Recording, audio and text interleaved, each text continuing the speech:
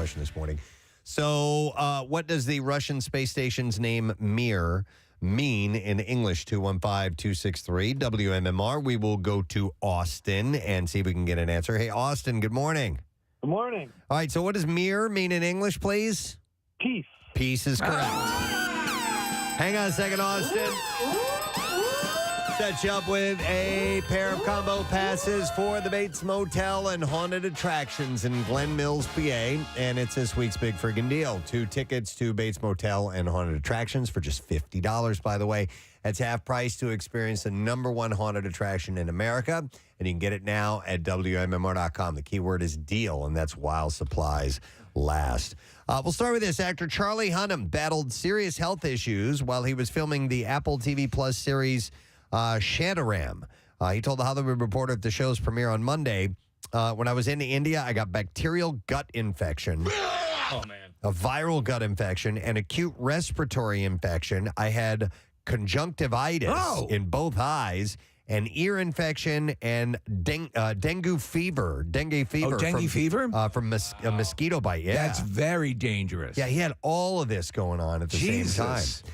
His bad luck continued on the Zack Snyder film Rebel Moon, where he sustained a totally exploded S1 and S2 that are torn wide open. What are S1 and S2s? I guess those are... Scrot 1, Scrot 2. Well, you have your L1 and your L2 and your S... So you have your L's and your S's, right? So yeah, I guess S is maybe in your neck? Well, I don't know. Your lumbars, the L's are the lower, so lumbar is what that Does that lead to an S storm? Maybe, but I'm not sure what that is. I know so many women who dig the hell out of Charlie Hunnam. Okay, hang on. Is he... He's from Sons of Anarchy. That's the guy, He's from okay. Pacific Rim. Yeah. He, I think he's works with Michael Ritchie a lot. I mean, he's... Yeah.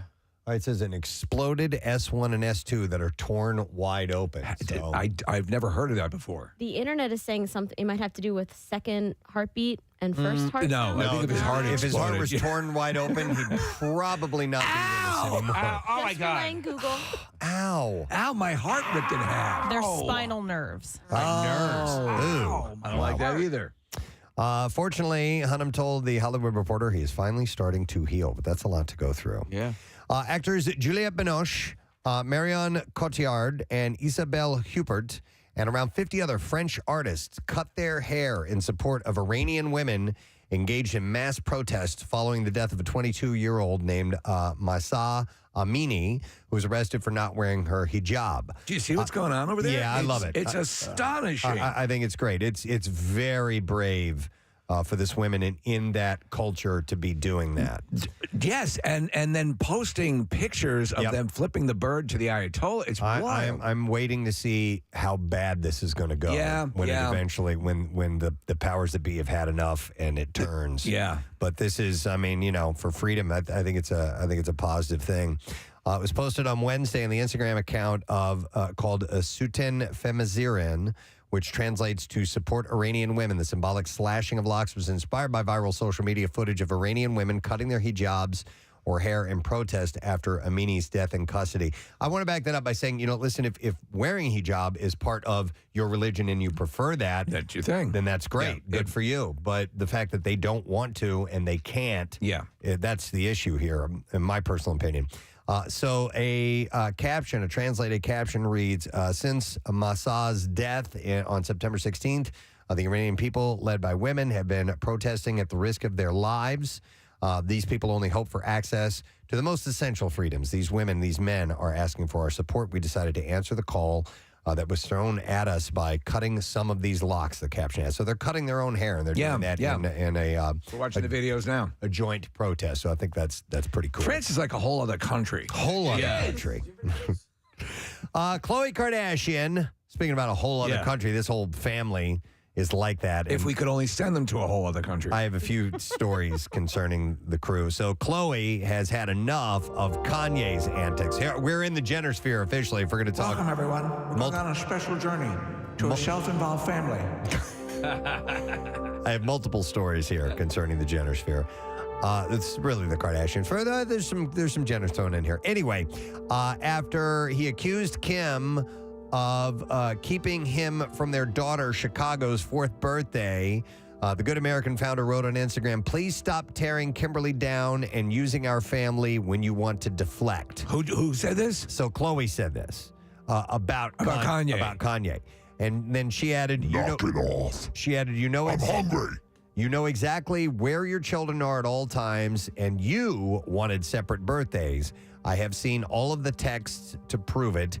And when you changed your mind and wanted to attend, you came. But rather than let things go, the rapper spat back and said, y'all basically kidnapped Chicago on her birthday so she could remember her father not being there. So it's turning Tricky. ugly and more ugly. They need to bring in Snoop Dogg to mediate. We'll see where this goes. Bethany Frankel says that Kylie Jenner's lip kit is a scam. If Bethany Frankel says it, who didn't know, for Christ's sake? Yes. Steve has been waiting for this day. Thank you, Beth. Who knew the legal mind I was looking for was Bethany Frankel's? In her popular makeup reviews on social media, the Skinny Girl founder took aim at the Kylie Cosmetics birthday PR box, which features the 3-piece birthday lip crayon set and lip gloss set in a large box for $175. She pointed out that the 2 sets can be purchased for just $58, meaning that the decorative box cost $117. Gosh. Seriously? Yeah. Well, because, okay, so I've used, I don't know if it's the lip kit or whatever, but it's part of her lip line. And you actually kind of like it. I didn't mind it. It was fine. I would not pay $100 and something for it. Hey, do you still have that stuff that you brought in for us? I was kind the of terrified plumping to use it. lips. It's a thing you use to You don't plump have your to- lips. You don't have to be terrified of it. I think it's like pepper or something that. Yeah. Yeah, I have it. I don't know if it's here. Or if All I right, took don't it worry home, but about it. Yes, I Yeah. still have it. He's like, don't worry about it. I don't want to use it. Maybe. So Bethany quipped in her Instagram video, I was confused. I thought something had to be different. There is something different. This has a box that you're going to throw in the garbage unless you have a hamster that you're going to put in there. And she said, this is going right back and being returned because it's a scam. So that's the deal. You Speaking truth to power. You can get the 2 sets purchased for $58, and but if you get it in the box together, it's $175. That's crazy. She's like the cosmetics Norma Ray, Preston. Yeah, totally. So one more story out of the Generosphere. Do we have our? You can hit the Generosphere music one more time. Thank you. Must advise everyone to exercise some caution when you're going by our internal reactors. We do have some radiation leakage. It's being tended to, so I ask you to stay in your cabins until we're done. Kylie Jenner. We will be on Centauri 7 by 9 o'clock tonight. Gave fans a peek at her 8-month-old son Wednesday. Is that the name of the day? Well, that's a good question. I was like, okay, hang on a second. Were they in Chicago? I don't know. Yeah, you're right. No, that's my daughter. What? A photo posted with a carousel of Instagram images showed the little guy's feet as he lounged with his mother by the pool, while another showed his tiny brown sneakers. Jenner and Travis Scott have yet to publicly reveal the name of their child since changing it from Wolf. So for all we know, it's Wednesday. Preston, have you seen, Kim Kardashian's daughter, the oldest, what's her name? North? I don't remember. This girl is so full of herself. The baby, the kid? The kid Yeah. out at What? different fashion functions with the dark shades. Oh, with the cool sunglasses. And Steve, I was worried, man. I hope it's just simply that they're hanging that stuff off of her, because if that's part of this little girl's attitude, Dude. How could you expect her to be any different? Exactly. I know. That's all why she knows. It's so I don't know, troubling. Yep. It's she's being brought up in that environment, and that is life to her. How? Okay, so with your parents, how old were you before they even considered taking you to the Met Gala? Right. It's funny. Not till 12. Yeah. They felt I had to be Crazy. at least close to being a teenager. Talk about the image she's used to. This photo I just Googled of Kim and North, it cuts out Anna Wintour.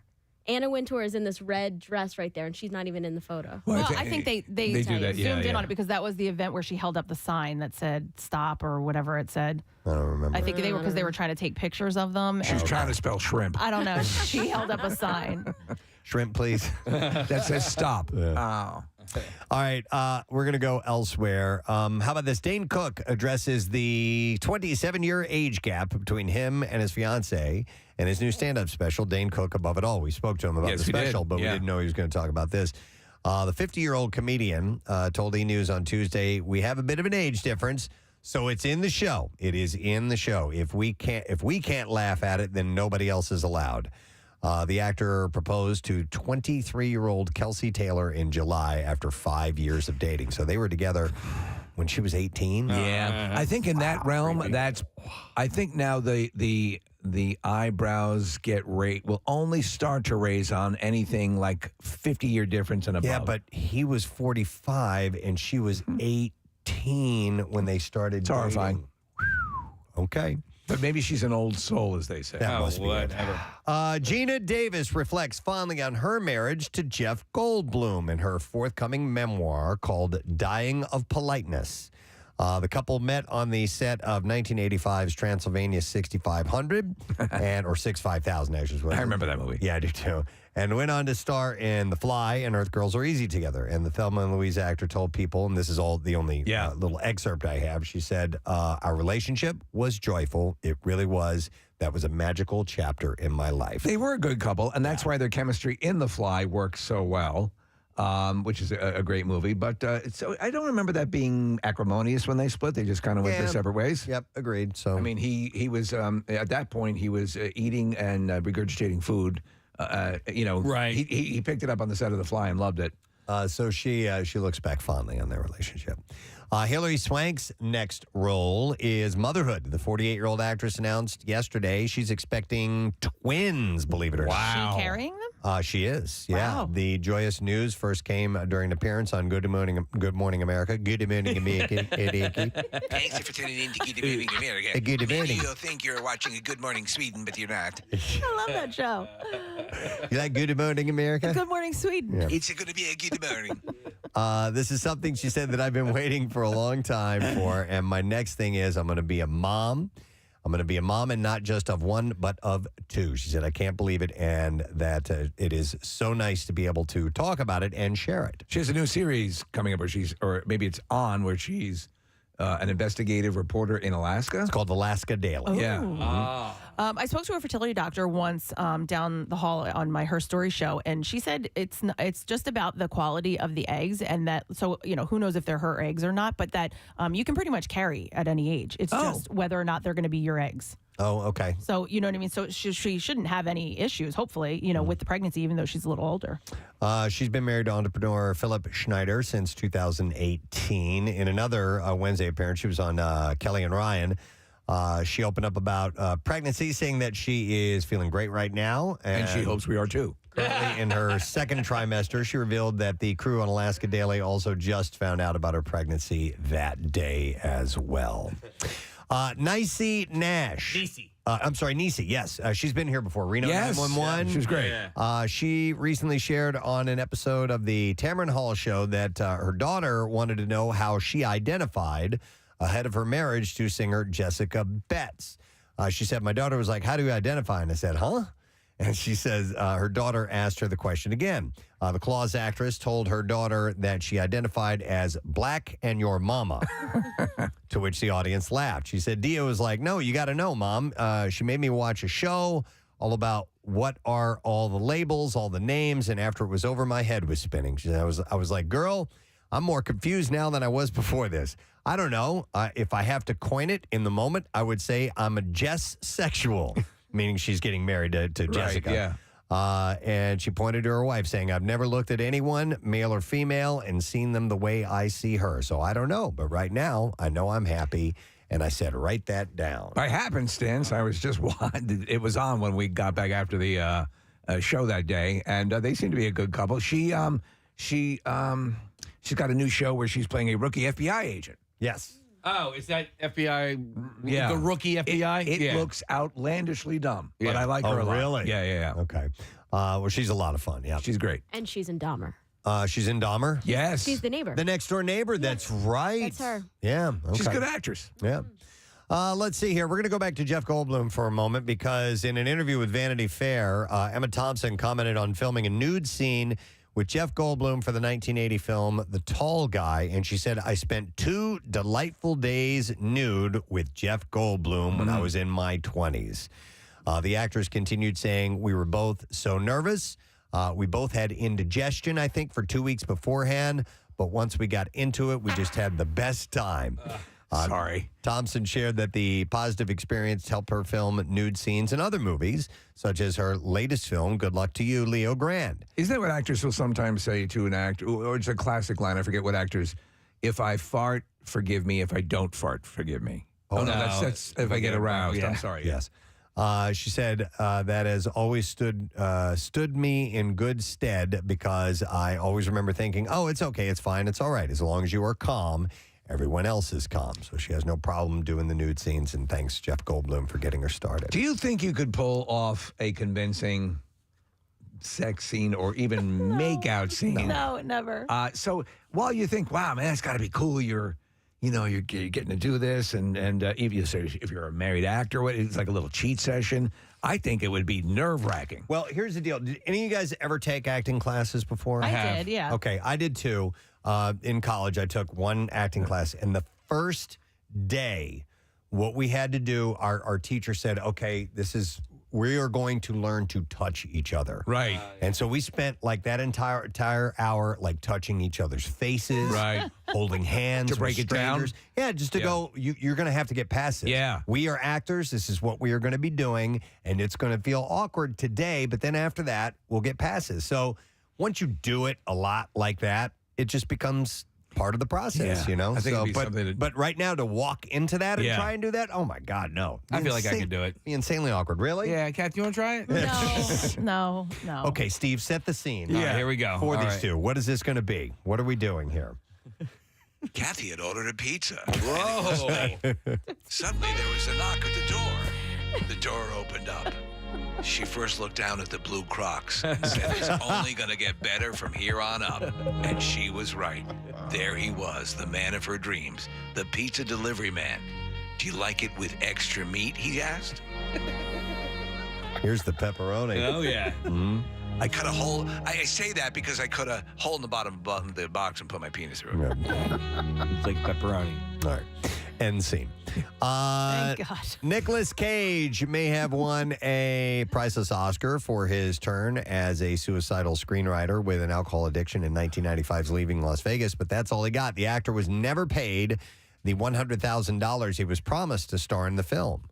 That surprising detail was revealed in a podcast interview with Mike Figgis, the writer and director of Leaving Las Vegas, who joined the Hollywood Reporter's It Happened in Hollywood for the show's third season premiere. He, too, was never paid the $100,000 budgeted for his directing fee. That happens more often than you would think. We don't hear a lot about them, but there are always loads of lawsuits going on. And what happens is movie studios, and this is going to stun you, do creative bookkeeping. And so they'll say, well, we didn't have that money, or it's predicated on hitting this amount at the box office, or blah, blah, blah, blah. And you know who's really a stickler for that when he was alive, Preston? Sean Connery. Okay. Sean Connery had like an accountant team that would stay on the movie studios. And so you should. Yeah. This is your job. Figgis says of Lumiere Pictures, which financed the $4 million film, they said the film never went into profit. By the way, he shot it using handheld 16-millimeter cameras on the streets of Las Vegas. The film earned $32 million worldwide, so it did. But he doesn't mind being shortchanged. He said, whatever. I mean, my career then took off again, and the next film I did, I got paid really well. And within a year, Nick was earning $20 million a film, so that was quite good.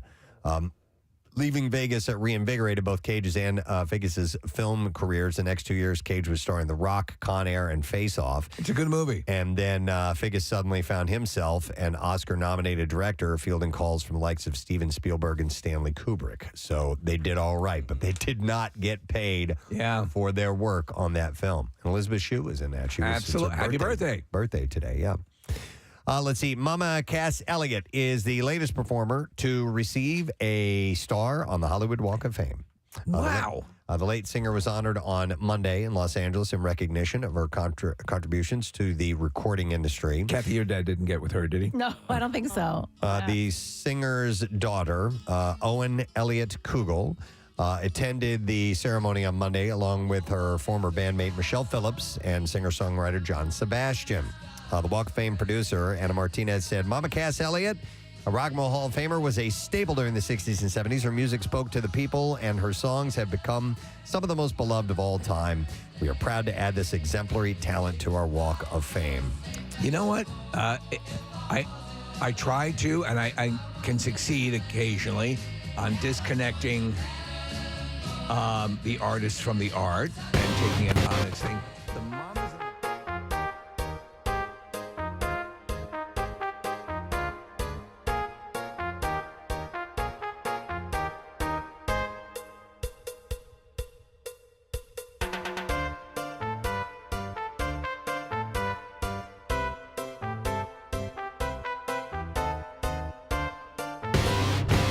Kelly Osborne has revealed the sex of her unborn baby.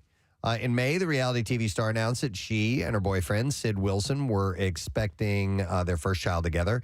While she has steered clear of the public eye for the majority of her pregnancy, during an appearance on Entertainment Tonight on Tuesday, she confirmed that she's having a son.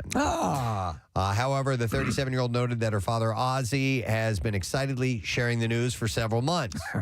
She said, he's told everyone. He told people the gender of my baby before I ever got a chance to. And I'm just like, Dad, come on. I'm going to be a grandpa. But I will say, every single day he does this little song and this little dance about how excited he is. And he is so excited that it's a boy. She said, it's the first out of me and my brother. It's the first boy. So he's planning all these things. Imagine having Ozzy Osbourne as your grandfather. I know. How wild would that be? And at some point in your life, it would dawn on you. Holy hell. Who he is. The other grandfathers aren't like this. And what he's done. Yeah. Elsewhere in the conversation, Kelly announced that she will be appearing on her family's new reality show, Home to Roost, 2 decades after they made the fly-on-the-wall show, The Osbournes. In this picture that's up on Instagram that they put up on the screen, I saw this when it came up, is Kelly Osbourne holding up the picture, I guess, of the sonogram, right? Yeah. But look at that lip action on Kelly. Well, yeah, I was going to say it doesn't even really look like her. There's a massive amount of filler in that. Maybe she used a Kylie lip kit.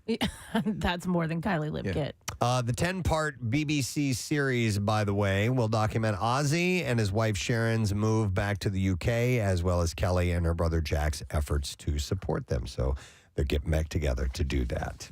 All right, and then one last thing. Deadline reports that Francis Ford Coppola has set his final casting for Megalopolis, which will begin filming this fall in Georgia. I don't know anything about this. The sequel to Snuffleupagus. Is that what it is? Yeah. He's been working on this for a long time, and I've actually kept disconnected because I'd like to be surprised, and, it's Francis Ford Coppola, so I'm not that up on it as well. Any idea at all? I have no idea, like nothing. Okay, what was the last one he did? It was a smaller film. Was it the one with Vincent Gallo? Oh, not the brown. No, he didn't do that. No. Buffalo 60. No. Yeah, Buffalo. So Adam Driver, Forrest Whitaker, and Natalie Emmanuel are going to be in this, as well as D.B. Sweeney and Dustin Hoffman. They've all secured roles in the film, so more people are being added to that. The IMDb just says an architect wants to rebuild New York City as a utopia following a devastating disaster. Okay, so it's might be speculative fiction. You know what they're doing now, Preston? They've taken to doing when they do these Godfather, marathon, Godfather 1, Godfather 2, and now they've started playing the the re-edit, the Godfather 3, The Death of Michael Corleone, which is a better version of the film. I don't know if you ever got to see Coppola's re-edit on it. Much better. All right, we're ready for clips to roll. Here we go. Pennyworth is the origin story of Alfred Pennyworth, a former Special Forces soldier living in London, and how he came to work for Bruce Wayne's father. In this clip, star Jack Bannon talks about his inspiration for his character. Michael Caine's version of Alfred, he was the one who said, I'll play a butler as long as he's ex-SAS. And our story explores the SAS background, so if there's any of the old guys that we're going to give a nod to, it would be him. I don't think I want to see it. Pennyworth season 3 is out on HBO Max today, by the way. Here's the next clip. In medieval England, the daughter of a broke lord called Bertie thwarts her father's plans to marry her off to a wealthy suitor in Catherine Called Bertie. And here, star Joe Alwyn, or Alwyn, I think is how you say that, explains his character's relationship with Bertie. It's that kind of early teen hero worshipping of someone who you know, or someone you have a crush on, or someone, a family friend, whoever it might be, who you think is just the be-all, end-all knight in shining armor. And then at some point, there's that very relatable feeling of realizing they make mistakes and they're messy. Catherine Called Birdie is out on Prime Video tomorrow, by the way. There you go. That's the last story. That is what I have for you. Wonderful. Entertainment report for your Thursday morning. All right, we got sunshine. It's a beautiful new day. We haven't had this in a while. We're fresh. Everybody's ready to go. It's great. We are happy that you're joining us this morning. We're going to take a break. We're going to come back in a moment. We got stuff to give away, including some cash. You who loot less than an hour from right now, and your first shot at $1,000. Stay with us. We'll be right back. On the table this time, it's plant-based chicken nuggets. I've had them. Yeah. Oh, wait, you have? Because so have I, and they were the most disgusting things I've ever eaten in my life. Well, then I've had different. So Hip City Veg has the best chicken nuggets I've ever tasted, and there's no chicken. Okay, so this was sort of like, it looked like it was dark meat, but it wasn't meat. It was plant-based, and it had like a breading around it. It looked really good, and I was like, oh, I'll try this. Right. Not good. I was like, what is this? What is this texture? What am I eating? So they use plant or seitan. not? I guess it is seitan, right? The often used for chicken substitute. Yeah. Okay. Yes, and the Satan actually cooks them. Wait till you try this. But they're Casey. They're excellent. We actually put them out at a party. Yeah. And people had no idea. So we have a vegetarian living in my house. My oldest is now a vegetarian, more pescatarian, but we have a lot of Impossible meat in our house now. Right. And we do the Impossible ground beef a lot, and it's damn good. I love it. Yeah, my wife will make and Preston's right in the it's not exactly, but the taste I like. Yeah, I like good. the Impossible taste. Yeah, it doesn't necessarily taste exactly like beef or pork or whatever it is they're trying to simulate, but whatever it tastes like tastes good to me. Yeah, and when you're making things like nachos, like my wife will make nachos for, the household, and she'll crumple up the Impossible burger meat or whatever on there. You can't tell the difference. Dude. Not when it's got the cheese and the salsa and everything else with it. I'm telling you, that Impossible cheesesteak from Wilson's Unbelievable. was fantastic. Unbelievable. I couldn't stop eating it. It was excellent. Get me the biggest cheesesteak fan in Philadelphia. Yeah. Sit them down and give them one of those. And don't say, all right, tell me if this tastes like meat. Right. Just say, eat this, and does it taste good? Yeah. That's the difference. So somebody who is, a hardcore meat eater might say, this ain't no meat or whatever. No, just set that aside. Does it taste good or not? Okay. And because that cheesesteak at Wilson's Secret Sauce is fantastic. And what was the ingredient? Loved it. Was it seitan? No, I don't know. Oh, okay. I don't think know. he uses Beyond or Impossible. I'm not sure exactly what he uses. I think it's Impossible. Yeah. So I'm looking at what I had, and this restaurant changed, right? It was one healthier restaurant to the next, and they had chicken on it, and so they were called chicken. They were called chicken strips. Well, now they're just called strips, and so I ordered that thinking I was getting the chicken, and then realized, but it says plant-based, so it's a plant-based strip. It doesn't say exactly what's in it, but I'm assuming it's similar to what you're talking about. Plant-based strips, Mommy. So Impossible Foods is describing this as having a golden, crispy breadcrumb. Oh my God! I can't believe I said that. That's all right. Yeah, I'm interested in your chicken strips. Stop it. What's that special ingredient again? It's a little salty. Breadcrumb. Do you guys buy that? Because I just made some. It's great. Here's audio of the chef, Preston. You're gonna be my regular thing, baby. Wait. Oh yeah. I think I liked your reaction more than the actual flub itself. You're like, I just can't believe you just said that. All right, having golden, crispy breadcrumb coating. You're working in the kitchen today. Where's something low cut? And a juicy and springy white meat texture. How was your weekend, Jackie Bam Bam? Oh, good. How was yours, Press? Very relaxing. Right. How about you? Did you relax? I heard you tried on some jeans. I was getting worried about my leather pants and my roostered hair for the MMR barbecue, more importantly. Do you ever wear shorts? Nah, but I do shave my legs if you need to know. Okay. But wait, No doubt. No doubt. Why? Why do you shave your legs if you're not wearing shorts?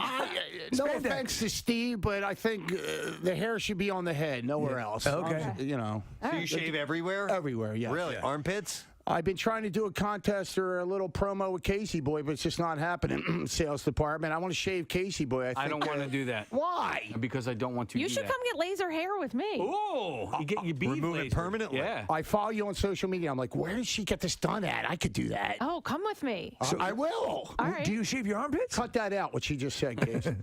Do you shave your armpits? I do, yes. You want to take a look? Yeah. Yeah, they're short. All right, Yeah, there you sure go. enough. Very nice. Okay, he's a shaver. He's Your ass crack? He's an O'Hare guy. You're one more step closer to Romano, man. Yeah, Romano. We have that in common. Wow. Okay, so this is interesting. Chrissy Teigen has admitted, listen to this, Her again. she underwent a cosmetic surgical procedure to have fat removed from her cheeks. Okay. Per a recent Instagram story she shared. Isn't that kind of her look? She has. She does have she's kind a very of roundish cheeks. she's Yeah. clearly a beautiful woman. She wrote, I did that Dr. Diamond buccal fat removal thing here, she said. The Dr. Diamond buccal fat removal? I guess so, yeah. Dr. Diamond buccal fat removal. She I can't say Dr. that Diamond buccal fat removal. That's amazing. I can't do that. Dr. Diamond buccal fat removal. Dr. Diamond buccal fat removal. Dr. Diamond buccal fat removal. There you go. That's pretty good. Thank you, sir. Now do it backwards. I can't do that. Fat buccal diamond doctor. Well, I left out removal fat. Oh, way to All go. Removal fat buccal diamond doctor. I'm reading it. I can see it written here. So Still good. Still pretty good. removal fat buccal diamond doctor. I will say this after Dr. Buchal's fat removal, that she looks different. Yes. Well, it's sort of that what we were talking about. Who was it yesterday? Oh, yeah. It was Tori Spelling. Tori Spelling. It's Terrence and Phillip. Yes, it gives that Terrence and Phillip look. If you do too much, it looks like she got not like almost too much. It's, Right. You know, she's Not as flirting much with as it. Tori. With Dr. Buchal's fat removal? Wait, what's buccal? Because his name's Diamond. What's the buccal? Dr. Diamond buccal fat I assume the buccal is the kind Procedure? of fat. Oh. It is, or the buccal fat removal. So it's Dr. Diamond buchal's fat removal. Dr. Diamond buccal fat removal. Okay, it's not plural. Maybe someday they'll have a Dr. Diamond buccal fat replacement. Yes, and fill those cheeks back up again. Exactly. Theater royalty in the form of Kristen Chenoweth, Julie Taymor, and Lin-Manuel Miranda welcomed back boisterous audiences to Wicked, The Lion King, and Hamilton for the first time since the start of the pandemic, making Tuesday as the unofficial return of Broadway. Chenoweth surprised the crowd at Wicked by appearing on stage for a speech at the same stage where she became a star years ago. And she said, the fitting line, she said, there's no place like home. Right. Coming back there. And the crowd hooted and hollered and gave her a standing ovation. You can hear him hoot. It's not a hoot. Several hoots and a couple of hollers.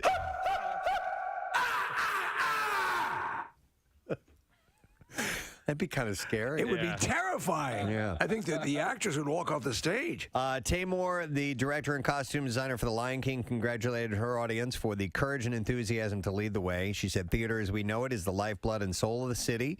It's time for us to live again. And Miranda at Hamilton summed up the feeling of a lot of people when he asked, I don't ever want to take live theater for granted. And by the way, I did not write Hamilton. I have to know. Yeah. You know, Preston, I have a love-hate relationship with Broadway, and because there's wonderful things to see. Yeah. But those theaters are designed for people from the 1870s. Yeah, they're tiny. And unless you're a dwarf. But it is super exciting going It is to one amazing. of those shows. It is amazing. It is also super expensive to go Oh, my to God. one of those $200 or shows. $300. It's insane. Yeah. The first time I went to Broadway, I had gotten comp tickets, okay, because of my job. I was a music director, and it was for Rent, and Rent had a soundtrack and all this stuff. And so the record company got us tickets. So I'm like, wow, man, that was a great time. We enjoyed the hell of the show. It was amazing. And I'm like, we should go back and see that again sometime. And then we went to go back and see it, and we paid for tickets. I'm like, oh my God. They offer packages though that are actually really good deals. That comes with dinner at, like, you can choose from a number of restaurants. restaurants and things like that. So at least it's hotels sometimes and an organ transplant. But just anything in New York. Anything in New York. You get a cheese sandwich, and they're like, that'll be $14. You're like, what? It's a cheese sandwich, though. Oh, man. Oh, that's right. We're in New York. One last story. John Mellencamp revealed to the Indianapolis Monthly that in addition to recently recording, he and Bruce Springsteen actually painted together. He said, Bruce and I have done 2 paintings together. This is my house, and this is the smoke coming out of the chimney, and this is me and my family holding hands, and that's a daisy. He said, we have a... That's a turkey. I made it with my hands. He said, we have a painting that we worked on for 2 days straight. Yeah. He said he painted one side, I painted the other. That's the whole. And he also said Bruce had never painted at all, and he was really good, really into it. Have you seen any of Mellencamp stuff? Yeah. Yeah, he's really good. He's accomplished. How come Now, my turkey looks better? I don't know if he does realistic stuff or not, but he definitely does some cool impressionistic. things. Yeah, it might be considered impressionistic. Excess paint, and it blends all this together. Yeah, this is it. There we go. We're painting mountains, as you know. You always want the top of the mountain to be more distinct than the bottom of the mountain, because at the bottom we have mist, and now we have wonderful pollution. So before I knew that I had ASMR, right, and I was a teenager, I would sit there with Bob Ross on, smoke a little herb and just sit there and Get just lost. absolutely zone out into it and have no idea why I liked him so much. Did you ever get inspired to attempt to paint along with him? Oh, God, no. Okay. I have no artistic ability whatsoever. At a younger age, I had tried. I had a friend who was a decent artist, and he gave me a canvas and Steve. There was a house with chimney coming out of it, and a daisy and a family. I mean, it was just terrible. It was horrible. Curly smoke coming out. Yeah, just bad. The sun in the corner. Yeah, with the lines coming out. Yeah. With the rays coming out of You it. can't see the whole sun, but it's a quarter. Anyhow, he said he said about Bruce. He said I was surprised at how hard he tried. He was like, "How do you do this, John? How do you make this This is work?" terrible. We're trying to. It stinks. I can't draw. Why'd you make me do this? I don't want to do it. This is stupid. Like a little kid. I can't draw. This is stupid. I tried to draw a cat. Why did you make me do this? God damn it. He just starts stamping in Don't want that. in one spot. Let's play with the ball. Stupid paint. He would say, Told you I don't want to do this. He would say, "Hey, John, how do you do this? How do I make this work?" Stupid. He said, "We're It trying." doesn't look like anything. I'm not good. No, you are. I'm not. No, you are. I don't like this. Trust me. It looks good. It's not that bad. He's throwing a tantrum. He'd rather go outside and play. Yeah. You've never done this before. Cut yourself some I slack. can't. I'm stupid. You're not stupid, Bruce. I feel stupid. You just need to work a little harder. Paint. I want some milk. Okay, we'll go get some milk and then we'll try this again later. Okay. Bring it in the purple cup. John. Hey, that's important to a kid. Oh, of course. He said, we're trying to figure out how to sell it and give the money to charity. He said, but I was proud of him. He went after it. Do I get a gold star? Very proud of you. I know, but you don't like it because you didn't put it on the refrigerator. So you say things that are not true. Oh my God. If you liked it a lot, you would put it on the refrigerator, and you did. I'm bringing it And to then you work. make me feel stupid. I was so busted no. from the refrigerator to the trash can. Why is this in here? I was like, oh, that was a mistake. I don't know what happened. It must have come off with some of the other stuff. I'm so sorry. Oh my God. I keep that stuff. Happy throws it away. Jace, come over to my house. We'll appreciate it. Whenever you guys are ready, this is Froggy on MMR. Here we go. Or is it your juice cleanse? No, my coffee. I'm so extra tired today. I don't know why. Wow. What? We You know need why. to talk? We know why. Why? No, you didn't feel good yesterday. I don't feel good. Yeah. Well, I don't know what's going on with me, man. I got to take a COVID test, but I took one 2 days ago. I was fine, but I'm gonna take another one this morning. But yeah, Kathy, you gave me some Tylenol yesterday. Did it work? No. Oh, see, that makes me nervous. I told you. I said if it works, then it's sinuses. If it doesn't, you're in trouble. You got the vid. No, I don't know. I think you're fine. I think you got a little bun in the oven. Because it's the morning. Let's hope. Yeah. Let's hope. I'm going a little baby crazy these days, so. Are you? No. All right. Anyway, well, we'll move along. I just saw Casey you leaned back and slammed that coffee like I've never seen you slam it before. It's because there's only a tiny little hole there for the, so if I want to get every last drop, I got to go. Yeah. Like Casey's got a travel mug. Yeah, a fish travel mug. Yeah. See, that's why I don't like travel mugs. I don't like drinking out of that little hole. I like a big cup. I mean, when you're in the sip on car, I that. understand it, but here you can. Oh you know. no, it keeps it warm. Let's keep it warm. If it's in a cup or a mug, it gets cold too fast. And I for want me. the lid on it because I have a lot of electronic equipment over here, so I kind of keep it off to the side with a lid on top of it, you know, just so I don't blow the station up. All right. Well, anyhow, glad we got that out of the way. we had to. There are stories that are throbbing in the city of Philadelphia that need to be spoken about. You see those feet? He's got the throbbing meat. He's always keeping the city beat. Yeah, out on the street. All right. Some good stuff. Yeah, Steve sent me this article, and I'm like, okay, I have a couple of other Philly-centric things and this is definitely a reason to go to. Was this from Philadelphia Magazine? Philadelphia Magazine Online, yeah. Yes, and it's and I want to give the columnist credit. Dan McCade wrote this article, and it's about something I think that we have maybe mentioned before. Yes. But it's a Rocky-centric article, and specifically it's about one particular training montage in one of the films, okay? Is it the amount of miles he runs in the training montage? That's it. Okay. In one of them. Yeah. Yes. So that's one of the great parts about Rocky movies. Yes. The training montage. And even, and this is giving away a little bit if you haven't seen the movie Creed. Yes. But even when Rocky doesn't fight a fight per se, they still find kind of a training montage to include him in because he gets sick. And it's done well. It's done really well. But I was like, oh, they did it. They did it. Yeah. They brought it. You've got to do it. One of my favorite ones is actually in Rocky Balboa. When my God. They go through the fact that he can't. You can't run. You can't do this. You can't do that. So we're going to lift weights, and do all these other things. I love it. So great. But anyhow, the one that Dan focused in on in this article is the run that he does in Rocky 2. Okay. That's the one where the kids end up following him down the street. They're running alongside. Everybody gets behind him in that one. Okay. Now they know him. So that's the one that takes him just all over the place.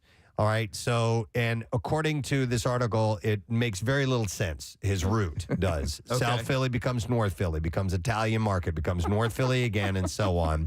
It's not really meant to be taken seriously as an actual workout. But the author here had questioned, what if this road work were treated as one actual run?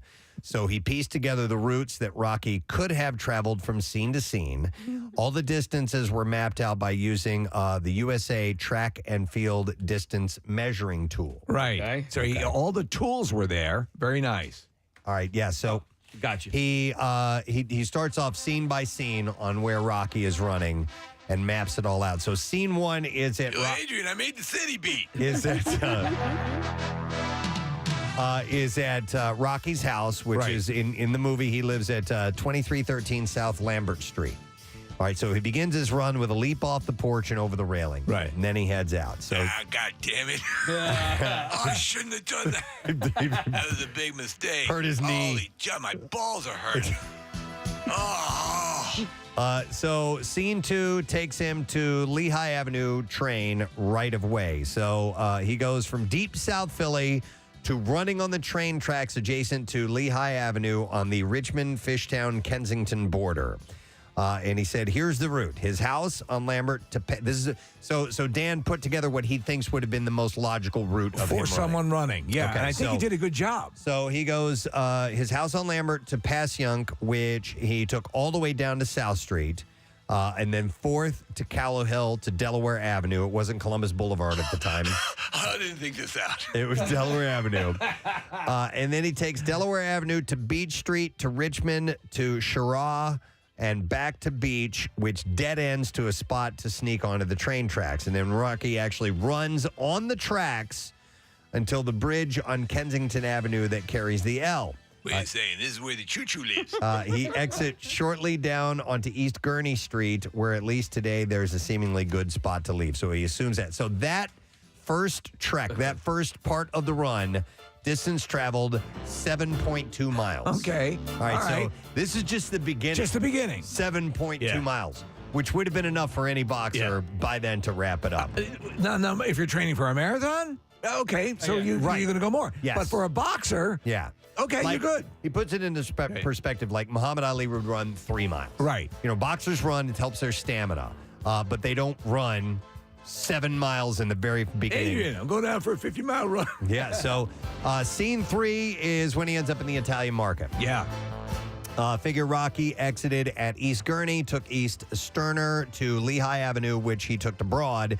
And then it's a quick run down Broad to Washington, to 10th to League to 9th Street, where Rocky is, and I love how he puts this, Rocky is greeted by cheering fans and a flaming barrel. Because nothing is more South Philly than a flaming barrel. Yeah.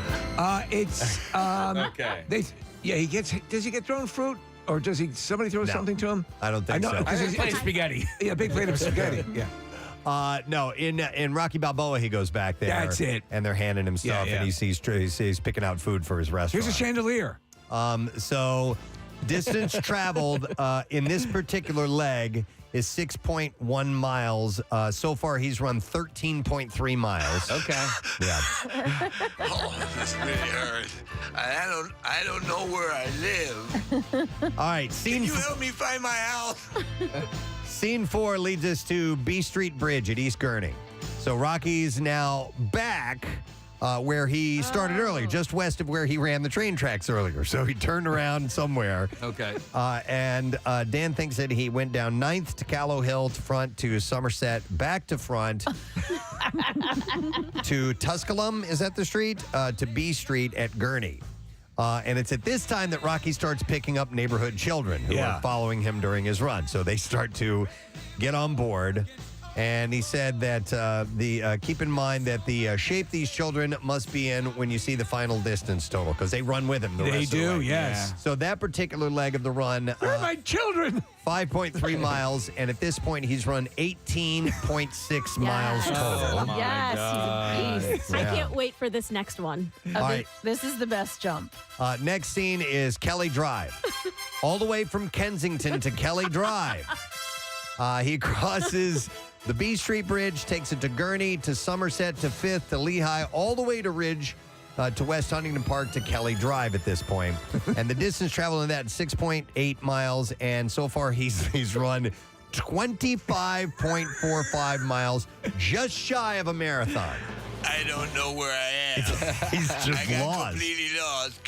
This is Mickey's telephone number. Can you call him for me? I thought that jump would have been more. It was only 6.78. Yeah, if he took this route. Yeah. What's more impressive is that he's basically sprinting this whole time. Yes. Like, this guy is a machine. Good. So he takes that scenic run down Kelly Drive next to the river. It looks beautiful and everything.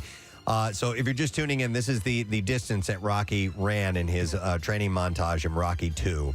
All right, so scene 6 takes him over to Chestnut Street. So he zips all the way down that way. Which means the art museum. Yeah, he has to pass the art museum where we know he's going to end. Yeah. He goes way down. He runs in the middle of Chestnut Street. But Chestnut, by the way, had been closed to traffic from 18th to 8th in 1967. So this is pretty boring compared to the previous parts of his run. He takes the Ben Franklin Parkway to 22nd to Chestnut and heads down 15th Street. That's only 1.7 miles, so his total run at this point is 27.2 miles. Then he ends up at Independence Hall. So he continues down Chestnut Street, runs through Independence Hall, and out the back courtyard. That's just less than a mile. So at this point, he's run 28.16 miles. And he's hurdling benches. Yes, he's jumping over benches. Yeah, exactly. Yep. And in fact, I think there might be a plaque, he writes, at that bench that says Rocky jumped over this bench. Yeah. So, and then finally, the Benjamin Franklin Parkway to the Art Museum. This is the final step of his. I'm literally gonna die. Rocky's I'm literally gonna die. runs here. He obviously he goes through the Independence Hall backyard to Walnut to Fifth to Arch to the Parkway. And then he runs all the way up the Art Museum steps. Total distance at the end of this entire run, 30.61 miles in Rocky's training run, by the way. Well, no wonder he wins at the end of that one. Yeah, right? Yeah. Yeah, you're right. Yeah, he didn't run that far in Rocky 1, so therefore... No. It was only... Yeah. He didn't win. It was a split decision. And this time around, he wins. If I want to win against Apollo, I have to run 30 miles every morning. A day. Apollo. I've got to run 30 miles to win every morning. I got to do 25 million push-ups and 50,000 sit-ups, or I'm not going to win. Let me go to a phone call. Our buddy Craig Lagons is on the line. I did not know this about him. Hey, Craig, good morning, man. Good morning, P-Buds. Hey, what's up, bud? Thank you, P-Buds. All right, so you have a connection to Rocky 2. I do have a connection to Rocky 2 because as a youth, I was on the Eakins Oval for about 4 hours, and I was one of the kids running with Rocky. Oh, that's awesome. What are you wearing? No way.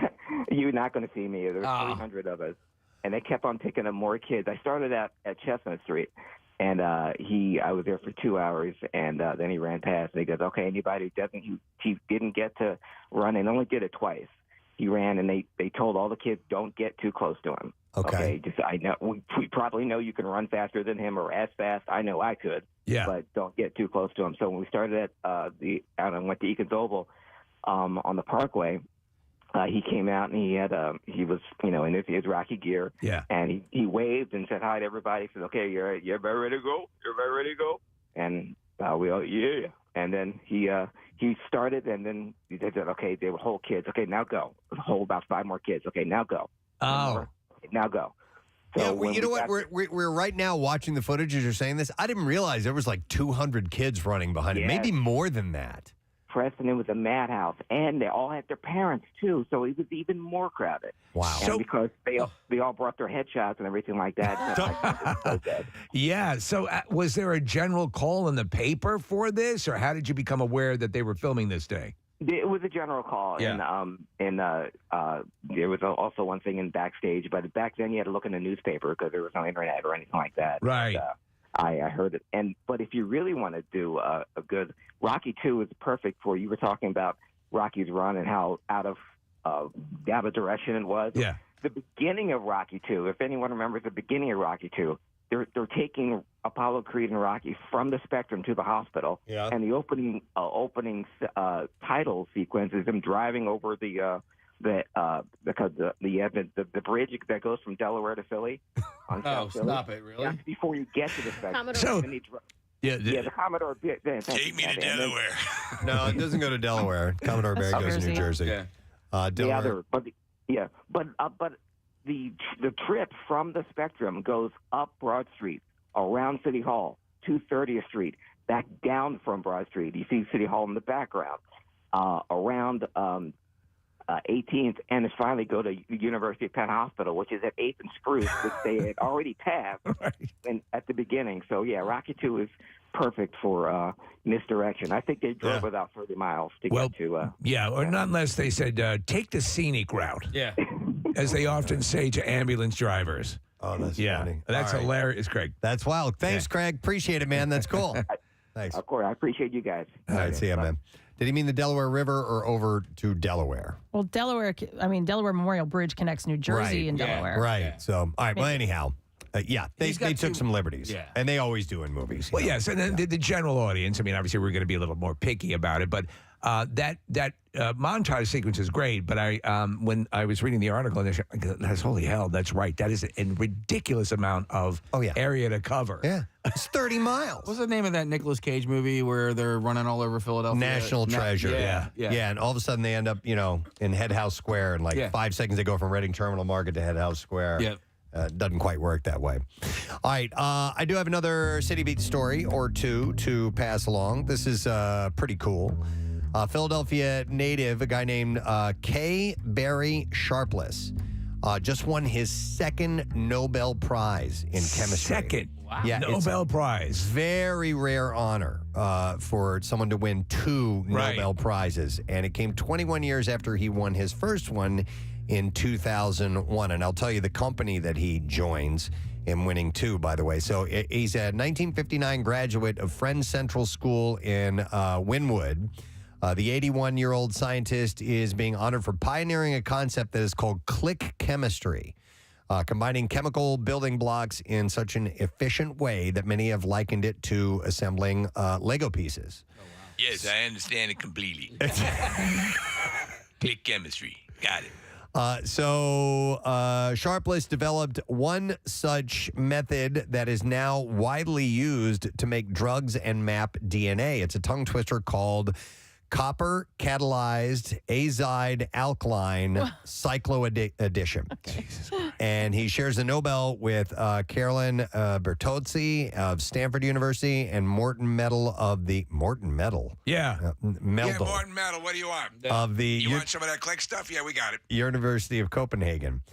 So Sharpless won his first chemistry Nobel for his work on another type of chemical reaction used to produce drugs. It's called chirally catalyzed oxidation reactions. Yes. And in a news conference, he said Nobel officials woke him with the news in a phone call at 2:30 in the morning because he lives in California. Right. Asked him to describe how he devised new ways to combine chemical substances. He said it was helpful to think like a molecule.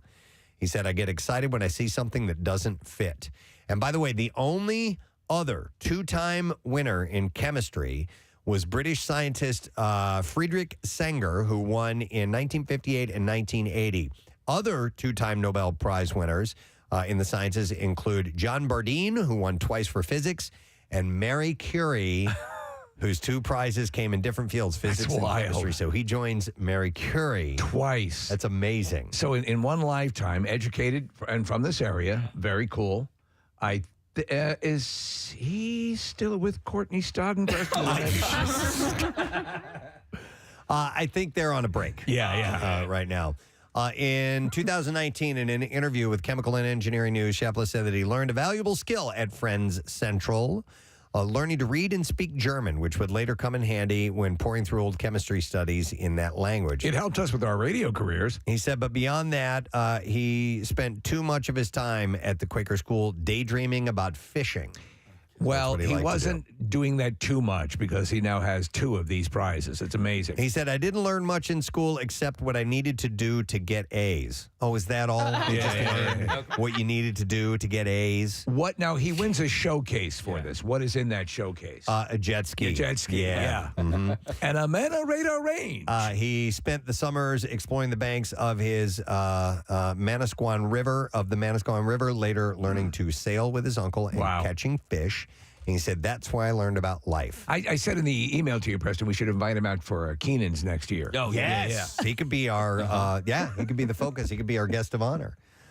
He said, that's where I learned about life, about everything that I'm curious about. On his senior yearbook page, Sharpless was nevertheless described as a science whiz. What is the cash prize? Do they list it there? Yeah, it was associated with it. I don't have it in this article, but I think it was somewhere around a couple of scratch-off $90,000 or something like that. Oh, split three ways. I may be wrong about that, or maybe that was what each of them got or something, but I'm not sure. All right. Yeah. So that's right. There is a prize associated with that. An actual prize. Right? Yeah. After graduating in 1959, he earned an undergraduate degree at Dartmouth College in 1963, followed by a PhD at Stanford University. He then joined the faculty of Massachusetts Institute of Technology, followed by another stint at Stanford before going to Scripps in 1990. MIT. That's where Matt Cord's dad went. Yeah, and nephew. And nephew? Mm-hmm. Oh, wow. Look at that. And Matt, of course, graduated MIT as well, but decided to get into radio. By the way, it wasn't $91,000. It was $911,000. Oh, they ripped him off then. No, he got. It's $90,000. So hang on a second.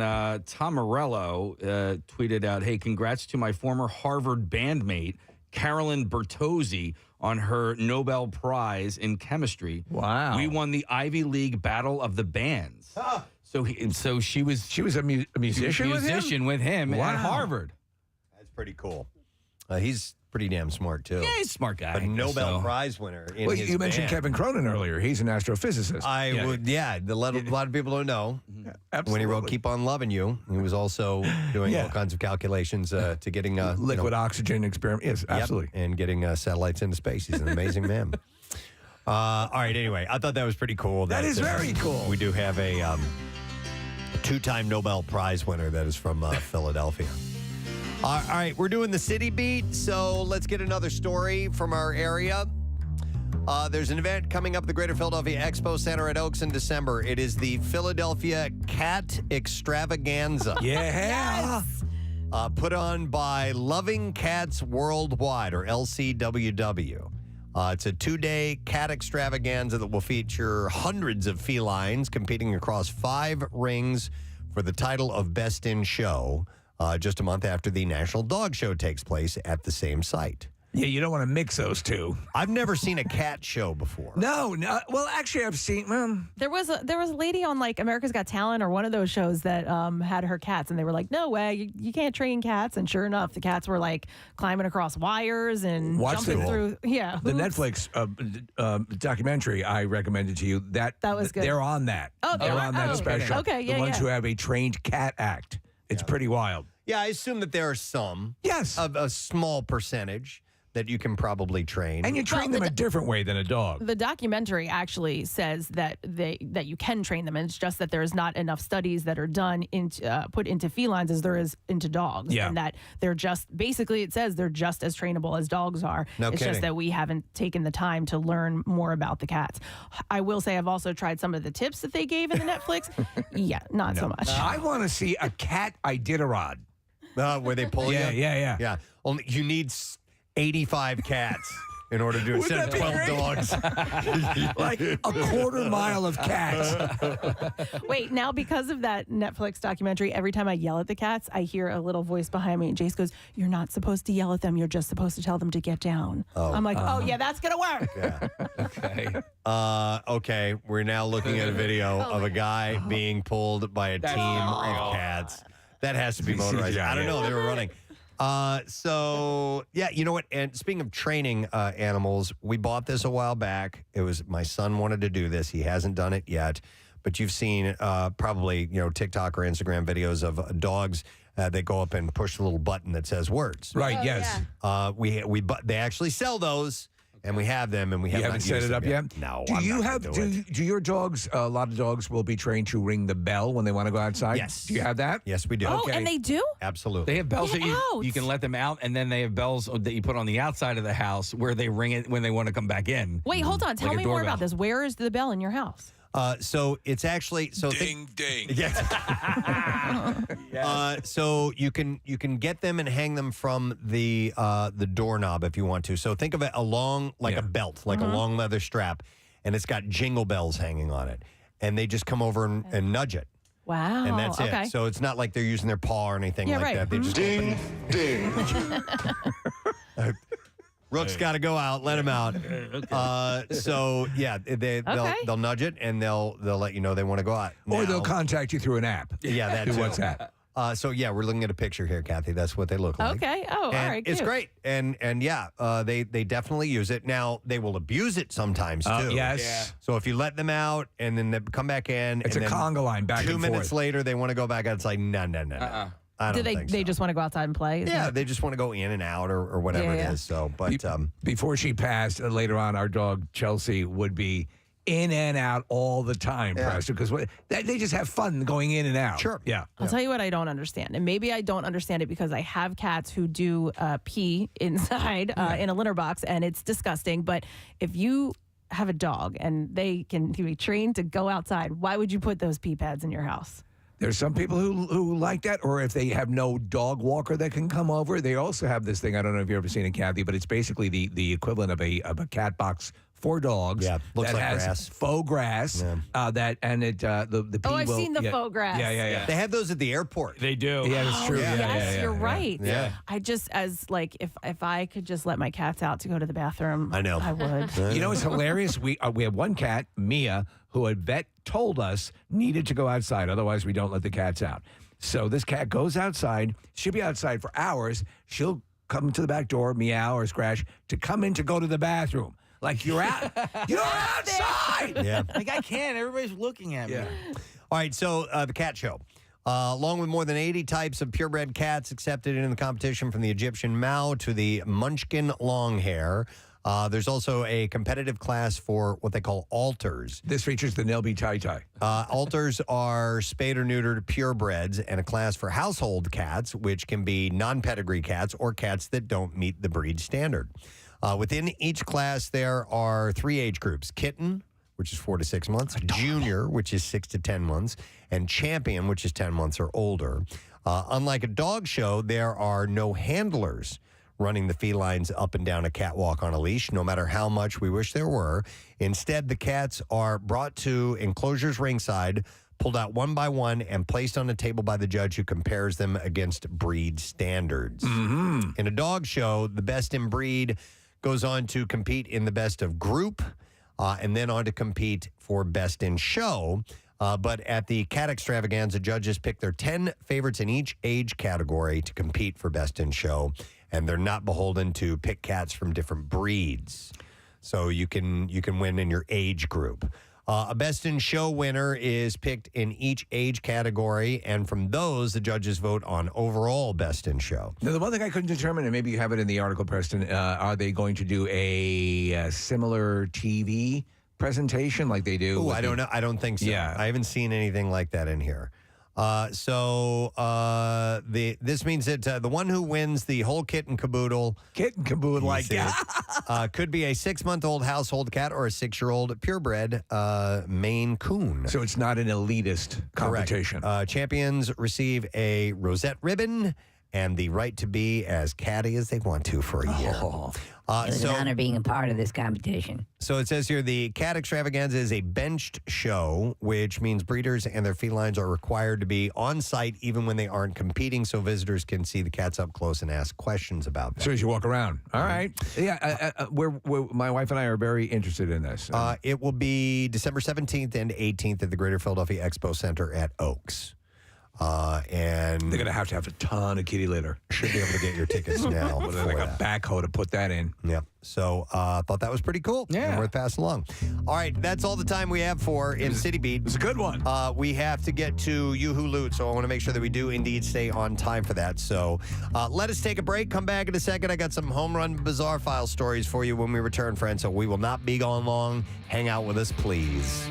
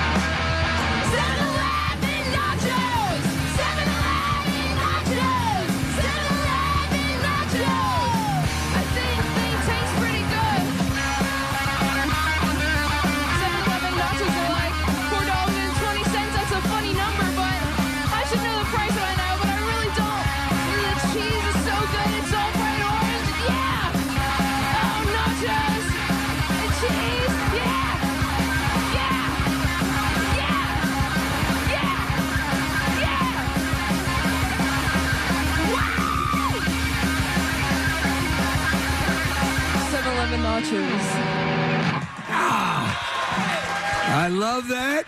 I love the lyric. They taste pretty good. I love it. And the original recording, I couldn't hear everything where you go, I highly recommend it. I love that. And by the way, you know who's a fan of this band? Nikki freaking Sixx is a fan of Froggy. He's our best friend. I love that guy. He wanted a Froggy t-shirt, right? Isn't that the deal? Did you guys get him one? Oh, yeah. We were like, he was like, how much? We were like, do not even worry about it. We're like, for you, it's free. Yeah, that's awesome. Oh, my God. That is the best. I love it. So I want to hear, when we ask somebody to do a song for us, to do a jingle or whatever, you never know if they'll go, yeah, right, whatever. But these guys were like, oh, of course, we'll totally do that. So we were totally psyched about that. Did it take a while to come up with something, or was it pretty easy to come to you immediately? It kind of came to us immediately. We kind of used the riff we had in store. We just didn't know what to put lyrics with it, and we're like, this is the perfect riff to do it with. And we had 2 drafts of the lyrics, but we came up with something good. Okay. And yeah, we're really excited. So the world debut. Yeah. And what is the title of the song? No title yet. Title. No untitled. All right. Song. All right. So I'm excited for this, and I want to make sure we get a good recording of it. This might be our only chance to get it. Unless it ends up on an album. Sure, in the future we will record it. All right. Yes. We appreciate that. November. I guess it's November now. It is. Soon. By the way, let's check this out, and then we'll find out where any gigs and things like that are coming up. So can we get the Preston and Steve song? Sure. All right, let's check this out. Froggy, I'm so excited they're here this morning. These guys, they got heart, man. I love it. Real All right, deal. Whenever you're ready.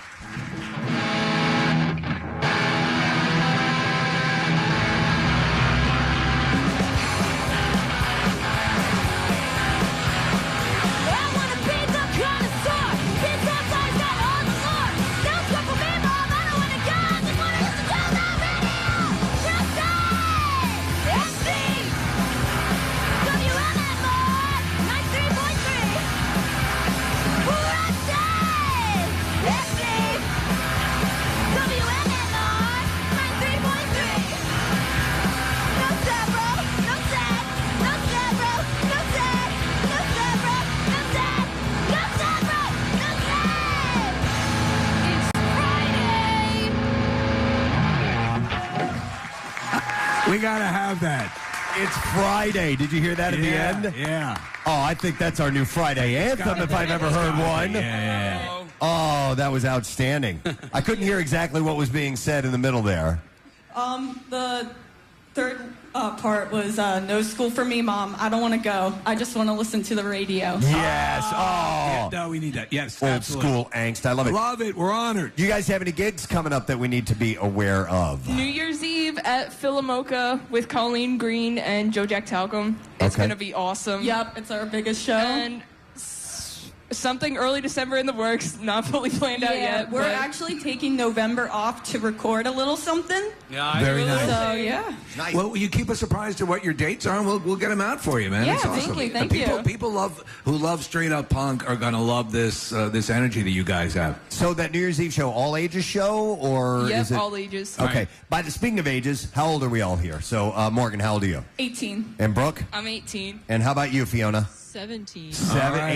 18, and 17 years old. They're so damn good, though, man. They really are. It's great. Hey, what are you guys doing the second or third Saturday in May of 2022? Nothing that I know of. Oh, all right. Free. Yeah, just I'm free. keep those Saturdays open. Just Dude, that would be awesome. Oh, I was like, what is he talking about? What is The second- barbecue. Got it. And barbecue. Yeah. Sometimes it takes Froggy. Well, this morning I quit my job, so I know I'll be over. Oh, my God. Wait, Brooke, did you quit your job to be here? Well, not exactly, but today was just the day where everybody was like, do it. Just do it. Really? Yeah. All right, Like that's an so hour ago. punk. That's so punk of you. I love it. And you're wearing a Ween shirt. That's really cool. Have those guys reached out to you at all? Or is it not a Ween shirt? We've been talking to Gene Ween's son about maybe collaborating on our album. That was a while ago, but I hope he's still interested. I love Ween Ween's so much. great, yeah. Remember there was Push Little Daisies. Yeah. Was their They're out of New Hope, I believe. Yeah. I'm a roses are free kind of guy. I'm a very chocolate and cheese and God ween Satan girl. Those are my favorites. Excellent. All right. Well, one of the songs we requested, I got a nice slice of pizza here ready for this, was Pizza Ball. Oh yeah. What's the name of your LP or your EP that you have, your album? Sopa de elote translates roughly to corn soup or corn chowder. I picked something random. I was like, guys, I think this will sound weird. We had no idea what to do. Yeah, we just kind of picked. I love it. Corn soup is fine. Yeah. All right. Well, let's get one more song out of Froggy this morning. And whenever you guys are ready, we want to hear Pizza Ball. Woo! Yeah. All right. Let's do this thing. Ladies and gentlemen, if you're just tuning in live at the Preston Steve Camp Out for Hunger, this is Froggy.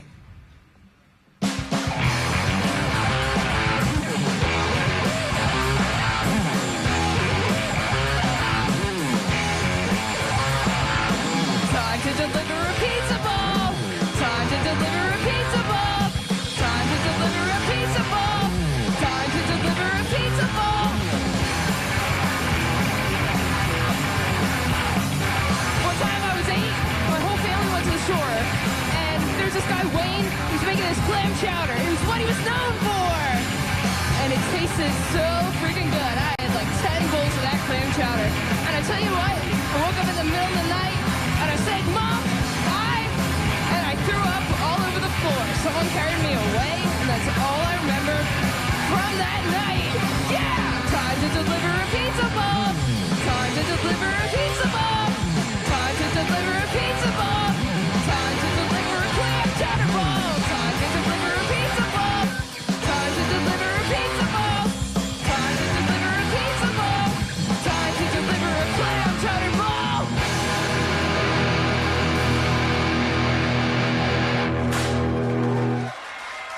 Yes. That's awesome. That's so great. I had to shoot the confetti for Froggy in the end. They finally got pyro, man. I love it. You guys are the best. You are so much fun. We love that you're doing just straight up, just in your face pump. Yeah. It is the best. And thanks for writing a Preston and Steve Yeah, show of course. song. We'll make sure we have information on them on our social media accounts, and you can check them out. Let's hear it from Morgan and Brooke and Fiona. This is Froggy. Thank you, guys. Thank you so much for having us. You got it. We love you guys. We love you. Rats continue to run rampant in the neighborhood. It's happening in the 3600 block of Germantown Avenue. Residents say the rats are living in a vacant lot that's not being attended to by the owner. Right next to the lot is a barbershop that's owned by DJ DeSinga. He says the rodents are burrowing into the ground and under nearby buildings. He says complaints have been made to the city, but not much has been done about the problem. Kathy, did you see that the rats actually started a barbershop quartet? It was amazing. The rats are even finding their way into nearby homes. One resident said it jumped up on my couch and went onto the floor, and it had claws. Wow. I would die if that happened to me. Listen to them. They're beautiful. Good old days, 20 years from now. Wait a minute. Can you speed that up? Oh my, these will be the good old songs that are on the... I can't speed it up Damn while it! you're... No, not while you're actually playing it. I shall work on it so we can get an actual okay. depiction of the rat barbershop quartet. Yes, it would be, journalistically appropriate. Right. to Yeah, get I mean, that come on a little now. bit more in accurate. part if we accurate. can. Exactly. Preston. That's why Actually, you won that I think award. better than speeding it up would be like pitching it up. You know what I mean? Well, whatever. Yeah, somehow or yeah. another make it higher. Can you do that? Or I don't know. it doesn't Probably matter. not. You know these will be the good old days. That just sounds like a key change. Okay. I'm still... It's all good. I'm just playing with it a little bit here. Listen, it was a threadbare concept to begin with. You've never produced a rat barbershop quartet before, Casey? Well, no, but you know call what? yourself a major market producer. I know. All right, so here's... He was called the Phil Spector of rat barbershop quartet. The wall of sound. So with the cold weather months of...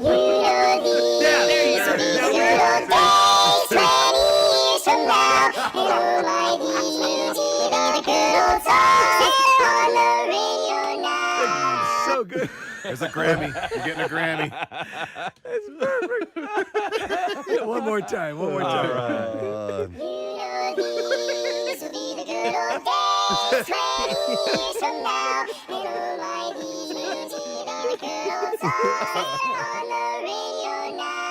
Oh my God. thought. They're good. They're really good. I never thought I'd start my day off this way. They don't have much else to do. Rehearse their parts. Yeah, that's why they're so good. I'm looking at the video of this, and we saw what we thought was a dead rat on our walk the other day. No. And well, it's confirmed. I'm looking at these videos because it wasn't huge, so we Right. were like, "Is it a mouse? Is it a rat?" No, it These, was a rat. these are more like like field rats, Right. So if you get if you've ever been inside of the Subway, yeah. you're gonna see much larger rats. Hello. Hello, my baby. Hello, my honey. Hello, my ragtime gal. Even better. You're so good. Even better. Those talented Hello. That's just And then they wear the most adorable little white pork pie Straw hats and stuff. Yeah.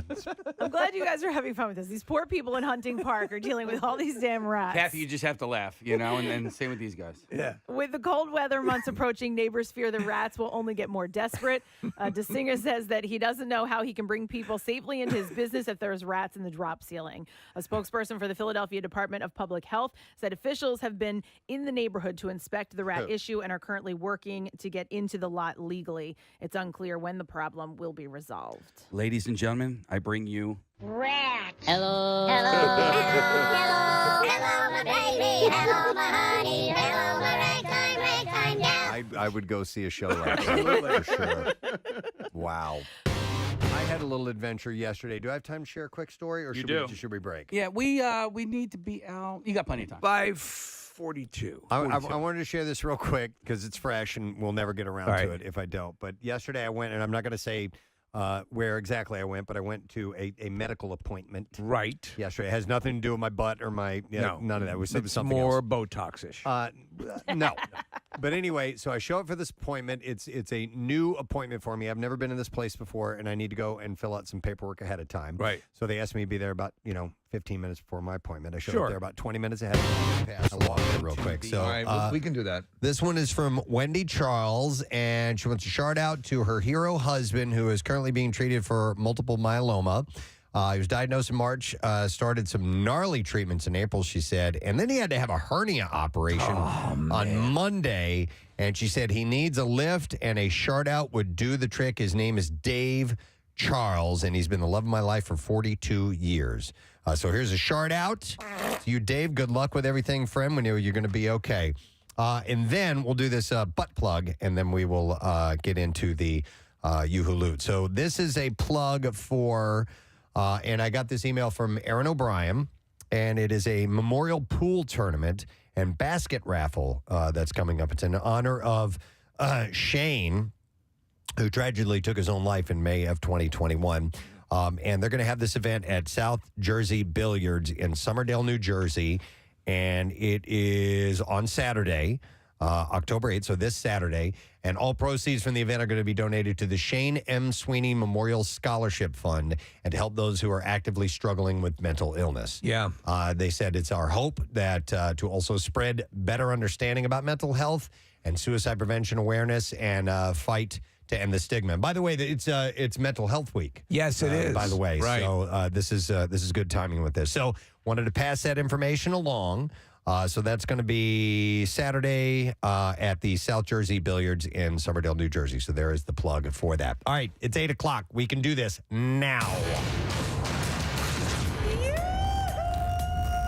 Here it is, MMR's Yoo-Hoo Loot. Now, listen up. Here's your keyword. And the word is now, which I said just a second ago. Now, N-O-W. We're going to give you until 15 minutes after the hour to enter it. There are 3 ways for you to do that. You can text it to the special contest short code number we have set up, which is 45911. Or you can enter it via the MMR app or at WMMR.com, and one random entry wins $1,000 in our company-wide contest. Each winner will get a call from Beasley. Make sure you answer your phone. Contest rules available at WMMR.com, and it is sponsored by Horizon Services. So let me give you that word one more time. It is now, N-O-W. Enter it. Good luck. WMMR presents Preston and Steve's Bizarre File. Brought to you this morning by Sika Corporation. Sika Corporation has immediate openings for operators at their Fairless Hills facility, earning up to $21 per hour, $1,500 signing bonus, and immediate benefits. Walk-in interviews this Saturday from 8 a.m. to 2 p.m. Sheraton, Bucks County. No appointments needed. All right, this is pretty wild. An elderly couple searching South African brushland for rare seeds to sell online were kidnapped, robbed, murdered, and fed to crocodiles. Jesus. God. All right, this happened in 2018, and a court in South Africa was just told this on Tuesday. Rod Saunders and his wife Rachel had just posed for a selfie with BBC presenter Nick Bailey after filming a segment called Gardener's World. It's a show in which they sought out rare gladoli flower seeds in the Drakensberg mountain area before they met their disastrous fate. Mr. Saunders, a horticulturalist, and Mrs. Saunders, a microbiologist, bid the television crew farewell and set off to camp at a nearby dam. They told the crew that they were off to harvest rare seeds to replenish the inventory of the Silver Hills seed shop that they ran as an online store, and which could serve as a motive for locals in the area to apparently complained about the removal of rare seeds for commercial gain. So the locals didn't like that they were doing this. Oh, man. And just 2 days after the crew had last seen them, police received a request for ransom. 3 days later, police discovered that someone was using their ATM cards, and Saifundin Del Vecchio and his wife Bibi Patel were arrested after cell phones using the couple were traced to their residence. The two were charged with the couple's kidnapping and murder and faced life in prison if found guilty. Did they find that it was directly tied to their getting these seeds? Or, Yeah. So Jesus. defendants were drawing money from various ATMs, which amounted to theft of $42,000. There was robbery of their Land Cruiser and their camping equipment. A third suspect was also arrested but was released after cooperating with authorities, telling them the couple accused of the murder had complained that foreigners were stealing seeds. The remains Maybe stamp collecting. Yeah, right. The remains of the couple, still entwined in what was left of their sleeping bags, were recovered by fishermen in the river. But due to the mutilation by crocodiles and their frequency, bodies are actually found in the river. They were not immediately linked to the missing bodies. Sounds like a wonderful place. Right. Local fishermen reported that remnants of the sleeping bags, including zippers, were seen in the teeth of the crocodiles. So the crocodiles must have approached them like Hot Pockets. Months after the bodies were retrieved from the dangerous water, since they were in sleeping bags. Yeah. Police later recovered the Land Cruiser used by the couple and identified the bodies, the blood in the vehicles. That's brutal. They initially feared that the suspects had tied to ISIS after messages on their phone used terms that terrorists often embraced, including the need to kill the kuffar and abduct their aliases. But they have put that aside, and they think that this was a murder thing. The trial is expected to continue for several weeks. Pretty weird story. As is this one. It's kind of a follow-up. I think we had mentioned this a while back, but a Southwest Airlines pilot is suing the company, her union, and former colleague who pleaded guilty last year to deadbolting the cockpit door during a flight and stripping naked in front of her. What? Christine Jannings alleges that I'm going to take my pants off now and show you my penis. that Southwest retaliated by grounding her after she reported Michael Hack to the company and the FBI that had kept him employed despite an alleged history of sexual misconduct and that managers disparaged her in memos. Hack? Yeah. She also alleged that Southwest Airlines Pilot Association conspired with the airline and refused to support her. She's suing for sexual assault. Man. He pleaded guilty last year to federal misdemeanor charges of committing a lewd, indecent, obscene act and was sentenced to probation. Now, Your Honor, my client simply wanted to hold a woman against his will and show her his genitals. So the lawyer said on Wednesday that his client disrobed only after Janning encouraged him to. Yeah, that sounds right. And never did anything else. Neither Southwest nor the union responded to phone calls. According to the lawsuit, Janning had never met Hack before August 2020 when she was his co-pilot on a flight from Philadelphia to Orlando. That's where the magic happens. She says Hack, a 27-year-old veteran of the airline, had used his seniority rights the previous day to bump another pilot that had been been scheduled to command the flight. Jennings believes this is because he saw that a woman was scheduled to co-pilot. Jennings said that when they reached cruising altitude, Hack told her that this was his final flight and there was something he always wanted to do before retirement. Would you indulge me for a second? She said he bolted the door so no flight attendant could enter. He then allegedly put the plane on autopilot, stripped off all his clothes, began watching porn on his laptop, and committed a lewd act for 30 minutes while taking photos and videos of himself. And she's locked in there. Yeah. Look at my testicles. Don't they look like a Shar-Pei? Selnick said that it was Janning who had asked Hack if there was anything he wanted to do before retiring. When he replied he always wanted to fly naked, she told him to go ahead and then made sexual advances after he disrobed, Selnick said. And he said that Hack rejected those and adamantly denied a lewd act occurred. So he says, she told me to take my clothes off. Of course. So, yeah. It's always the case. But I'm sorry, would the black box pick that up at all? It should have. Okay. It should have. I don't know. It gets all cabin conversation. Well, I don't know. You would think they would use that in this case. So at his sentencing hearing last year, Hack called the incident a consensual prank that got out of hand. Janning's attorney denied she encouraged Hack or made any advances at all. It's the old lock someone in a room against their will and pleasure yourself in front of them. That old thing. It's like a whoopee cushion. Mm-hmm, yep. All right. I think we have time for one more. Let's go with this. A North Carolina man was stuck with a hefty bill after his innocent-looking Bichon Frise ordered a pricey adult service on his owner's satellite television. The owner, Thomas Barnes, had to dispute a $70 charge with DirecTV after his literal horn dog, Marino, managed to order the Hustler channel back in 2019. Barnes' impression of the incident is that Marino had hopped up onto his bed and you like that, you little bitch. And it inadvertently hit the wrong button with one of his paws. Minutes later, the owner had an embarrassing phone call to make. I could see how that could happen. Sure. You've had your dogs, I'm sure, trample your remote now and then. Like every day. Despite Barnes being assured on the phone that the charge would be reversed, the channel remained active, so he called again and again and again to no avail. When it came time to pay the bill, Barnes footed all but the disputed $70 and his service was shut off in return. Preston, one time one of my cats hired 5 prostitutes and bought me tickets to Tahiti. Oh, my God. Yeah. How embarrassing. Yeah. Barnes said, that $70, you're taking food out of my mouth. It's like you're stealing it. And they refused to see how that was pertinent. Wow. So he took the gripe to the FCC, which was able to get the attention of some bigwigs at DirecTV. After the government agency intervened, the TV service finally agreed to credit him the $70. You're definitely going to raise an eyebrow when someone comes in with that. But you know, if the guy says it's the case. Yep.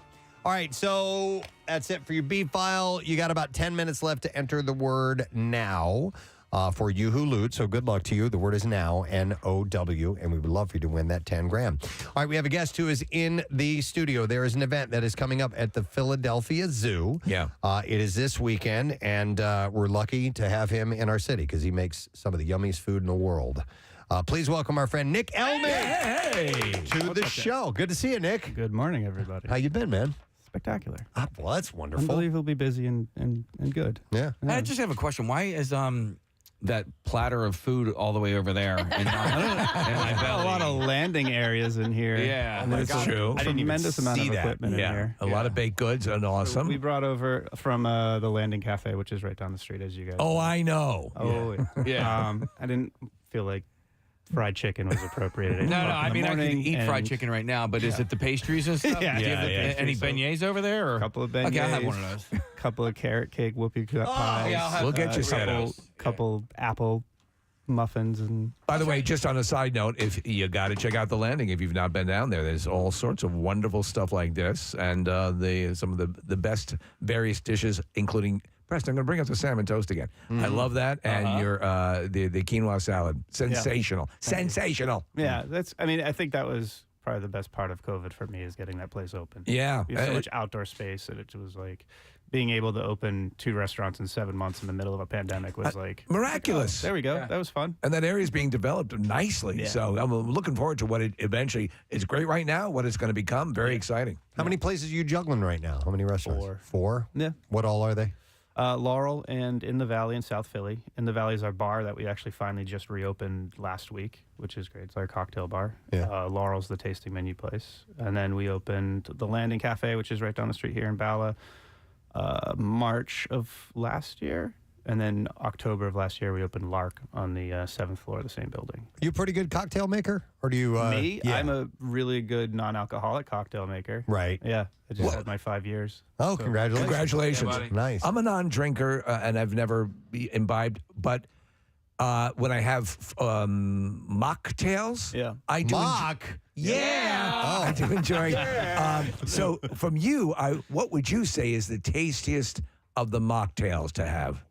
There are so many different cool products on the market now. Yeah. We have we have a fake tequila that we've been using at ITV lately. It's like we have a fake tequila that we mix with hibiscus syrup and like some pear and some sparkling. Huh. It's really, really Because good. I do like the faux versions. I don't like the taste of alcohol in any version. I've never liked it. I don't like rum cake, but For me, it's been 5 years, and really the only thing I miss is wine. Okay.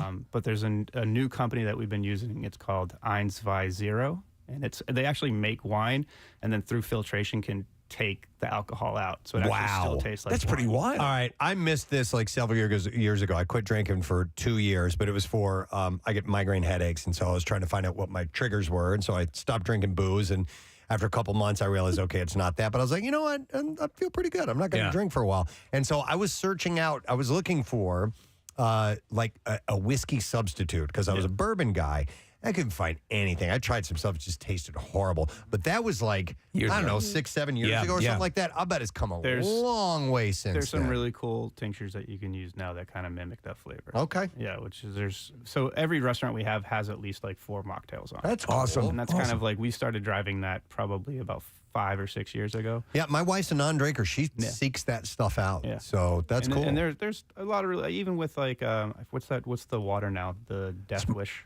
Right. Yes. Yeah. Liquid Death. Liquid Death. Yeah. Yep. Which is also like we started carrying that 4 years ago, which is great because if you're standing in a bar and you just quit drinking or you're taking a month off, you don't want to feel like a dork. Yeah, you don't. So now you're standing there with a beer and you feel. I didn't know what that. I didn't know what that was. Yeah. Me too. And we were at our barbecue, and I was telling all of them that one of the guys that was supposed to perform was slamming beers. I'm like, he was slamming them. Afterwards, I was like, oh, that's water. Oh, yeah. He was How are slamming you water. keeping it together over here? Dude, have some self-respect. Look how nice his skin is. How hydrated he is. As also as a non-drinker, and somebody who hasn't drank in 10 years.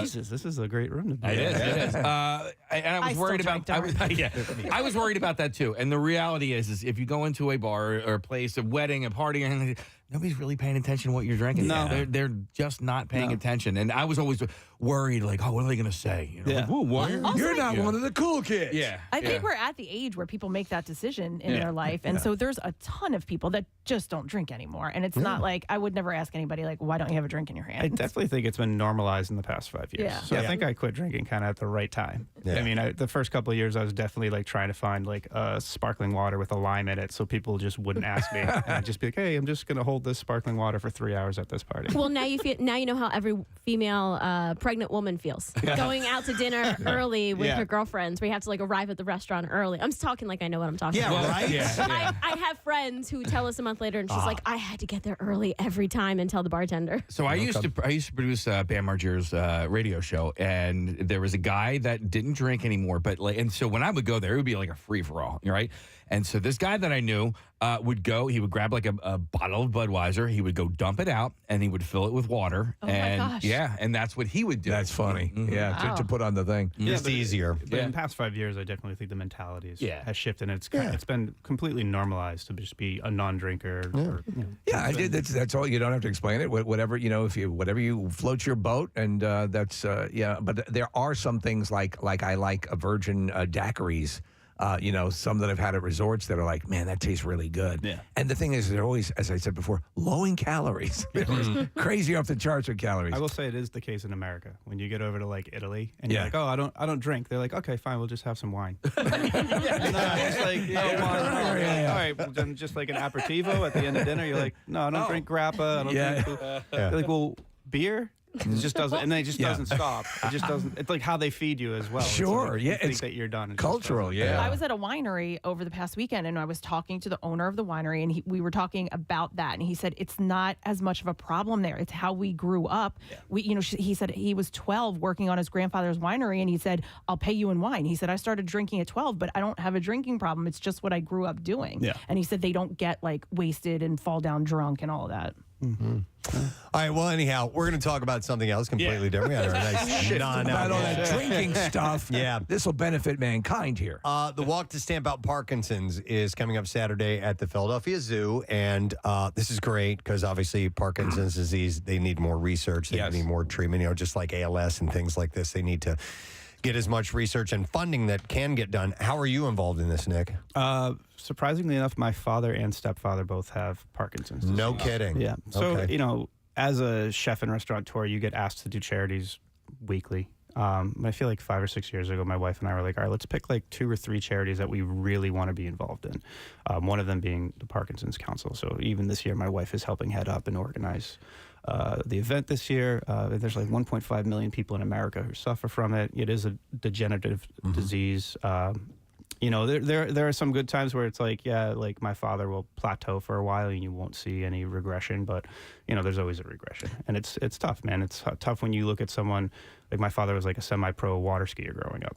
Oh, wow. Big, huge, strong dude, and now it's like he walks around with a walker. He's only in his mid-60s, but he looks like he's in his early 80s. It's heartbreaking. Yeah, it's And one of those things where it just robs you of the person that you are. They are making pretty amazing strides, but now's the part where you really want to apply the gas and get it going, because they do some incredible things, but it's just there needs to be the getting across the finish line. Yeah, and it is all, and a lot of it has to do, especially with the Parkinson's Council in Philadelphia, is family support as well. Right. I mean, as hard as it is on my father, it's unbelievably tough on my mom. Right. She's turned into basically his nurse over the past 5 years. the So that's- caregiver. People don't think of that. Yeah, when you're living with somebody for 40 years, and then all of a sudden you have to turn around and then you're taking care of them very quickly. It's it's tough, but thankfully he has an unbelievably odd sense of humor about it. He still answers the phone saying, "What's shaking?" which I still don't find appropriate, but it's his disease and he owns it. So that's Like Michael J. Fox was known for doing that. It is known for doing that sort of stuff. Yeah, you're going to have terrific weather, right? For this is finally, this weekend, starting today. It clears up today, and then for the rest of the week, it's it couldn't be a more perfect day. So yeah, and even we're trying to get people out to walk. It's a wonderful walk around the zoo in the fall, and it's a really cool day for everybody. There's tons of events, lots of families there. But even if you don't want to show up, if you just go to parkinsonscouncil.org and just want to donate, please by all means go ahead. So it's a morning event. It's 8:30 to 11 a.m. And you guys, is food going to be involved in this, or is it? Yeah, there's breakfast and there's snacks and there's Halloween treats and stuff like that. It's that time of year. When you go to the zoo, do you view it as a living buffet or as an actual? I just walk around. These with wonderful my bag of exotic knives. meats here. I brought this cast iron pan. Can I start a fire somewhere? How would those meerkats kebab up? It's we love the zoo, man. Especially having 2 young kids. We still get our membership. It's every awesome. year. It doesn't matter how often you go. It's always great. Oh yeah, if you just want to kill a day, and you have nothing to do, and there's maybe the Eagles don't play till Monday. It's a nice day to get out. Yeah. Hey, Nick, going back to Parkinson's for just a moment. So how old was your dad when he was diagnosed? Oh, Jesus. So I'm going to date myself. It's been a little over 20-something years. Oh, so, wow. So in Okay. his mid-40s, he was diagnosed, which was really odd at the time. Yeah. And I think it has, they're finding more and more that it does have to do with like head trauma and being like a avid water skier. No kidding. That might have. I was just wondering if genetics play a role in that at all, and if it's something that you keep an eye on yourself about. 100%. Okay. And I do have like nervous tics that I like to keep myself. I like to look at a lot, and my wife keeps an eye on me. No, I think I'm fine. So far. Well, a lot of what they're doing, they're talking about the advances, is learning how to slow the advancing of it, and also to head it off at the pass. And I mean, they have things where people have been, and I'm sure you've seen them all. You're obviously very tied into it. Where Michael J. Fox had presented some sort of a video, and it was using actually electrodes in the brain that was able to cause a stabilization. The person was absolutely another person, and without that implant and without that system, could not really even talk, shaking like crazy. Pretty crazy. My father had it done. They put a magnet in his heart, and then run wires to his brain. Wow. Within 24 hours, he was a completely different person. Oh, wow. And if he starts having like an episode, he holds another magnet to his heart, and it calms him down. It's amazing. And I was just like, when they did, and this we're talking 10, 15 years ago, when he had this operation, and when they did it, we were just like, our jaws dropped. Yeah. You know, from the time we brought him to the hospital to the morning he woke up, completely different person. It's been, obviously it's gotten better and then worse and then better and then worse, but it's pretty impressive. We're all around it. That's cool. Yeah. All right. Well, listen, we're happy to support this, and we would like you to support our friend Nick and this drive. So you can walk to Stamp Out Parkinson's Saturday. Beautiful, beautiful day. Philadelphia Zoo. Beautiful location. 8:30 to 11 a.m. You can sign up at theparkinsonCouncil.org. We'll have a link on PrestonandSteve.com for you. I would imagine we'll have in our social or something like that, so it'll be easy for you to access as well. So good luck, man. And thank you so much. Thanks guys. for coming by. Appreciate it. Anytime. Appreciate it. Absolutely. Nick Elmy. Ladies and gents, we'll take a break. We'll be back in just seconds. Stay with us. Preston and Steve on 93.3 WMMR. Cue the jingle. Nobody's behind the reception desk. But I could get into that area. It was a small little office that you come into, and there's a desk, and then the door that leads back to it was, like I said, it was a medical, so there's exam rooms back there. So I'm standing around, I'm waiting, and I wait about 5-10 minutes. Nobody's coming. And I'm like, okay. And I'm looking around, and I look behind the desk there, and I see a pair of glasses there. I see a glass with a straw in it. I see a pen with some notes written down next to it. I'm like, people have been here. This is not, I didn't show up to the wrong places. They have two offices. I'm like, okay, I came to the right office. I checked. I made sure. I checked my time. I actually spoke to them shortly before I got there. But yeah, you're going to be here. So I'm like, I know I'm on time. I'm like, what's going on? So I'm like, all right, well, I'll sit down, wait a few minutes, whatever. I'm waiting, and I'm waiting, and I'm waiting. And it's just getting closer and closer to my appointment time. And as I'm waiting, an older woman walks in to the same office. She walks up to the front desk, kind of looks over there. And I go, hey, I've been sitting here for 15 minutes, and nobody's back there. And she had a little bit of an accent. And she's like, well, they told me to call ahead. Right. And I call, and it says they're closed. And I go, yeah, well, nobody's here. She had kind of like, I can't do a Russian accent, but it was kind of like I had the appointment. Well, not that bad. But anyway. I called on the phone to be here to get teeth looked at, and I come and nothing. All right, so. Who are you? With your Mr. Lyle Lovett hairdo. So anyway, she's standing there. And on weekends, travel to capital city and watch your ladies while they make a toilet. So she's calling, and she's like, I'm going to call again. And she is that calls, okay with you, pretty boy? While she's calling, the phone is ringing on the other side of the reception desk, and it goes to the voicemail, and it says they're closed. And so we're standing around. And I'm like, well, I don't know what to do. I'm like, I'm gonna wait around for a few more minutes, and if they're not here, I'm gonna leave. But you saw like a cup, like there were clearly signs. And the more I thought about it, I'm like, it looks like they left in a hurry. I'm like, because they left stuff laying out, and I'm like, did you start CSIing the site? Well, I said, I hope it wasn't an emergency or something like that. And she's like, I don't know. And I go, yeah. And I go, because look, and I started pointing out the evidence. The more I think about it, I'm like, well, maybe something did happen. Did you slide the pencil into the barrel of the gun? And the more I thought about it, I'm like, well, maybe something's going on back there. Oh, wow. Now you're like, so you do these escape rooms, so now you're doing something. I may need Mission Impossible. Okay, Casey, if you don't mind, because and then she goes, well, if I could, I would go back there. I would go back to the rooms. And I go, well, I could go back there. So we slid a chair over. You climbed through the window? And I climbed up over the top of the desk. Now, listen, they don't know this. Right, yeah. And they know who I am, and they're hearing this on the radio now. So I jump up on top of the desk. And if they have security camera footage, they'll see this. Oh, we want to see that. So I jump over the desk. Right. And as I'm going back into the offices, I swear to God, this is what I'm thinking, Steve. If I round the corner, I might see dead bodies. God, dude. You don't know. I might see, there may have been a crime committed here. Or So you might see some whoopee. No. I wasn't expecting that. Or I'm going to be the hero Yeah. because somebody's being held hostage at gunpoint. Yeah. And I'm going to come in and I'm going to save Russian the lady, day. go take care of it. So I kid you not, I started thinking about my Krav Maga training. Oh my God. You got ready. And I got ready and I jump over and I'm going, and I swear to God, I'm crouched down like this. God, I hope they had surveillance video. So that I would be able to move. Be safe, hero. Quickly if I needed to. And I'm like, I've got my back Yeah. against the wall Yeah. and I'm turning and I'm peeking around corners. And I'm going, hello? Hello, and I'm looking around and doing this whole thing. Now, where the big mistake in my training that I didn't do is I didn't grab some type of a weapon. Yeah. Some type of thing that I might have Like needed. the But straw. I literally am looking and I'm like, okay, like the FBI would, I would, quickly look at it and just move over the other way. And I walk through. Morning show host, identify yourself. It's okay. I'm a broadcaster.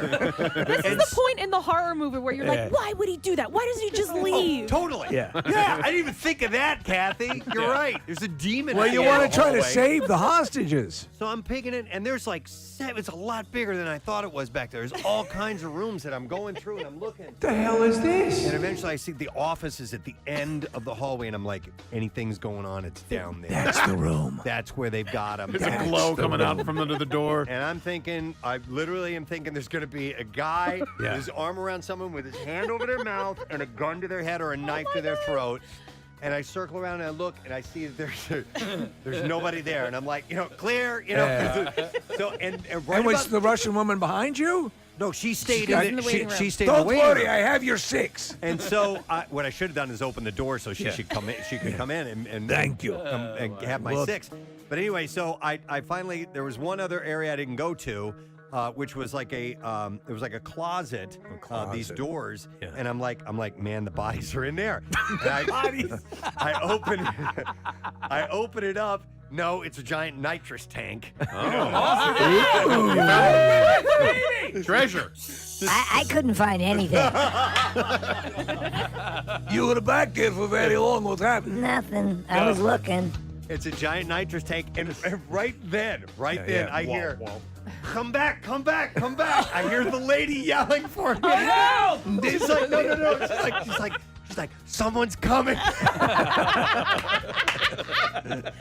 I'm like, I'm busted, man. She's like, because I thought they were going to be in the room when I got out there. She's like, no, I saw them go by the door because it had a glass, a glass out into the hallway, and there was another entrance to the back of the office back that way. She's like, I saw them go by. Quickly. So I come running back, and as I step back, they're making their way back into behind the desk, and I look up on the desk. And there's a giant footprint from where I stepped. And I casually walk over, Kathy, and I put my hand. I'm like, "Hey, how you guys doing?" And I'm wiping it off. Clean it off. I'm talking to him. Never said a word about it. And they saw you on the other side of the divider? It was like I was waiting in the room the whole time where I was supposed to be. And they were just running late. They had another thing they had to go do. And so, what did the Russian lady say? I thought about telling them. I thought about saying, but I went creeping around in their office. Yeah, nah, just leave But it. it was the best intention. I thought I was You going were to be worried. saving the day. It is kind of weird to not unless, did they say it was an emergency of some sort? They knew they had an appointment. Why not leave a little sign back in 5 minutes? I don't know. Maybe I it didn't was ask. lunch and they were. No, it wasn't lunch. No? They had to go to the hospital or something was going on. But anyhow, you should have seen me. I was crouched down. Oh, that's great. I was crouched down like this. I was in the mode, and it was very surreal. But That's amazing. that was a bit of an adventure yesterday. So that would have been great if they walked in. Oh you my come God. back. You've What got was I gonna nitrous do, tank. man? You've got the nitrous tank on your arm. Yeah. You've got some of the tranquilizers and And you and the Russian lady are. I didn't see anything. Yeah. I didn't know how I was going to explain it Oh, if man, they that's came funny. walking in. But I had the best of Listen, intentions. the place was empty. I'm going to save them. Yeah. All right. Well, anyhow, it was a great day. Bella Hadid is getting real about her mental health. The 25-year-old model shared a raw post Tuesday saying that her life isn't as picture perfect as it may seem. Who's this again, Preston? I'm sorry. This is Bella Hadid. Bella Hadid. Is that your favorite Hadid? I vastly oh, come last on. week was a Gigi week. No way. I have to admit it. It's got to be. I know Yolanda. Yolanda Hadid. No, Well, that's the mom, right? No. No? Now you're making fun of this legitimate thing here. Which one lives? Where do you stand? One lives in the area, right? Gigi's are I think two local, of them. right? I think the mom and the daughter live here. Well, Which I have daughter? nothing against Yolanda. Which daughter, Kat? Who's Bella? the- Or, It's Gigi. Bella or Gigi? Who just had the baby? Gigi. Gigi. So I'm she gonna say it shared, one more time. Gigi. she shared a video of Willow Smith that resonated with her. In it, Smith talked about her insecurities and not feeling good enough. Hadid had also included a gallery of selfies of herself crying and a candid caption about her mental health. Listen, I'm so tired of on on TikTok and, Instagram, videos of people filming themselves crying. Oh, that's not the first thing you think to do when you're the crying reaction. Yeah, no, I don't do that. Yeah, I like to keep that kind of person. Yeah, and remember the mom who was busted Oh, with the man. kid in the front seat? Trying to make her kid Trying to cry. make the kid cry? Yep. There was I just watched one of somebody crying. And I was like, oh God, here we go. Knock it off. Another one, but wait, she was opening her own boutique. And that's why she was crying. She She was was like, happy? this has been a long road, and it's finally here, and I'm so happy to bring this to you guys because now you can shop all of my clothes in person. Let's check in a year when she's crying when it fails. My clothes. Mhm. I was like, what is this? Hey, a lot of small businesses. I know. Statistically. All right, well, anyway. Not mine. My boutique is going great guns. Hadid wrote, I love you and your words. It made me feel a little less alone, and that's why I'd like to post this. As she was commenting on a video of Willow Smith. Hadid reminded followers that they are not alone and there is always light at the end of the tunnel. She said, this is pretty much my everyday, every night for a few years now. Social media is not real. Yes, that's right. Okay, for anyone struggling, please remember that. Sometimes all you've got to hear is that you're not alone. So from me to you, you're not alone. I love you. I see you and I hear you. Oh, it's just like the Na'vi in Avatar. I see you. Yeah. Self-help and mental illness, chemical imbalance is not linear, and it's almost like flowing roller coaster of obstacles. Okay, and now she's losing me. Ups and downs and size to size. Listen, people obviously, struggling with Depression. Depression is a real thing. It's terrible, but you've got conflicting things here. Social media is not real, she writes. Anyone struggling? Listen, you can find support on social media, but you can also find exactly what is pushing you down. And You know pushing what I your mean? buttons. It is a construct. And and we've said before, initially, when it had a much more benevolent, at least to me, it felt that way in the early, hey, hooking you're people on up. this too, hey. Yeah. And there is a very, very destructive part of social media now. If you're going to be on it, know the difference and don't let the heavy stuff bring you down, man. She wrote, Right, anyways, Yolanda. not sure why, but it feels harder and harder to share my truth on here. Thank you for seeing me, and thank you for listening. I see you. I love you. So look at this picture here on Instagram. You had to hold the camera. All right, what we're looking at is a picture of her crying. It's a close-up of her tears. She's looking away, and I mean, that looks like a posed photograph. Yeah, it does. I have never cried and been like, hold on, let me get my phone. I got an update to the new OS. 1 second here. Wait a second. Why is this thing going through? Wait, the flash is on. How do you flip the camera? I can't flip the camera. You have to angle it just right. I mean, this is ridiculous. This is. I know. The light isn't right. Wait 1 second. I need another one. Hold on. Can you come take this for me, please? Yeah, that's not what I'm thinking about when I'm crying. Yeah. Seriously. She keeps opening the wrong app that looks like the app for the phone. No, that's not the Instagram. No, that's If you thought that Bradley Cooper and Lady Gaga looked like a couple in love at the 2019 Oscars, it's because they planned it that way. I know that she has already said that, but he is finally saying something. He was talking to the Hollywood Reporter on Wednesday, And he had said that he wanted the performance to mimic the scene in the movie in order to help him manage his own fears about singing live. Addressed to me, it says, Preston, I started the Keurig without the cup underneath it. It's going to be a long day. So I've told you guys I've done that before, but I've done it in a couple of different fashions, and I don't know which one was worse or more embarrassing. The time where I had done it without a mug underneath at all, or the time where I had the mug upside down. Right, yeah. That one was fun.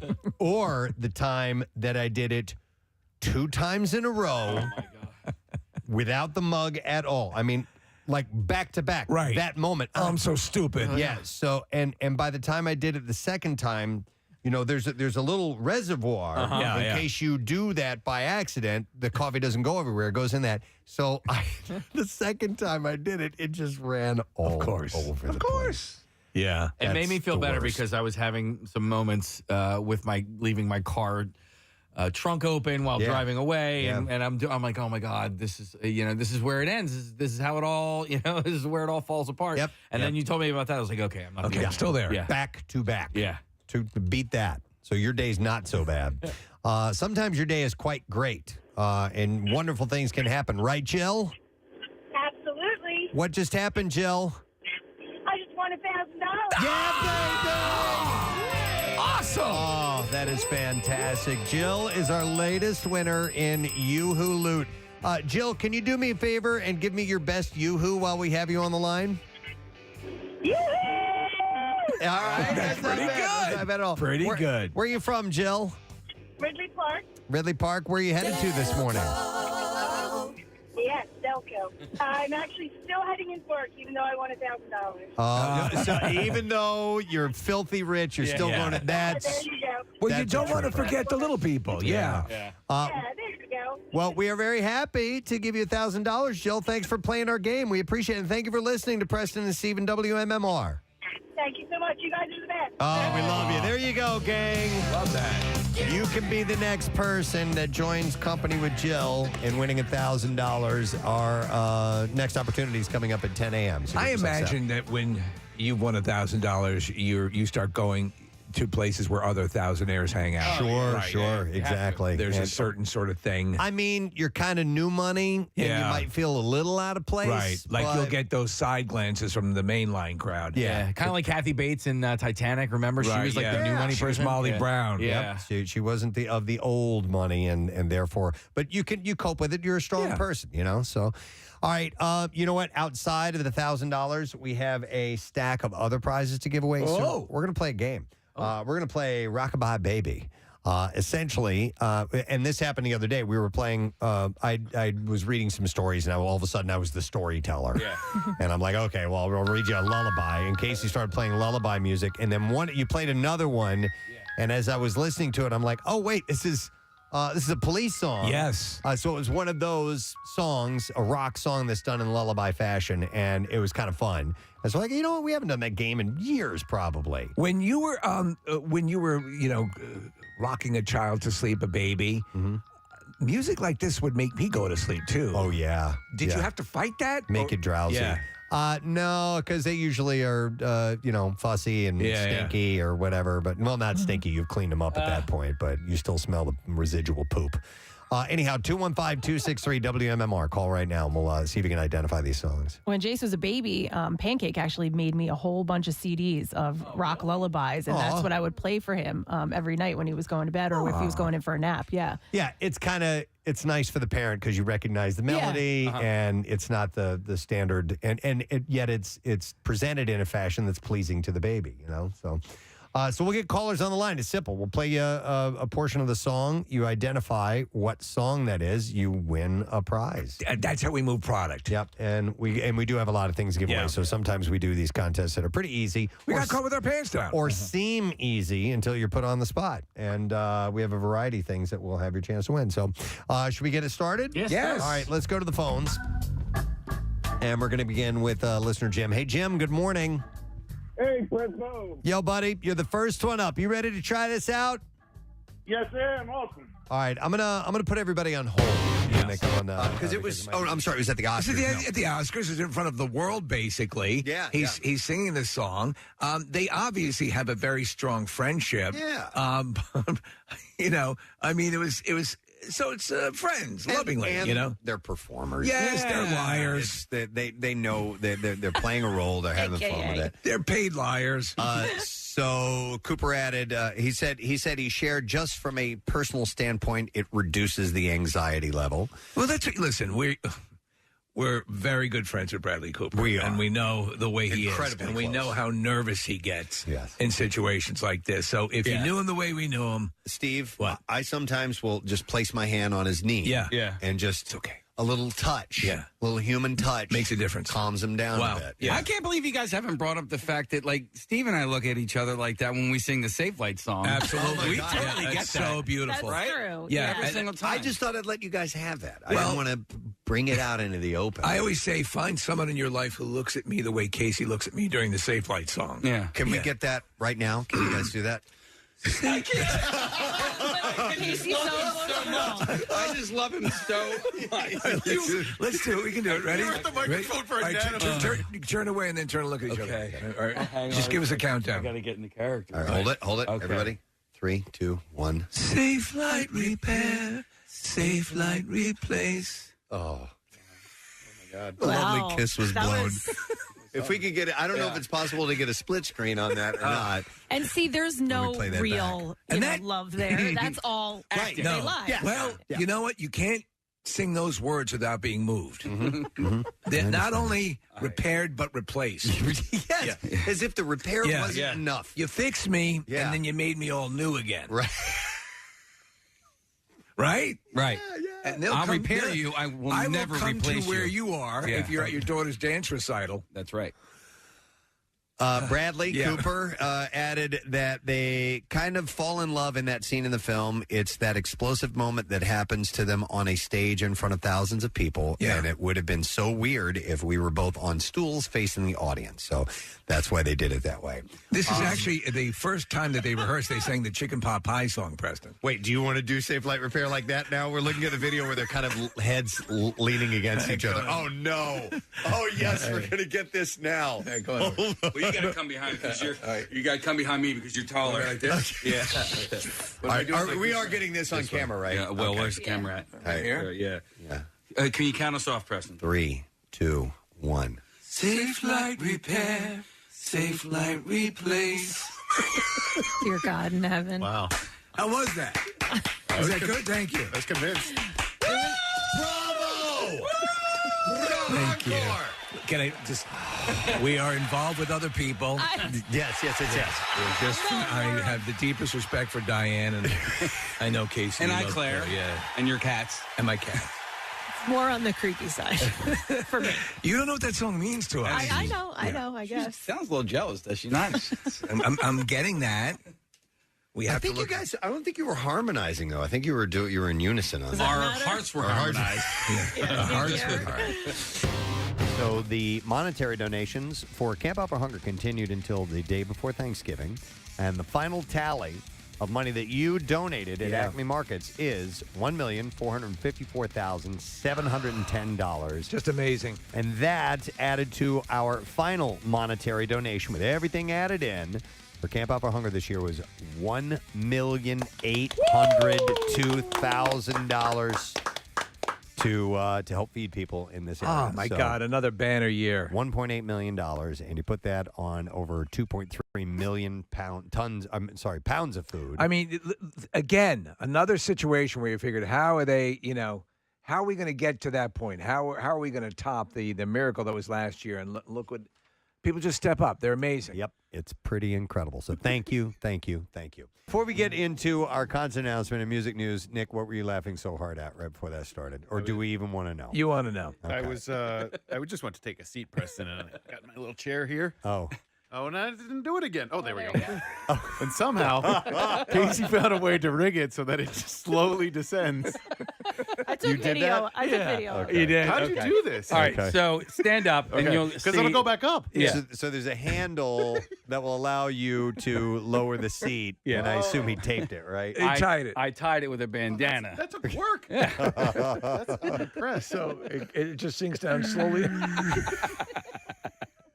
I was just so kinda glad. cool. I didn't know how I was going to react, and I was just so grateful that it didn't like Slam down. and have you fall. You got to be careful. All I heard was everybody in on this but me? You had your headphones on. I think. saw Casey yeah. come over here and tie it, and I go, "Are you trying to kill him?" And he goes, "No, but his chair will sink when he sits in it." Where'd you get that idea? I don't even know. It came out of nowhere. It came out of nowhere. I saw the bandana sitting there. Okay. And Nick wasn't there. I was like, I wonder if I could. I mean, it was like lightning fast how the synapses were firing. Okay.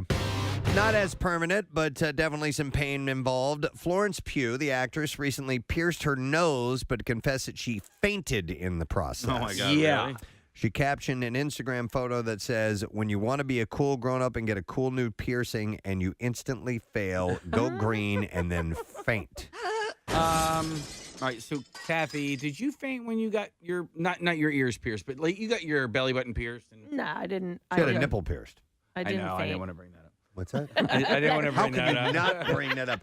You're obligated to bring that up. Are you kidding me? Case, my problem is looking at it. If I see it Yeah. happen, I'm out like a light. Okay, so Florence went with the septum, the middle part. Okay. Okay, I dig. I like a nose piercing, like the Off to the side? Yeah, the nostril. Yeah. What do they call it? That's usually a stud, is it not? Yeah. Stud. Yeah, the septum thing, sometimes it looks like you get boogers hanging out of your nose. It's just gross. I don't like that. Yeah, the But I booger do thing like- is real. I do like the stud. Yeah. I think that can be cute. It's good if you're a bull. I think it works quite nicely. My girlfriend has one. She has a Wait, the septum septum? piercing? Yeah. She does? I didn't know that. I never Yeah. even noticed. Yep, she has it. She doesn't wear it all the time, and she removed it for several years, and then put it back in recently, and it never closed, which she was surprised by. I Wow. was as well. Yeah. Yeah, but looks good on her. What does she wear? Is it a hoop? Like a little hoop. Yeah, There it is. A little hoop. Yeah, I wasn't saying that I don't like that. I just prefer the stud. But so speaking of bull, Steve, when I was a kid, we had the shower curtain rings. Yes. I would take those off the shower curtain and put them in my nose like I was a bull. Startling revelation on the Preston and Steve show this morning. Okay. Casey Boy, producer, admitted he used shower rings to look like a bull. We go down to Jimmy Lukaschewski outside of One Balla Plaza. Jim, what's going on out there? Crowd has already started to form, Tom. People want to get the exclusive on the interview. Okay. Can I go down for an interview? All right, so let me ask you this. Would you look in the mirror and make noises? Well, I don't know about the noises, but everything I did, dude. Did you make a face? I spent so much time in front of the bathroom mirror as a child. I used to pierce my own ears. I would I'd spend a lot of time making fases and Wow. I know. But I'm You guys make fun of me. Yeah. And then he would go back to college. I was just curious what level you took it to. Would you actually stomp on the ground? No. You never do anything That'd like be that? stupid, Preston. Yeah, come on, Come on. man. He was just making faces in the mirror. It's just silly. By the way, to make Casey feel better, if you've ever taken a shower ring and pretended to be a bull, text in and let us know. please about let it. us know. And if you have one now and you could do a picture, we'd love to see Yeah, it. that'd be great. Without a doubt, I am not the only one to ever do that. No, listen, I'm sure. I'm Without sure a I've doubt. done it, for Yeah. Christ's sake. Somewhere in America Yeah. has done it. There's probably a commune of people who do nothing but that. Here's a supportive one. Is that a BR commune? Yeah, that's a bull ring Here, commune. this says, I used to pretend I was the bull in the Bugs Bunny cartoons. Yeah. So there you go. And this guy, he and his cousin used to put helmets on and use pen tablecloths to charge at each other like bulls. But he One didn't was a think, bull and one was the matador. Yeah. He says, didn't think of the shower curtain ring, though. Yeah. Yeah. The accessory you never knew you needed. I know this is like Hollywood celebrity news, but why did they put the ring in the bull's nose? What was that all about? You know, I think that's how they would actually lead the bull. Yeah, I think they could Oh! connect. They could connect a lead to it. Okay. And That makes or perfect or they could And most essentially leash them up somewhere, and they're not going to go anywhere. And isn't the fact that most bulls are goth, sort of? They're Yeah, I think so. cages and stuff. Yeah, they do the ear stuff body too. mod. Yeah. All right, let me see. Nick, anybody texting in? One person said they've done the shower curtain ring in the nose thing, but I don't know if they were pretending to be a bull or not. No, it could have been, something entirely I different. don't necessarily. I wasn't. You guys said I was pretending to be a bull. you said No, you did. Well, I got the idea from the bull, right? Like I got the idea never from made, the bull. I got the idea. I didn't. Why don't you pretend that you're me? Let the court record show that Preston, you asked if I made noises like a bull, and I did not. I thought that was after I would like you to have intimated. audio from what we spoke about earlier, because you said I would look in the mirror and pretend to be a bull. All right, let's check it. We have have a way of finding We out. have to check the tape. You may be right. But Well, what did you do? I put a shower ring on my nose like an idiot. For what reason? I don't To look like a bull. To look like a bull, I guess. I don't know. That's what I think he said. All right. But we could be wrong. But I Maybe didn't we just pretend to assume. be a bull. There's a difference. There's a difference between trying to look like a bull and pretending to be a bull. Yes. Pretending means you would adopt a lifestyle. And I would not do that. Right. Because, bulls are ornery creatures, man. I don't like the way they live. They're ornery creatures, man. Yeah, that was my Lebowski right there. That's what I thought you were doing. Like you almost Austin sounded Powers. like Austin Powers. No, that was more Lebowski than anything They're else. ornery creatures, man. I'm a bull, baby. Kathy, I'm trying to reel this back. You are? Yeah, I'm trying. Started it. Jesus. Holy moly. Okay. All right. I'm going to move on to another story. Okay. We'll wait and find out that we'll find the tape. Don't here. worry, we'll go back to this. Yeah. I have a feeling it may run through the entire show this morning. We have a clip of you from earlier on the show, all right. so we'll see. Let's see what this is. This was Casey. Let's see if he says he would pretend to be a bull or not. Here we go. So speaking of bull, Steve, when I was a kid, we had the shower curtain rings. Yes. I would take those off the shower curtain and put them in my nose like I was a bull. Okay. Like I was a bull. I didn't For the say very first time. I think there's a difference between pretending to be a bull and Adopting the lifestyle. I didn't go. One could say that there's a point at which they sort of Venn diagram a little bit. So if you put on clown makeup, Right. like a full clown makeup, the wig and everything, And I didn't do the voice and all that stuff. you're not pretending to be I'm a just clown. at that dressed like point. a clown. Okay, so you Okay. were Yeah. dressed like a bull. Yeah. You were just dressed like a bull. That's it. Where are you going out looking like a bull? Where are you going to tonight looking like a bull? Casey, you've been vindicated. Congratulations. Amber has an interesting tradition. I'm going to go to her. Amber, good morning. Hey, good morning, guys. Hey, what's up, Amber? So much. I just the Christmas trees. The prices have been so crazy the last 10 years or so. Yeah. We kind of started a new tradition in our family. When we go out to get the Christmas tree, we go up to them. We just ask them for show us the ugliest Christmas trees that you can, and we kind of make a game and see how pretty we can make it. So you And we usually just like give them to us. like Charlie Brown it up then. Yeah, I love it. As we can get it, and I tell my daughter every Christmas tree deserves, or every tree deserves a Christmas. That's a good. Yeah, I like that. No, that's cool. If you can do that, that's I'm down with that. So you take an ugly tree and you try to make it a beautiful tree. So yeah, and you have no. I mean, they come out awesome, but when we first bring them in the house, it's like, oh my God, they have 3 needles on them.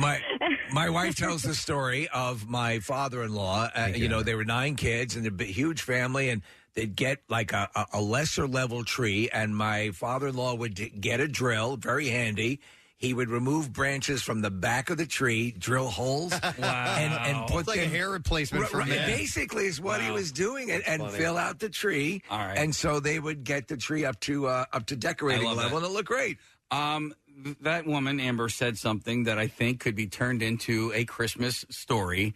Every tree deserves a Christmas. Yeah. I think that could be a kid's book, don't you think? Or the loneliest tree at the lot, the one that doesn't. Yeah. Right, right. That's overlooked all the time. But then a wonderful thing happens. It gets thrown into a wood chipper. Right. It's like a turn. Then a wonderful thing, like Jimmy Durante. Yeah. But then they chucked it into the wood chipper. Yeah. They start with its feet. Oh, dear God! Make it stop! You see its little animated head with its mouth gaping open, and it's the last to go in. Branchy was the last tree Branchy. of the lot. He was all dried up. Hardly anything left on him. But then Bill, the kindly owner, slowly fed him into a wood chipper.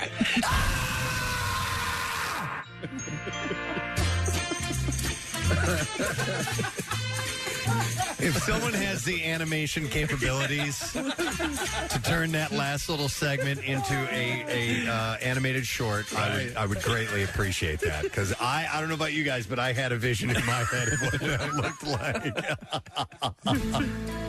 Branchy. Does it look like your year this year, Branchy?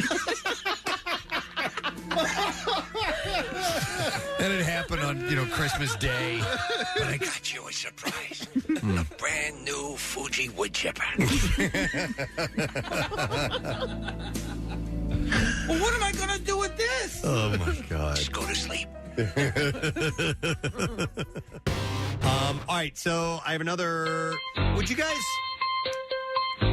So I have a story of a mathematician, and while I was thinking about it, is that really considered science? Yeah, I mean, it's used in science, but it's its own subject. Let's as take well. that angle. It's used in science. The reason I bring this up is because Jacques Tits died.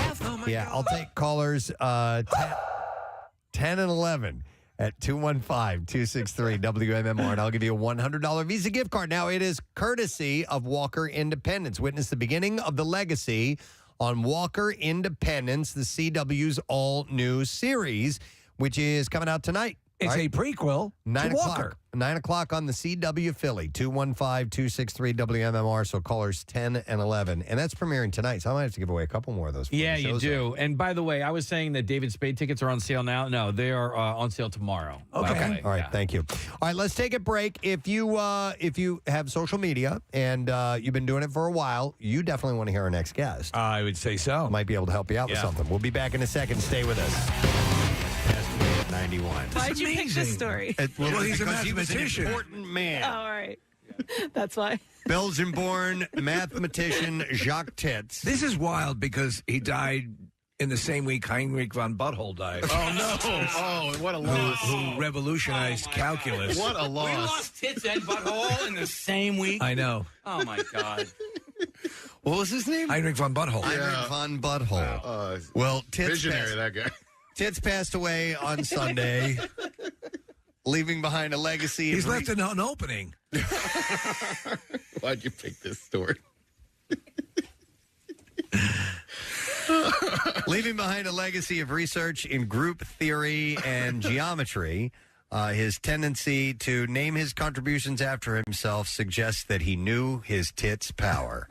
By the way, what is group theory? Because it sounds reminiscent of, well, no, that was governing dynamics, of the guy in Beautiful Mind. Oh, and I've forgotten his name. Let's call him Russell Crowe. Russell Crowe, you know. Miranda Otto, who is in the Lord of the Rings realm. Preston, it's time to get up and to tell people of Philadelphia Miranda Otto's birthday is today. Yes, I think it was in the third film.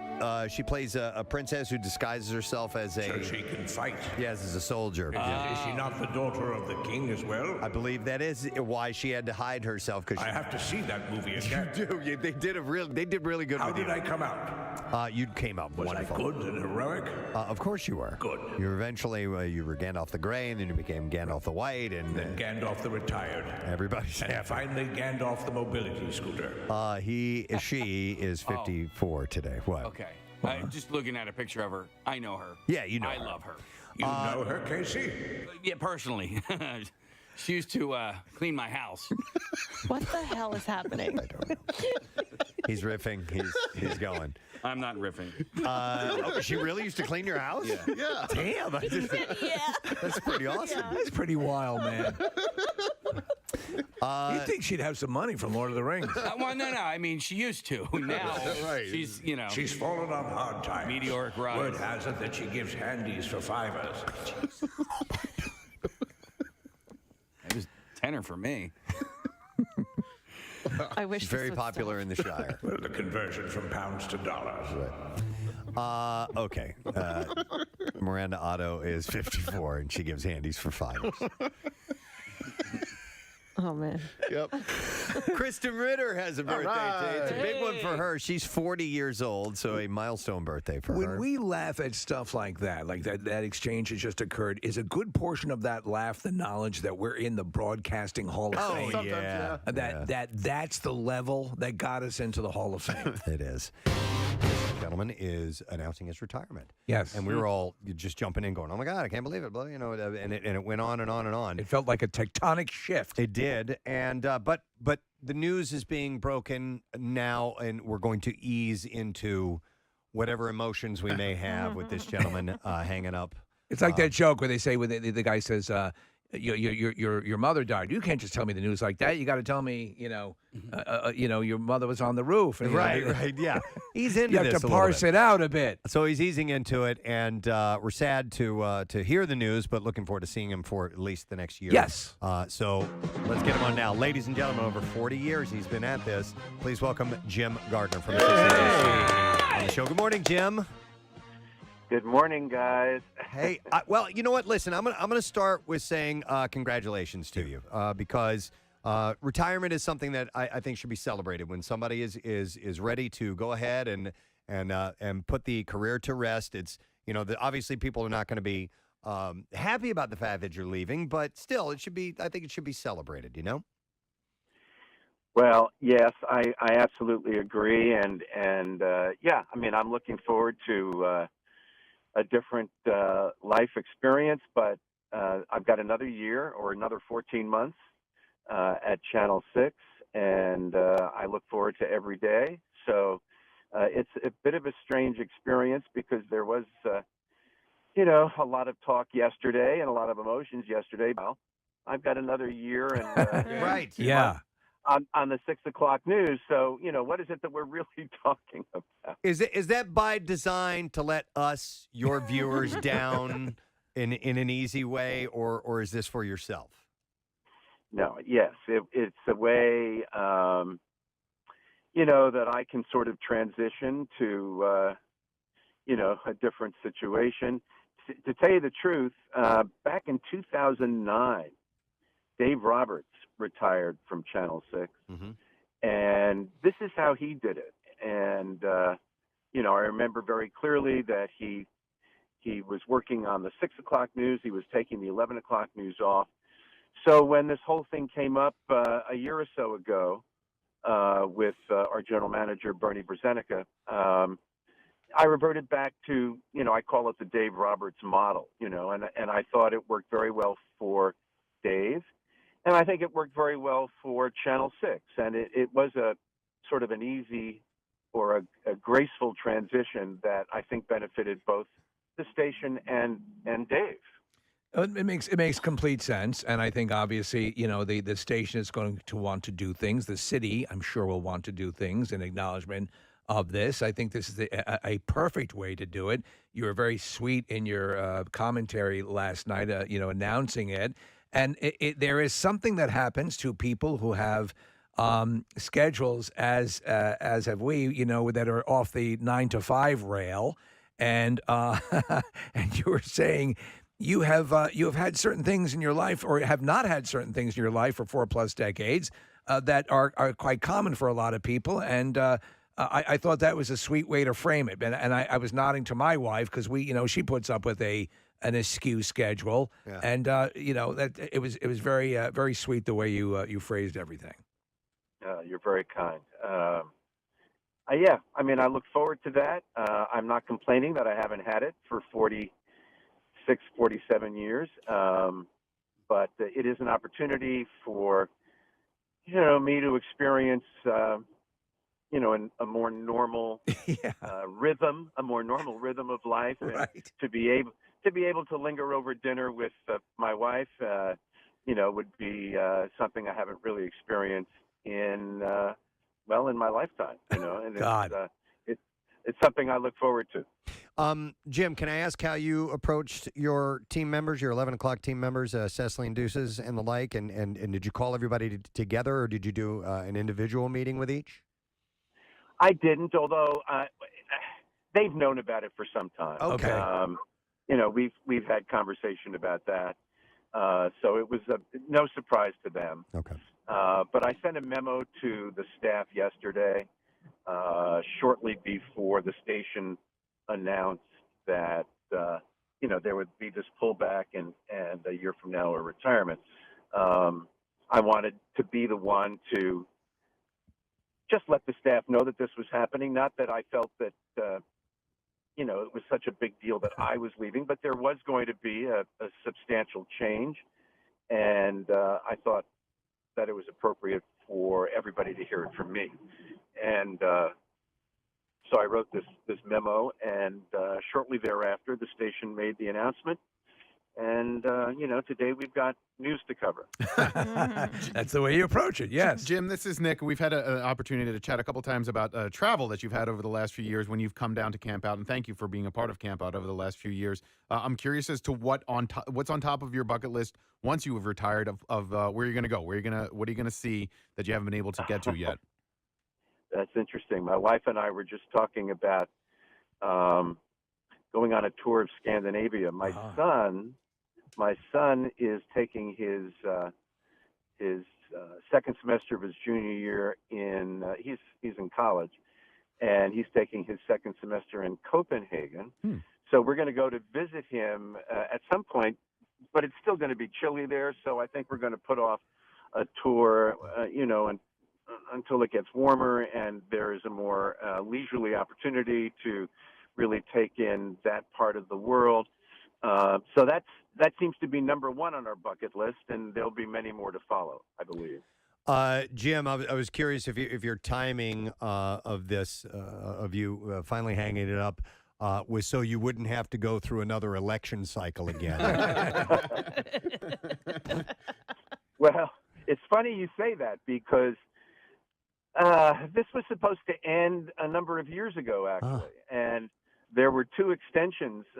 I asked Bernie if it would be all right if I could extend a couple of times, and not the last time, but the time before that was so that I could be here for the last election cycle. And I wanted to very much be present during the Trump phenomenon. I just thought it was an extraordinarily compelling political story, and I am something of a politics nerd. And you can say what you want about your personal feelings or your political preferences, but from a journalistic standpoint, obviously the whole Trump era, and who knows if it's over or not, has been just extraordinarily compelling, and I wanted to take part in that. Okay. And then the second extension was, in the formative stages of the pandemic, and I just felt very strongly that I wanted to be here for that story. It was, and continues to be a unique story that really covers every facet of, our human endeavor. It's on one level, it's very personal. On another level, it's very societal. We go from a story of people's fears and anxieties, fears about their own health, and whether they're going to, escape the fate of hundreds of thousands of their countrymen. And on the other hand, it's, an extraordinary public health story. It's a story where people are hoping that this economic crisis doesn't affect them. People have lost their jobs. People have, suffered real economic dislocation. On the other hand, it is an extraordinary economic story on a national and worldwide level. So, there's so many different aspects to it that really touch all of our lives, and I just wanted to be here for that. And, the story continues to unfold. There's a scene in the great the Patty Chayefsky movie Network where the William Holden is talking about his plans, and he goes, he's going to, I'm going to write a book. He goes, everybody writes a book. But I honestly would say I would love to read a book about your life. Yeah. If you, if that's in the works, you talk about being a political junkie. I am as well. And, I'd love to, get some insight over your many decades dealing with everything as it has progressed. Well, you may have to wait a while. That's okay. That's all good. Okay. Yeah. Just include a lot of pictures because I'm not very smart. Yeah, it's funny. I had a very, very nice email from Bob Iger, who's the former CEO of the Disney company. He's still, I think, chairman of the board, and he was very, very generous with some of the things he said. But I recall talking to him at a Disney dinner in New York, and it was shortly after wrote his book, which was very, very good and very informative, and I really enjoyed writing it. But I had the occasion to say, "Hey, I read your book." He said, "Here's some advice, Jim. Never write a book." He said it was easily one of the most difficult and arduous tasks of my life, and my advice to you would be, don't do it. Okay. So, Well, we don't want to cause undue stress. If it's something that floats your boat later on, yes, so you would definitely. I would definitely purchase a copy. That's all I'm saying. I also want to say, and we were talking about this earlier, is that listen, the same way we have Pierre Go to Jamaica.com, and that's your traffic on 93.3 WMMR. All right, thanks, Kath. Less than an hour from now, we're doing You Who Loot again. $1,000, your chance to win. That is coming up. So if you win the money, you can post about it on social media and brag to everybody that you won $1,000. Then you're going to have people coming out of the woodworks. You know how it is. And then you got to leave the country because you're now that's the guy who has $1,000. You're a thousandaire. Yeah. Officially. But speaking of socials and the amount of years that you've been posting, whatever it may be, maybe you're not the same person you were when you first started posting, or maybe you've some things have changed, times have changed, whatever it is, and you don't have the time or energy to go back and clean stuff up. Well, there's some people that can help you out with that. It's a product called Life Brand, and we are lucky to have the CEO here in our studio this morning. Let's first introduce him. TJ Kalezi is here with us this morning. Hey, TJ, how you doing? Doing great. Thanks for having us, guys. Really excited to be here. And you brought with you your Senior Vice President of Marketing. This is Lexi Scafidi. Hey, Lex. Who's here. How you doing, guys? Good. How are you? Wonderful. All right. So, real quick. First of all, where are you from, by the way? Springfield, Delaware County. Oh, Delco kid. Straight up. Straight up. All right. We love that. Without a doubt. We, of course, we know the same people. I know the neighborhood that he grew up in, and all that stuff. Did you guys already start talking? We did the 6 degrees of Casey Boy. Yes, as a matter I'm of sure fact. you find this the same for you as well, TJ, right? Yes. Yeah. It's the way it is out there. So, and where are you from, Lexi? A Jersey girl, so Glassboro. Okay. All right. Well, listen, so we wanted to hear a little bit. I'm intrigued by Life Brand. I specifically didn't go and find out all the details about it because I wanted to hear about it from you guys. But was I correct in saying that, if you've been posting for a number of years and there might be some things that there's too much. I mean, there are people that post like crazy. And the task of trying to go back and go find things has got to be a lot of work. So is that why you created this company? Yeah, Preston, exactly why we created it. I'm 41 years old. I jokingly say, thank goodness social media didn't exist. When I was 18, 19, 20. I say it all the time. The things that I would have posted back then certainly wouldn't reflect well on me as the CEO of a company. Yeah. Any of you that have kids that are in high school, college, they say things that they probably will regret 5 or 10 years from now. Yeah, they'll be a different person. They'll be a different person, but there's a posted record of it thanks to social media. Yeah. So everyone deserves a chance not to be judged by one joke or inappropriate thing, even if maybe it was in poor taste 10 years ago. Mm-hmm. And we give people a chance to go back, look through what they've posted in the past. And I think the best proof as to how much this is needed, the average user that goes through our platform deletes over 18 posts. That's a lot. So if you think of all of us. Yeah. think of something problematic and you're thinking 18, that's a large number. And, Yeah. And not to jump in here because I want to hear everything about it, but how many times do you find that people shocked that they had those many things that were problematic? Every time. Yeah. It's amazing. They all, I mean, I have people, especially that are older, hey, I'm 50, I'm 60 years old. I have nothing bad on my social media. Let's just give it a check. I compare it to fire insurance. If you wait till your house is burning down to get insurance, it's too late. Absolutely. I remember my cousin, this was several years ago, and she was posting some stuff of her, like with a bong, and doing bong hits and stuff like that. And fine, whatever.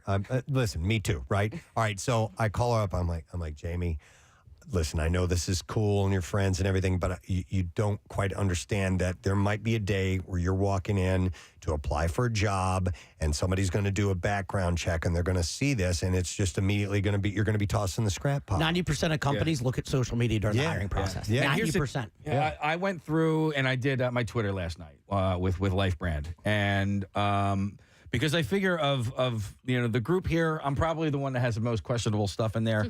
And you guys did tag a lot of things, right? And it was so thorough that it went from there was a picture I posted of me with my naked hiney last year. Partial nudity there. Yeah, that's acceptable. That's a job requirement. I had done that. I was trying to get, believe it or not, Your ass is on there several times. several times. But that particular picture, I was actually trying to get donations for the Bend to the Shore bike tour, and that was one of those ones. But then also, you're so thorough that around that same time, I had done a triathlon, and it picked up that I was bare chested in a picture. So it picks up on language. That's great. Yeah. As far as like nipples, content, and stuff like that. That's how comprehensive the algorithm is? It's designed to be super sensitive. Our whole goal is we'd rather flag everything and give you the chance to delete it versus stuff sneak through. That's brilliant. And look, if you want to keep it, keep it. If that's part of your brand and who you are, there's nothing wrong with it. Yeah. For some people, that's who you are.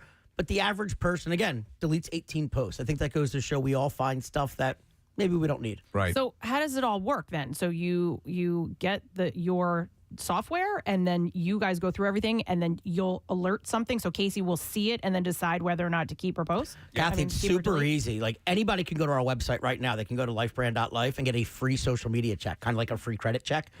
You can log into your social media accounts.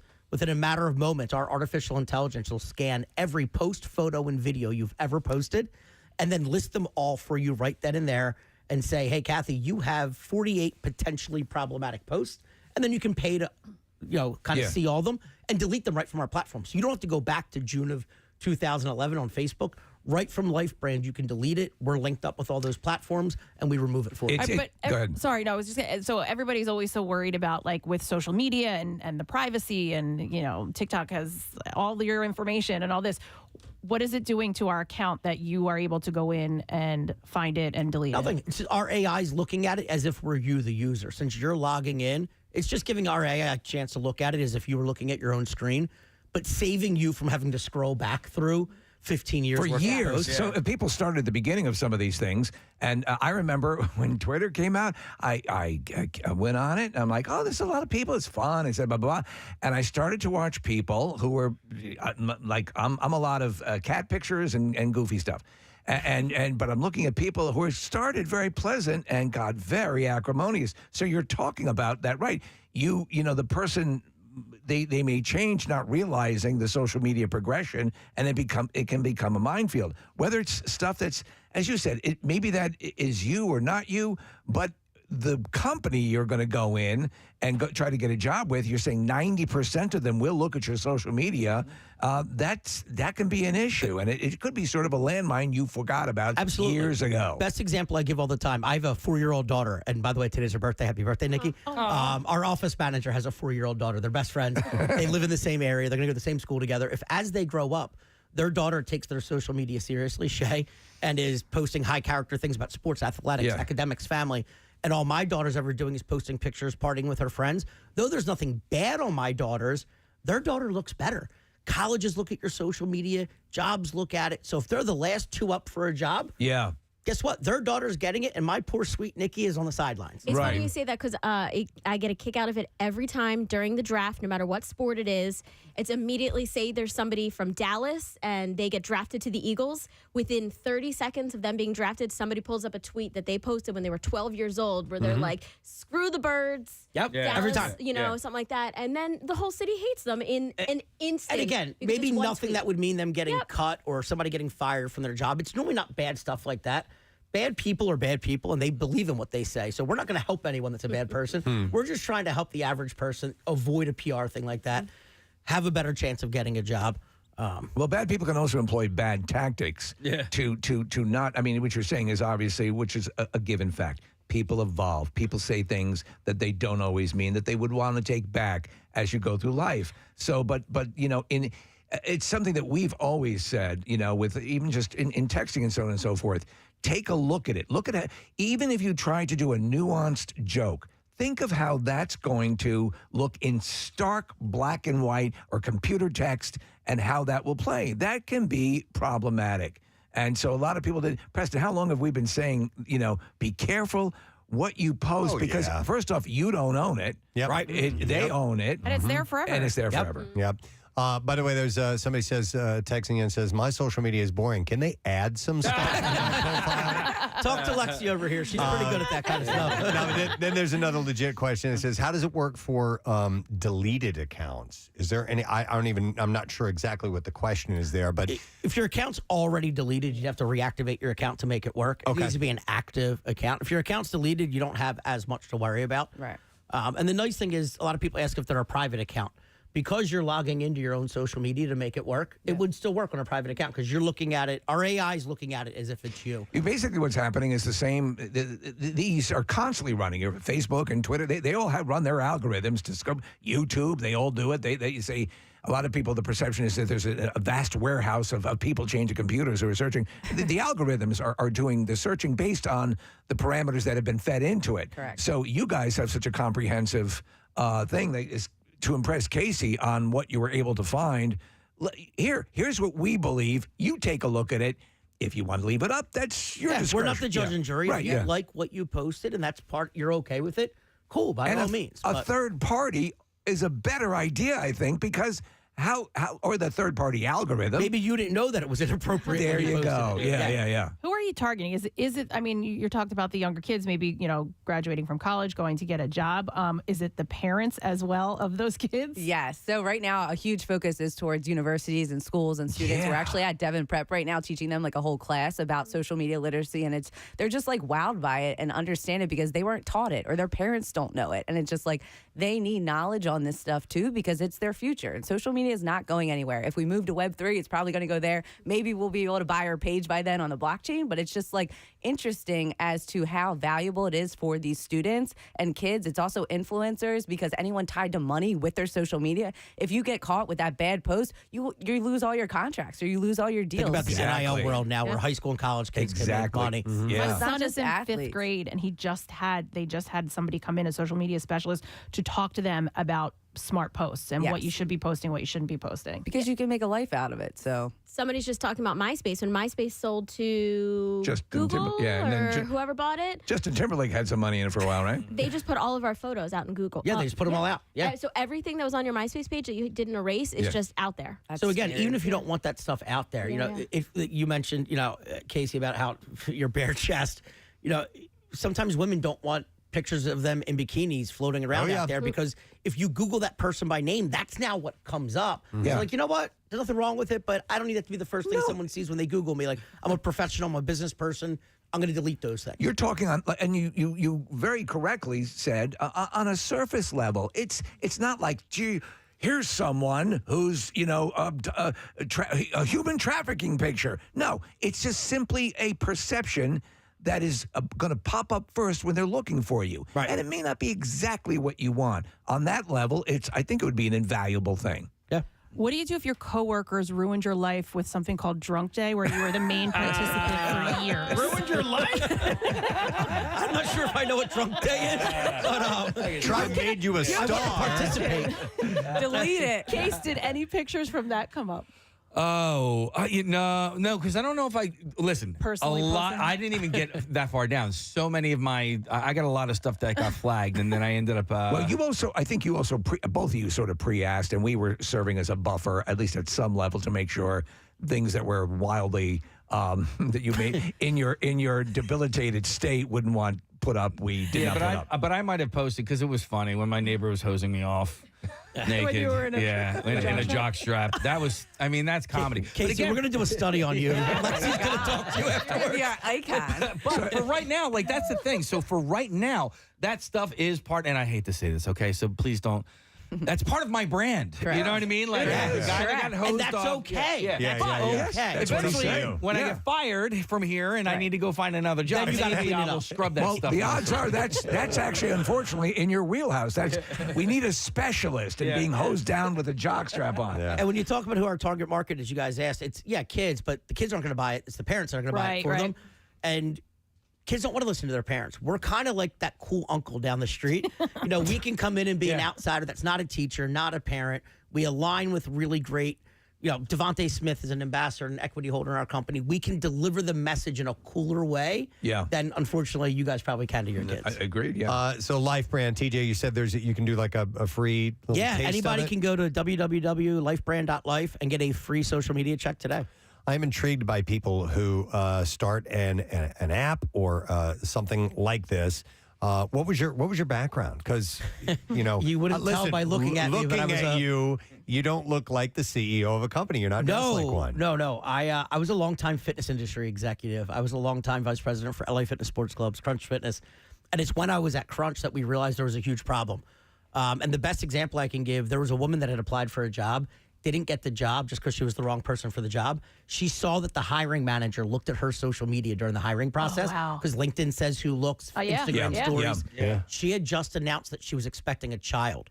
She sued for discrimination, saying she didn't get the job because she was pregnant. Won that lawsuit because essentially the judge said if you're using this information during the hiring process, consumers have the right to know. So think about a credit or a criminal check. Yes. You have to consent. You're protected by the Fair Credit Reporting Agency. That's not happening when 90% of companies are snooping. That's what led me to being like, aha, there's something here. And now we do it as a positive thing for people to help clean up their brand too.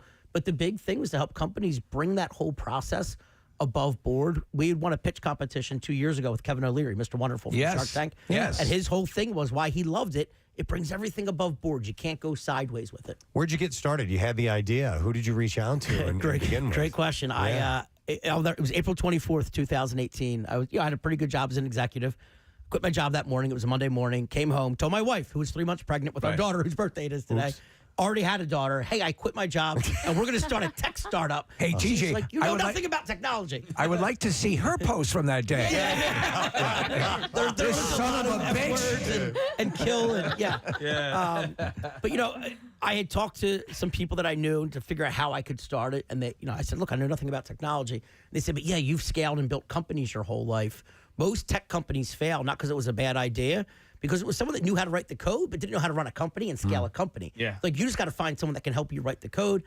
Partnered up with a guy that owned a firm in Prague that helped build our initial product to get it up off the ground. And then we were really fortunate to have people like Kevin O'Leary see it and all these other folks.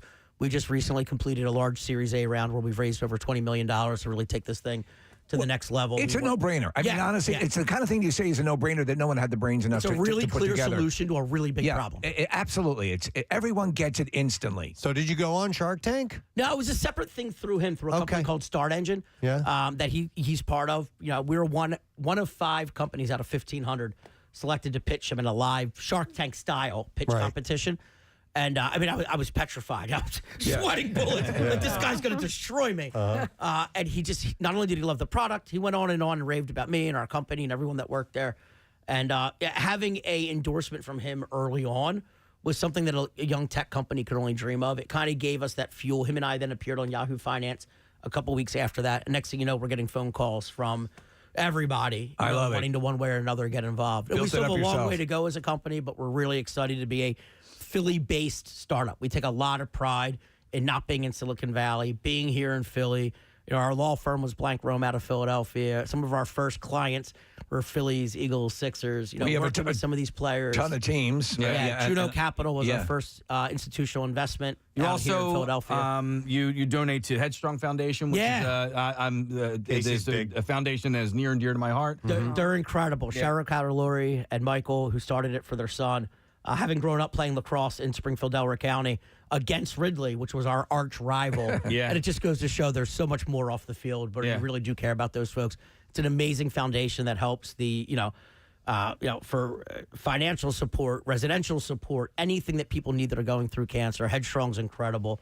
We've really enjoyed working with them over the last couple of years, and I'm glad you do. So, just such a great organization. Well, in general, this is something that so many people, I'm sure, their heads were spinning like, what do I do? What do I do? And this is that answer. And again, I mean, we've had countless conversations on the show about you better watch it. You better watch it. I can't tell you how many of my friends have told me over the years, TJ, no offense, but how did you think of this? Like, how did nobody else think of this? It's so obvious. Yeah. Hey, I do have to ask how.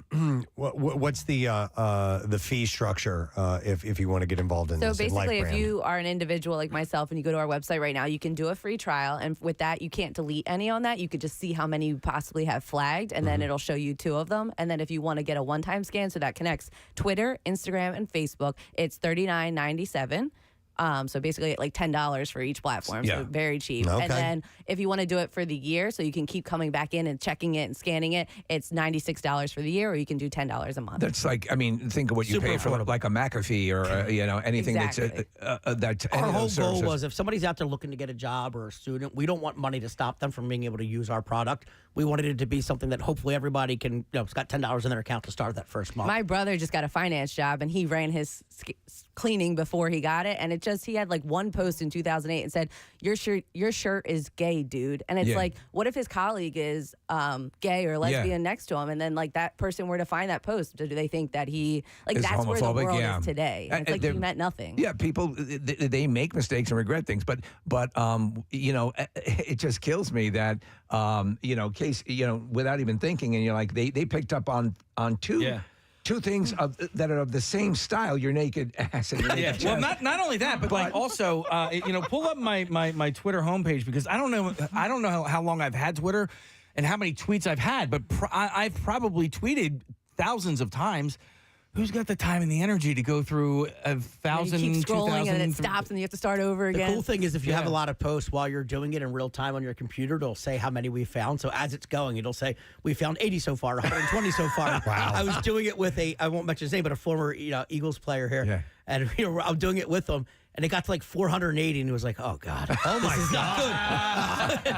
And then, as we went through, it was just a lot of curse words. There was nothing bad. But you have the option to decide, and I think that's what's really cool. Yeah.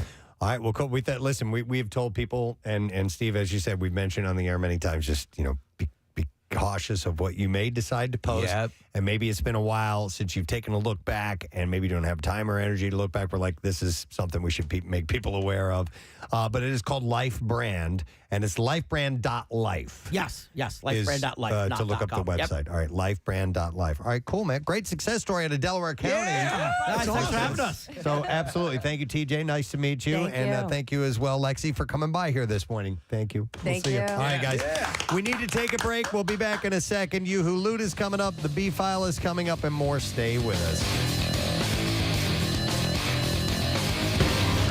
His 40th year is this month. And we were saying you are there is having lived in different markets, there is none smoother than you and more competent on the air. I mean, you're the best I've ever seen. The best we've ever seen. Yeah, so And he's the standard that I hold everybody else up to. So Right. whenever I travel to another city and I'm in that hotel and I turn on the local newscast, I'm like, not Jim Gardner. ain't happening. Nope. Yeah.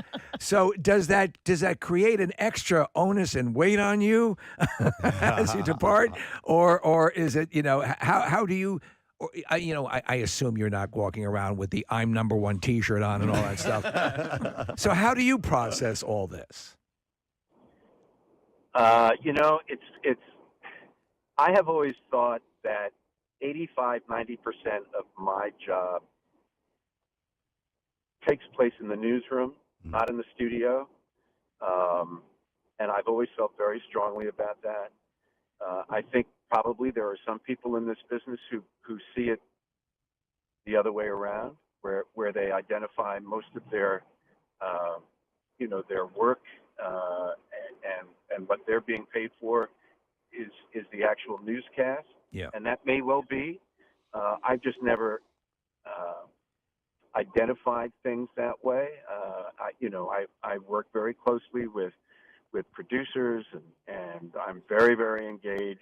Some would say too engaged in the evolution of every newscast. And so what happens in the studio is almost like putting a period at the end of a task that to me takes place elsewhere. I have never thought that I was, and I'm not being falsely humble.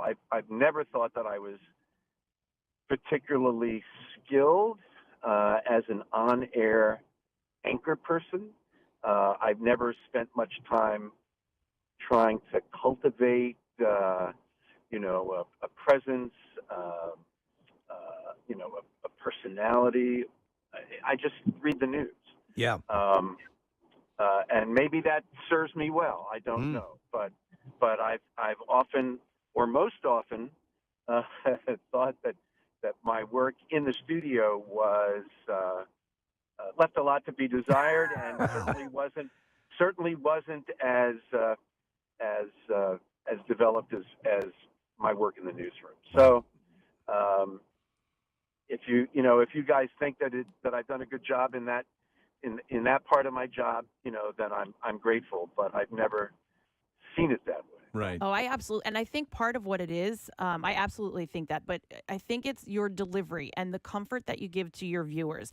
Whatever, is happening in this world, and whatever your, information that you're imparting to us, it's you deliver it in a way that makes us feel comfortable and that it's going to be okay. I mean, at least that's what I experienced when I watched Jim.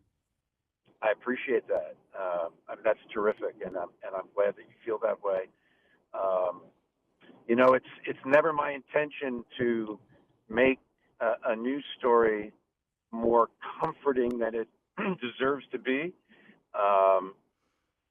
Unfortunately, or whatever, the reality is that we're talking in the news business mostly about difficult subjects. Yes. And yes. Oftentimes, unpleasant stories.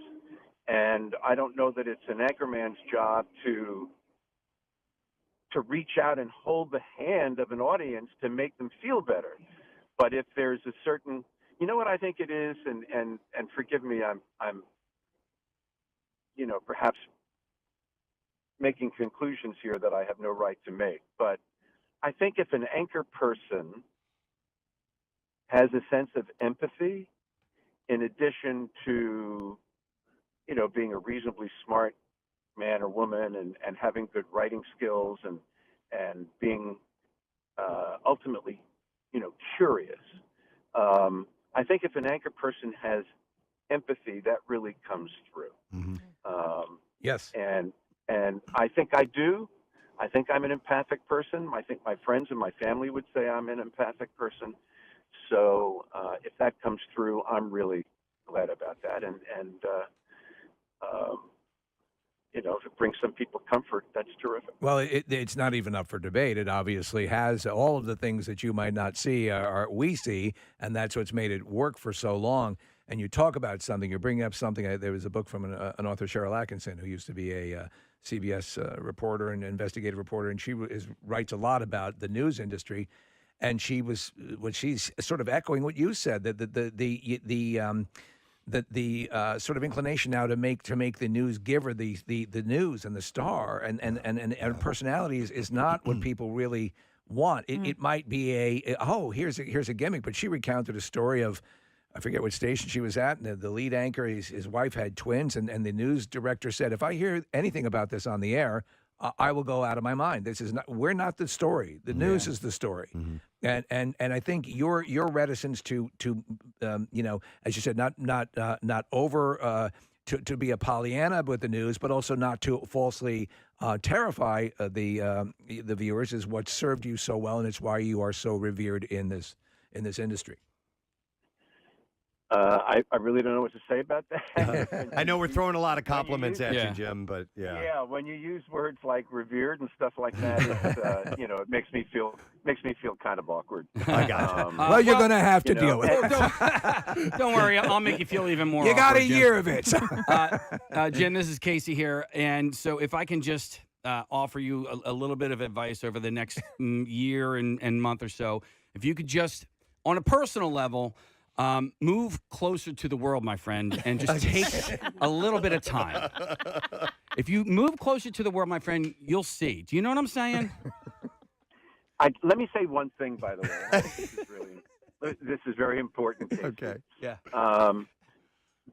The man who hired me at Channel 6 said the smartest thing someone can do in this industry who is looking, to get a good start in their profession is to work for a good television station and to work for a successful television station.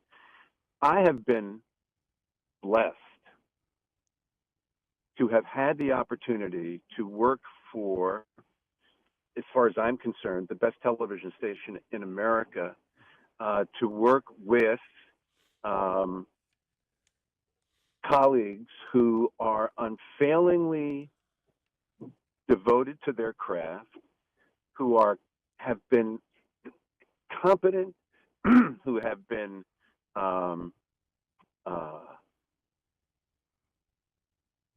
insistent on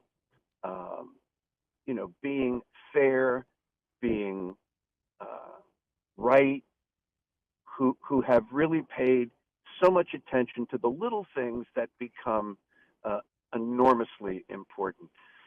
They have made me much better, seem much better than I am over the years. I have been the luckiest guy in this industry. People, focus on the man or woman who is sitting at the anchor desk reading the news, and the fact is that our most important job is to represent the hundreds of people whose work and toil and devotion go into every newscast. I've had, even right now, my 6 o'clock producer, Jamie Shore, my 11 o'clock producer, Laura Mamarella, our executive producers, Matt Dennis, people like this who the public never gets to know. They're brilliant. They are, they're devoted. They are devoted not just to the task, but to the industry and to the constant effort to make Channel 6 not just a good news station, but a good member of this community, a good citizen. And we're very proud of that. And I am not just proud of my work, and I am, but I am proud to have been a member of an effort on the part of hundreds of people over the course of the decades. And I've heard from a lot of these my former colleagues over the last 24 hours. It has been great to touch base with people whom I haven't talked to or had communications with for a number of years, and it just brings to my mind that if a television station is successful, it's because it has had great leadership over the course of time, and it has had people of great character and people of great motivation, in addition to the fact that they're really good at their jobs. And, I've been the beneficiary of all of that. And I'm sure they would say the same of the you. luckiest guy. Yeah. I'm the luckiest guy in this business. I really am. I feel that way, and it's absolutely true. Well, we can relate. I'm sorry to jump No, in. no, Steve, absolutely. Go ahead. But as you were describing that about 6 ABC, WPVI, it's how we feel about WMMR. It's Yes. the same thing. It's a wonderful environment and a blessing to be able to say that. you guys would understand Yeah. better than anyone else I could be talking to. Absolutely. You know what, Jim? I'll say this, and I look forward to that in your time after the news desk, where I can finally see you at a Sixers game being ejected for overly razzing the opposing team.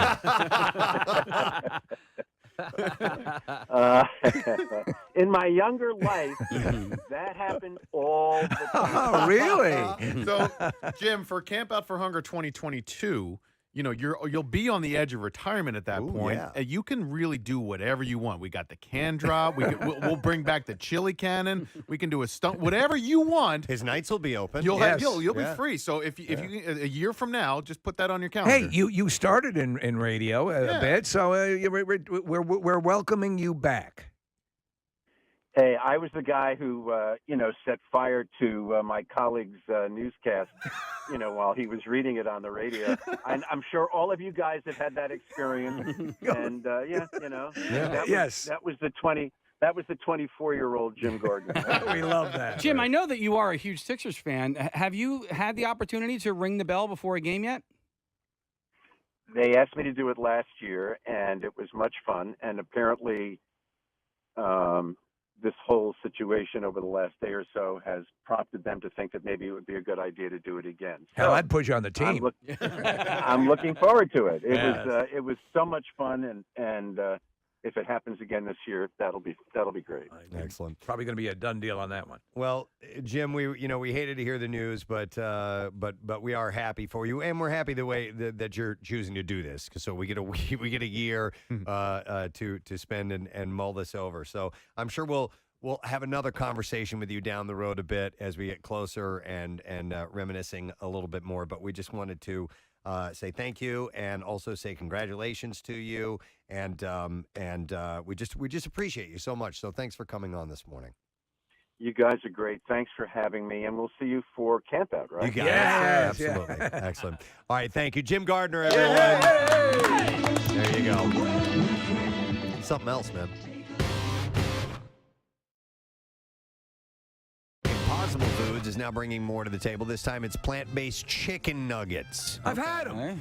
Oh, wait, you have? Because so have I, and they were the most disgusting things I've ever eaten in my life. Well, then I've had different. So Hip City Veg has the best chicken nuggets I've ever tasted, and there's no chicken. Okay, so this was sort of like, it looked like it was Stack of stories is just burning a fire over here that I got to get to you. WMMR presents Preston and Steve's Bizarre File. Brought to you by Primo Hoagies. Watch the game with some friends this week. Well, you want to score big and serve in style with Primo Hoagies. Order online at primohoagies.com. It's not just a hoagie, it is a Primo. All right, I saw this story this morning. This is very, very interesting. With Hurricane Ian devastating much of Florida, street stock car racer Jeff Stallnacker, that's how you say his name, Jeff Stallnacker, locked his 2 race cars in a trailer to keep them safe from the storm. While the hurricane ended up sparing Stallnacker's hometown of Ocala, Florida, he ended up suffering costly damages anyway. A thief backed his truck up to Stallnacker's gooseneck trailer, hitched it up, drove it away, unaware of its contents, by the way. Apparently, the thief was disappointed with his race car that he took, so he ended up, actually, the 2 race cars that he took, so he ended up burying the cars in an abandoned sand pit. What? Thankfully, due to the impressive detective work done by Stallnacker, his family and his friends, he found stolen goods, and unfortunately, very little is salvageable. So the thief is allegedly a guy named Alex Sloan Herring, and he's currently in police custody. So finding 2 race cars isn't ideal for a thief, even if they're quite valuable. The market for stolen race car parts isn't exactly huge, and Herring would have to dismantle the cars first to sell the parts anyway. Why the hell would you bury them? So he went to his employer's job site in the middle of the night, borrowed an excavator, dug a big hole, and buried the 2 cars. They also buried all of the tools, parts, and other racing equipment inside the trailer. Total loss, about $200,000. Jeez. So whoever dug the holes stacked both the cars on top of each other and then buried them. Crushed underneath the weight of nearly 15 feet of sand, both cars were almost entirely destroyed. The engines were submerged for about 4 days. That means they're going to need to be sent out to be rebuilt. Stolnacker, apparently he and his family did some clever detective work for themselves to find both of the cars. So they had surveillance cameras. Okay, Right, so you had that, but there were no license plates on the vehicle. And he posted footage to Facebook. Well, he was swarmed with responses that knew Herring's truck, and they told him about it. Oh, good. So he found where Herring worked. So he still needed to prove this, okay? So he found where Herring worked and spoke to his boss. And because he had used a work truck, it had a GPS tracking on it, equipped on it, which allowed the Herring's boss to track its previous whereabouts. They realized that it had driven to his job site's abandoned sand pit in the middle of the night during the hurricane, the same night that That's brilliant. The trailer was stolen. So the trap was set. Herring's boss called him to tell him that both Stolnacker and police knew that it was him that stole the trailer, and things would be better for him if he gave the stolen goods back. So Herring went to the dig site around 9 o'clock that night where Stolnacker and his family were hiding in the woods, watching him dig everything up with the exact same excavator that he used to bury it all. Surprise! It took about 6 hours for him to finally reach the cars. Once they knew that it was their stuff in the hole, they called the police, who eventually arrested Herring. Herring was on probation when he allegedly stole the trailer. After serving 6 months in jail for grand theft auto, he also had a prior history of stealing trailers. So he has been busted. But yeah, good for them for finding it. It just sucks that, I mean, you tweak these vehicles up to get to where you want them, and he just destroyed. He managed to weather the storm and has it all happen because of this idiot. He's out $200,000 now. The mayor of Indialantic, Florida, is accused of using a rake to hit a man in the face while participating in a park cleanup for the hurricane. Clean! David Berkman was arrested on Friday and faces a misdemeanor battery charge. According to a probable cause affidavit, Berkman was helping to clear Orlando Park in Indialantic. Never heard of it. Neither did I. When the victim began recording him on his cell phone. The victim said he began recording the mayor after Berkman made several comments about, quote, kicking his ass. Don't record me. My hair's a mess. The affidavit said that Berkman used a rake to hit the victim's phone and face. Yeah. It is not known what led to the alleged outburst. Rake face. The police department said that the cell phone video lined up with what the victim's claims, and no other details, including whether the victim suffered any injuries, have been released. Two South American researchers who were discovered dead in a fire in a Kansas City apartment were killed before the blaze was started, investigators say, and police are banking on an Alexa device to help them solve the murders. It's the second time we're hearing about this. Police, last time was for cheating. Yeah. Police identified the victims at an apartment near the Biomedical Research Center where they worked as Camila Berenson of Buenos Aires and Pablo Guzman Palma of Santiago, Chile. Berenson and Palma were suffering from what police described as apparent trauma when fire crews responded Saturday morning and extinguished the blaze. Both were declared dead at the scene. The Stowers Institute for Medical Research said that there were researchers there. Detectives believe that the murderer spent considerable amount of time at the site before the bodies were found based on physical evidence at the scene, and they hope that the Alexa device might have captured audio of the crimes being committed. They obtained a search warrant for the device found in the apartment on Saturday. They hope that Amazon's Home Assistant device will have recorded conversations between the killer and the victims that will help them crack the case. So detectives further believe that there may have been verbal communication between the two victims and the suspect during the commission of the homicide. So they want to check that. Yeah, because people, they get confused. They say, well, don't you have to call it to activate it? Well, it's listening for that call. Yeah. So it supposedly doesn't record, though, unless you... Yeah, but, some people have their doubts about that. Is that it? Well... Casey just gave me the wrap-up signal. If we wrap up now, we can come back with Yoo-Hoo-Loot, or if we keep going, we can stretch to Yoo-Hoo-Loot. All right, let's take a break. All right. That's my last story in the Bizarre File. Stories for you. But guess what? We have $1,000 on the other side. So we'll take a break. We'll come back in a second. Letter of the day after that later on for the Word of the Week prize. It's, by the way, is a trip. It's a home and away. You can go see Muse here in Philadelphia and in Las Vegas. It's a trip. So you want to hang out for that as well. We'll take a break and we'll be back in a moment. Stay with us. Preston and Steve on I'll try this. Right. Not I was good. like, what is this? What is this texture? What am I eating? So they use plant or seitan. not? I guess it is seitan, right? The often used for chicken substitute. Yeah. Okay. Yes, and the Satan actually cooks them. Wait till you try this. But they're Casey. They're excellent. We actually put them out at a party. Yeah. And people had no idea. So we have a vegetarian living in my house. My oldest is now a vegetarian, more pescatarian, but we have a lot of Impossible meat in our house now. Right. And we do the Impossible ground beef a lot, and it's damn good. You know, I love it. Yeah, my wife will make and Preston's right in the. It's not exactly. But the taste I like. Yeah, I it's like good. the Impossible taste. Yeah, it doesn't necessarily taste exactly like beef or pork or whatever it is they're trying to simulate, but whatever it tastes like tastes good to me. Yeah, and when you're making things like nachos, like my wife will make nachos for the household, and she'll crumple up the Impossible burger meat or whatever on there. You can't tell the difference. Not when it's got the cheese and the salsa and everything else with it. I'm telling you, that Impossible cheesesteak from Wilson's, unbelievable, was fantastic. Unbelievable. I couldn't stop eating it. It was excellent. Get me the biggest cheesesteak fan in Philadelphia. Yeah. Sit them down and give them one of those. and don't say, all right, tell me if this tastes like meat. Right. Just say, eat this, and does it taste good? Yeah. That's the difference. So somebody who is a hardcore meat eater might say, this ain't no meat or whatever. No, just set that aside. Does it taste good or not? Okay, and because that cheesesteak at Wilson's Secret Sauce is fantastic. And what was the ingredient? Loved it. Was it seitan? No, I don't know. Oh, okay. I don't think know. he uses Beyond or Impossible. I'm not sure exactly what he uses. I You'd think have it's to ask him. Impossible. Yeah. So I'm looking at what I had, and this restaurant changed, right? It was one healthier restaurant to the next, and they had chicken on it, and so they were called chicken. They were called chicken strips. Well, now they're just called strips, and so I ordered that thinking I was getting the chicken, and then realized, but it says plant-based, so it's a plant-based strip. It doesn't say exactly what's in it, but I'm assuming it's similar to what you're talking about. Plant-based strips, Mommy. So Impossible Foods is describing this as having a golden, crispy breadcrumb. Oh my God! I can't believe I said that. That's all right. Yeah, I'm interested in your chicken strips. Stop it.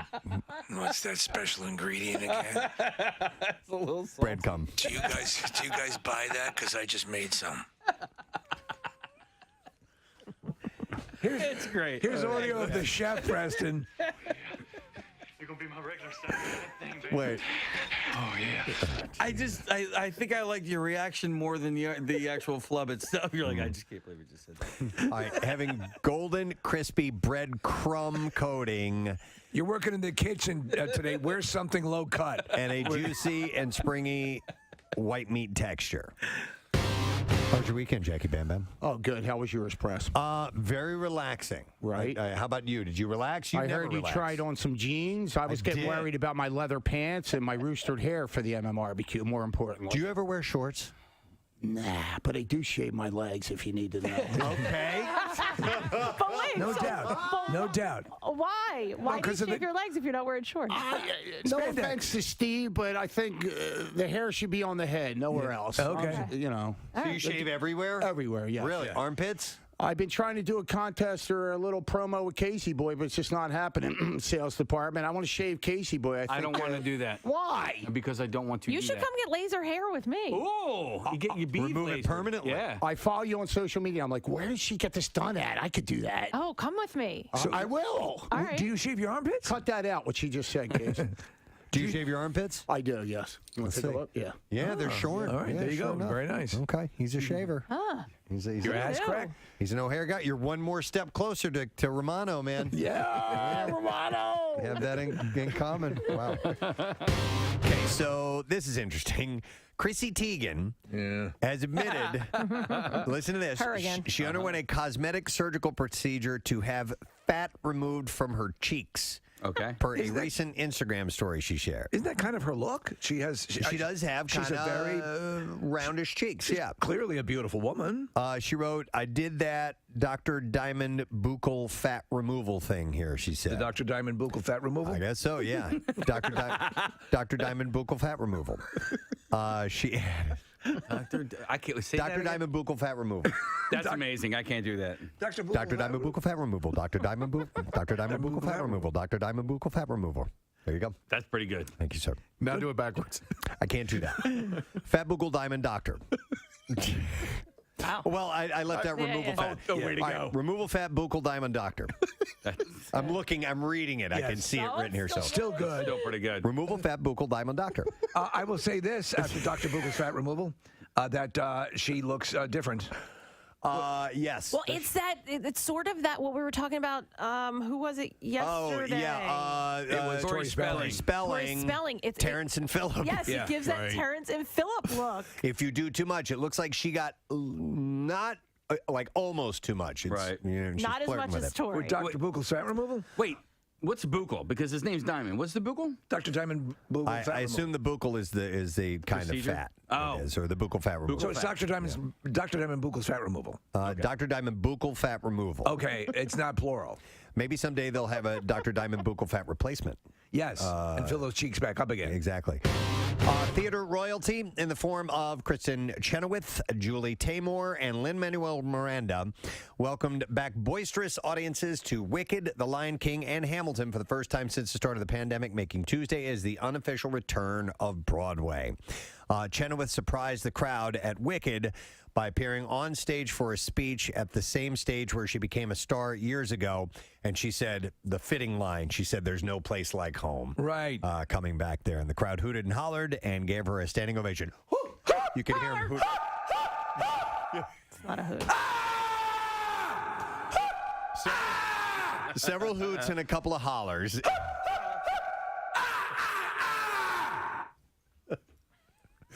That'd be kind of scary. It would be terrifying. Yeah. I think that the actors would walk off the stage. Taymor, the director and costume designer for The Lion King, congratulated her audience for the courage and enthusiasm to lead the way. She said, "Theater as we know it is the lifeblood and soul of the city. It's time for us to live again." And Miranda at Hamilton summed up the feeling of a lot of people when he asked, "I don't ever want to take live theater for granted." And by the way, I did not write Hamilton. I have to know. Yeah.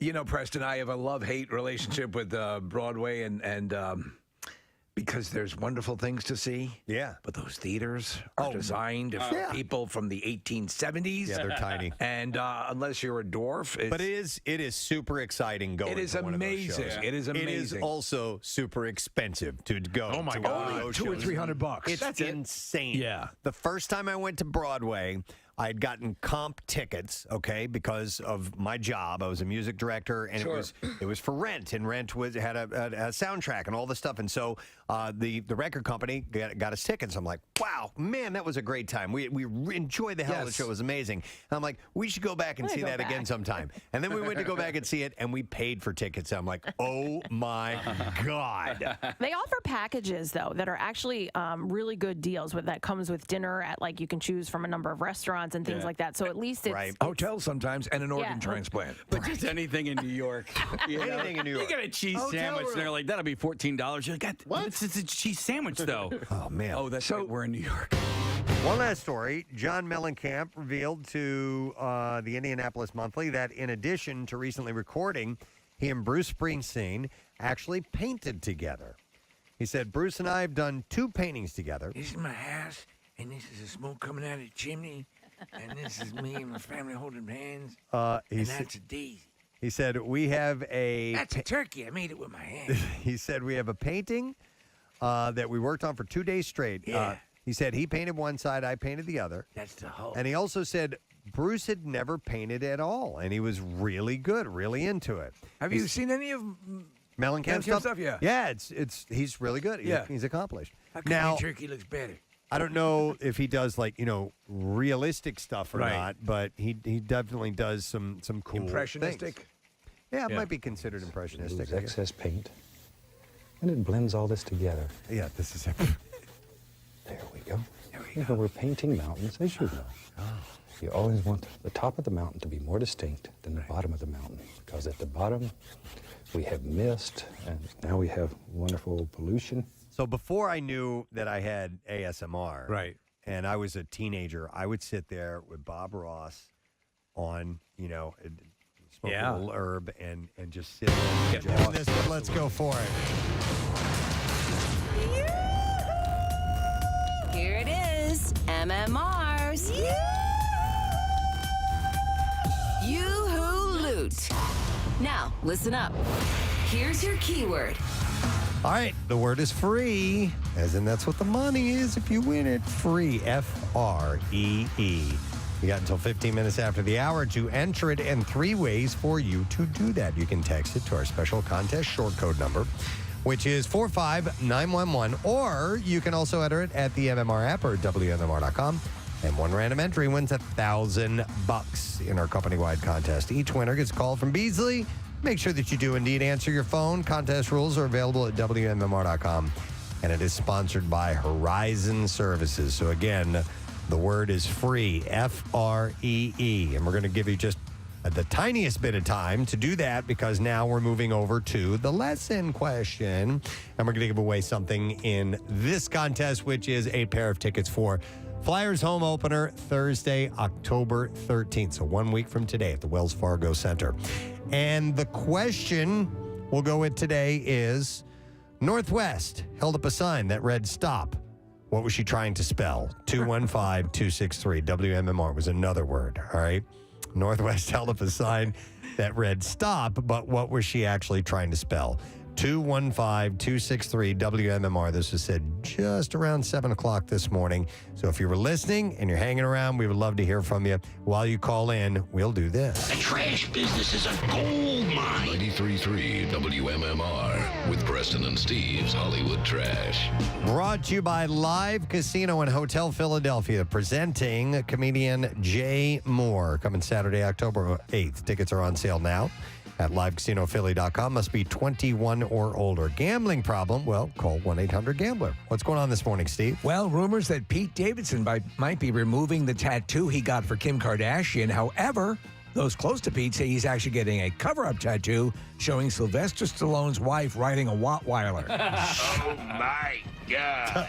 Melinda Gates admitting that having time to think during the pandemic helped her process her divorce from Bill Gates. Melinda says she eventually asked herself, why am I staying with a man who sleeps with his penis and cottage cheese? Oh, wow. Sister star Tia Mowry filing for divorce from her husband of 14 years, Corey Hardicht. Mowry cited irreconcilable differences, offering no more than it has something to do with cottage cheese. That's your Hollywood. All right, we're looking for the answer to this question. Northwest held up a sign that read stop. What did she actually try to spell? And we will go to Kelly to see if we can get an answer. Hi there, Kelly. Hi, how are you? Awesome. All right, so Kelly, what was Northwest trying to spell? Shrimp. Shrimp. You're correct, Kelly. Hang on. We got you tickets to the Flyers home opener. It's Thursday, October 13th, Wells Fargo Center. Flyers return to the ice for the 2022-23 home opener, and it's presented by Smart Water with a matchup against the New Jersey Devils on October 13th. All fans get a Flyers home opener t-shirt, and tickets are on sale now at PhiladelphiaFlyers.com. Now, Preston and Steve's Music News on 93.3 WMMR. All right, brought to you this morning by by Horizon Services. Buy a furnace and get 50% off on AC unit at Horizon Services Heating, Cooling, and Plumbing. Plus, you get up to $1,700 back and 0 down and 0 payment until 2024. Visit horizonezbook.com. We'll start with the fact that Nickelback has released another new song and lyric video. It's called Those Days, and it's from their upcoming 10th studio album called Get Rollin', and that'll be out on November 18th. So when asked why the band took so long between albums, Chad Kroeger has said, we took our time with it, which was just a wonderful luxury to be able to sit back and go, no, I'm going to play guitar on this solo, or I'm going to play this guitar solo 40 more times for another 3 days and make sure that it's exactly how we want it, as opposed to the deadline. The new album featuring 10 new songs will be the band's first release in 5 years. Are we playing some of it, Casey? Yeah. Okay. So we have. I tell you what we'll do. We will take. So if anybody knows me, call in. You get your number back ticket. So that's the spoken word part of the song? Yeah. And you win. You win. And you win. You win. Kathy. Casey. Can Life Friends scrub radio shows too? That's when Casey said you effing whore. Sorry, Kathy. I think I slapped you that day, so no worries. There is a memory from that morning God. where it's because you're a bitch. Casey leans in, and was video running. I don't know where it went, but you just see Kathy's hand go. Yep. Oh my God. It was a fun day. That was. Ozzy Osborne, listen to this. Ozzy Osborne has launched a new beauty collection. That's right.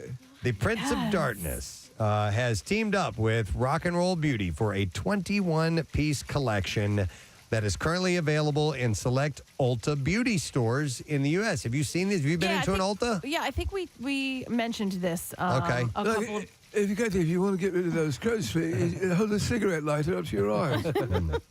The collection includes eyeshadows, lipstick, a gothic mirror, and more. Yeah, you know what? It kind of looks like Halloween-esque, so that's probably why it's in stores now. We're looking at a lot of the stuff that comes peripherally with it and things that look like coffins and stuff like that, so that's pretty cool. Yeah, so where the makeup is stored is in like a bat-shaped, container. Because I beat a bat. For the eyeshadow and stuff like that. They call it a palette.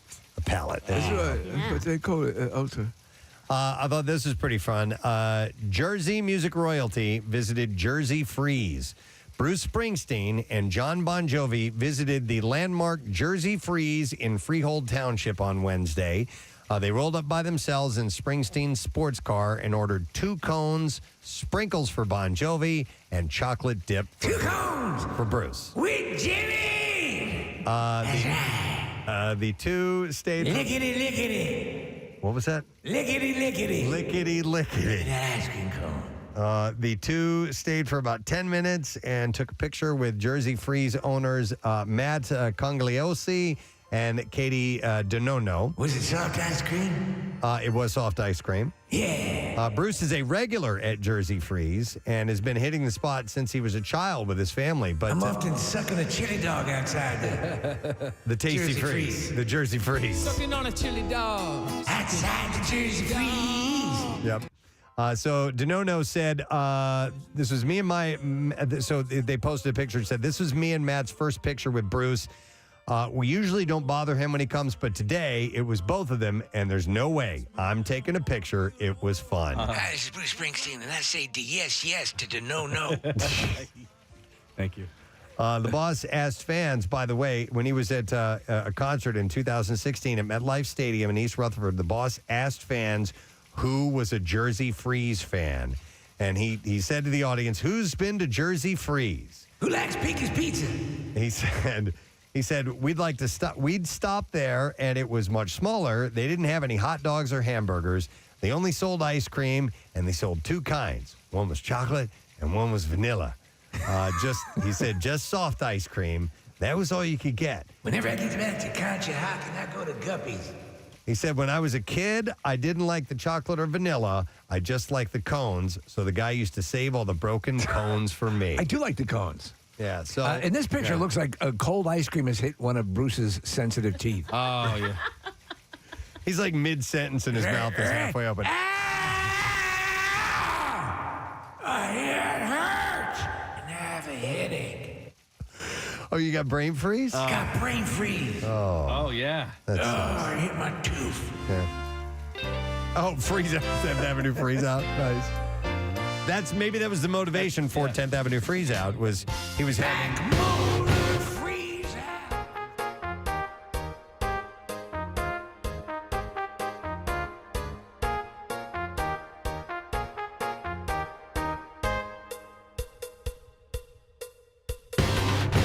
out. Less than a year after releasing his first Christmas collection, former Journey frontman Steve Perry seems to be in the midst of recording another one. Perry, now sporting a full head of light gray hair, filmed himself for his social media platforms in his studio, which was decked out in Christmas lights, stuffed animals, and Santas. I saw this yesterday. It popped up either on Instagram or TikTok. He looks good. Before breaking into a new song, presumably called Maybe This Year, Steve addressed fans directly by saying, "Hello, everyone. I'm Steve Perry, and this is my recording studio, and these are my holiday lights, and these are my holiday assistants. And I'm only wishing one thing for each and every one of us from the bottom of my heart, I swear." Is this from last year? This is from last year, yeah. And mistletoe.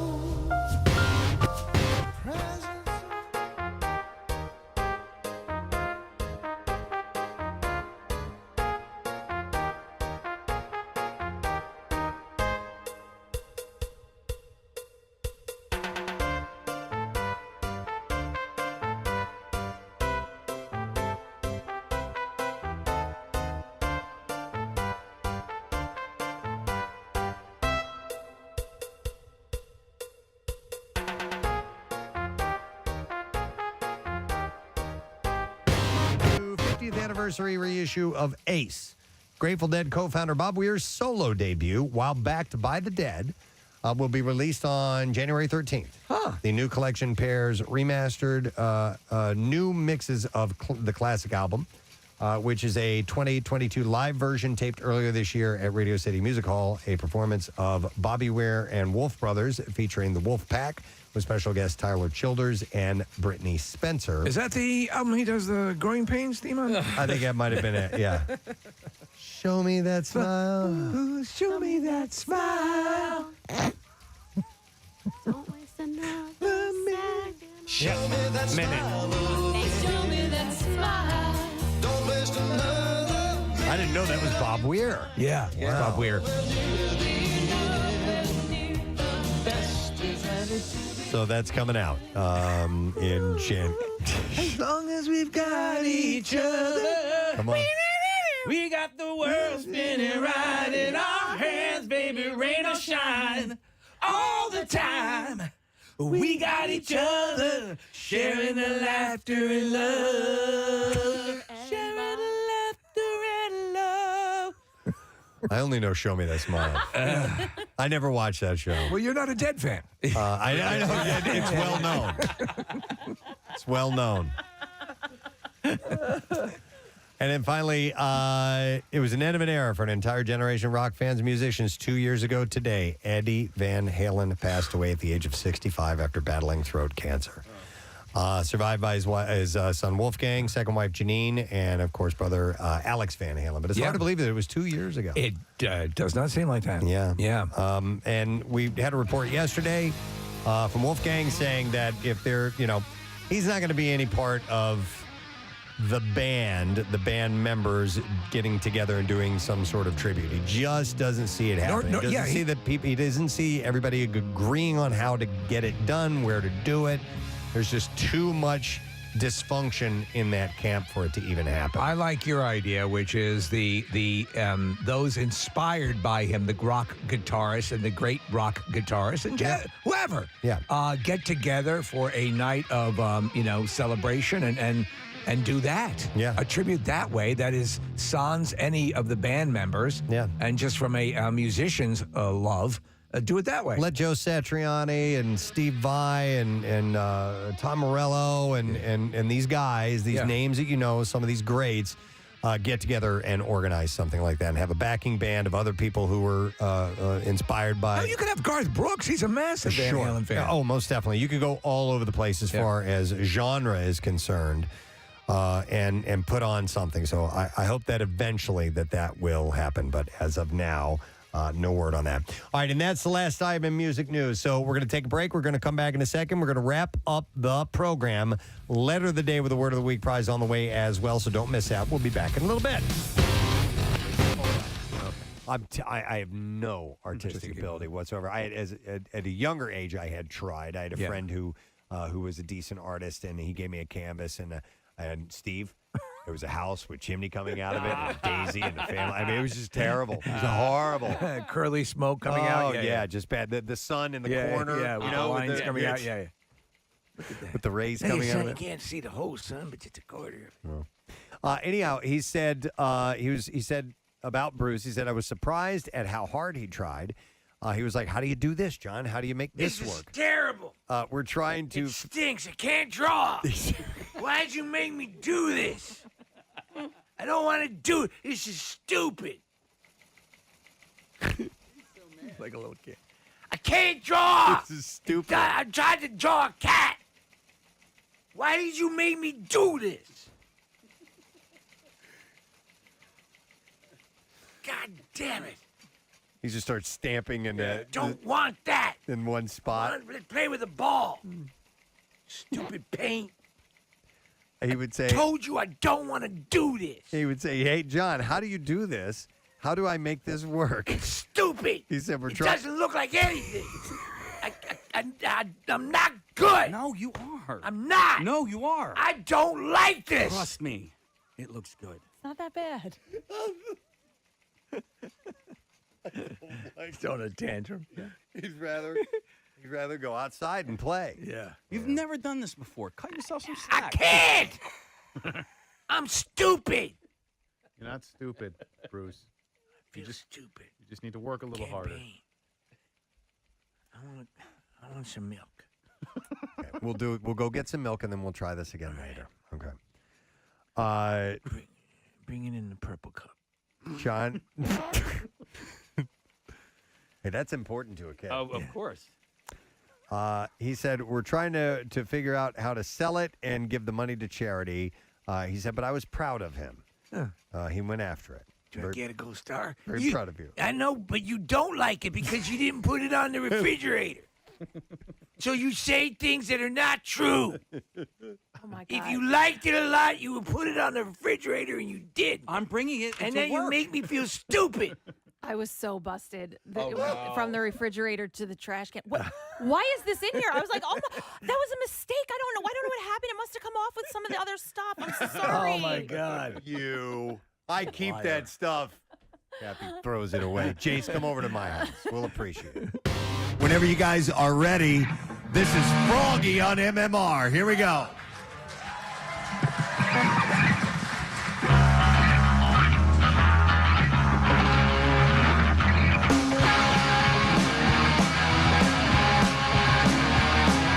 I love nachos. Nachos love 7-Eleven. I know that they're bad for me, but when I eat them, I'm in heaven. 7-Eleven nachos. 7-Eleven nachos. 7-Eleven nachos. Liquid topping tastes so good. Post-band practice, I buy them. I eat them in Fiona's kitchen. Best worst nachos in the world. They're the only thing I want. 7-Eleven nachos. 7-Eleven nachos. 7-Eleven nachos. You would have some if you could.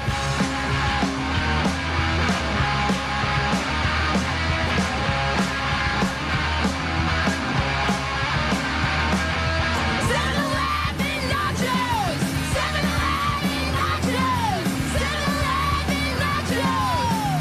I think they taste pretty good.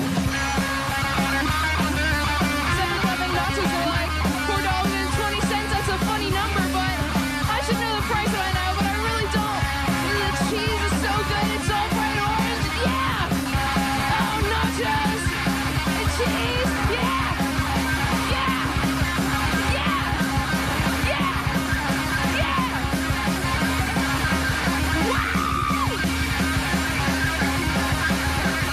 7-Eleven nachos. I love that. I love the lyric. They taste pretty good. I love it.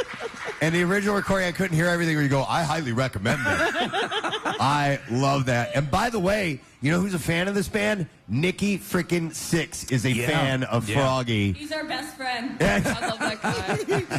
He wanted a Froggy t-shirt, right? Isn't that the deal? Did you guys get him one? Oh yeah, we were like, he was like, how much? We were like, do not even worry about it. We're like, for you, it's free. Yeah, that's awesome. Oh, my God, that is the best. I love it. So I want to hear, so, you know, when we ask somebody to to do a song for us, to do a jingle or whatever. You never know if they'll go, yeah, right, whatever. But these guys were like, oh, of course, we'll totally do that. So we were totally psyched about that. Did it take a while to come up with something, or was it pretty easy to come to you immediately? It kind of came to us immediately. We kind of used the riff we had in store. We just didn't know what to put lyrics with it, and we're like, this is the perfect riff to do it with. And we had 2 drafts of the lyrics, but we came up with something good. Okay. And yeah, we're really excited. So the world debut. Yeah. And what is the title of the song? No title No yet. title. It's the No Preston untitled. Steve All right. song. All right. So I'm excited for this, and I want to make sure we get a good recording of it. This might be our only chance to get it. Unless it ends up on an album. Sure, in the future we will record it. All right. yes. We appreciate that. November. I guess it's November now. It is. Soon. By the way, let's check this out, and then we'll find out where any gigs and things like that are coming up. So can we get the Preston and Steve song? Sure. All right, let's check this out. Froggy, I'm so excited they're here this morning. These guys, they got heart, man. I love it. Real All right, deal. whenever you're ready.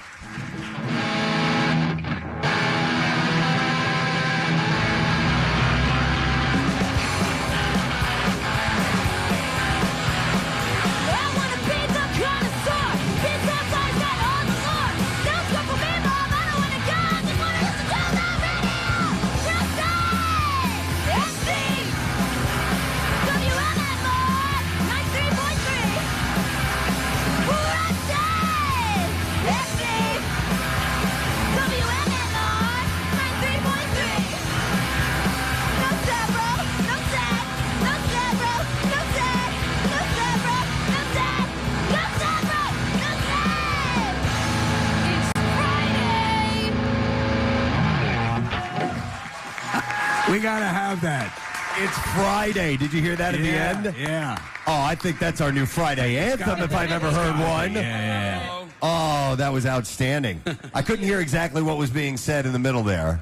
The third part was no school for me, Mom. I don't want to go. I just want to listen to the radio. Yes. Oh. No, we need that. Yes. Old absolutely. school angst. I love it. Love it. We're honored. You guys have any gigs coming up that we need to be aware of? New Year's Eve at Philomoka with Colleen Green and Joe Jack Talcum. It's Okay. going to be awesome. Yep, it's our biggest show. And something early December in the works, not fully planned out yet. We're but- actually taking November off to record a little something. Yeah, Very nice. So, yeah. Nice. Well, you keep us apprised of what your dates are, and we'll get them out for you, man. Yeah, It's awesome. thank you. People who love straight up punk are gonna love this this energy that you guys have. So that New Year's Eve show, all ages show, or Yep, is it all ages. Okay.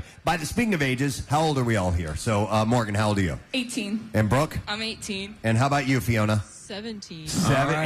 18, and 17 years old. They're so damn good, though, man. They really are. It's great. Hey, what are you guys doing the second or third Saturday in May of 2022? Nothing that I know guess of. we're all right. free. Yeah, just I'm free. keep those Saturdays open. Just Dude, that would be awesome. Oh, I'm Yeah. like, what is he talking about? What is The second- barbecue. Got it. And barbecue. sometimes it takes Froggy.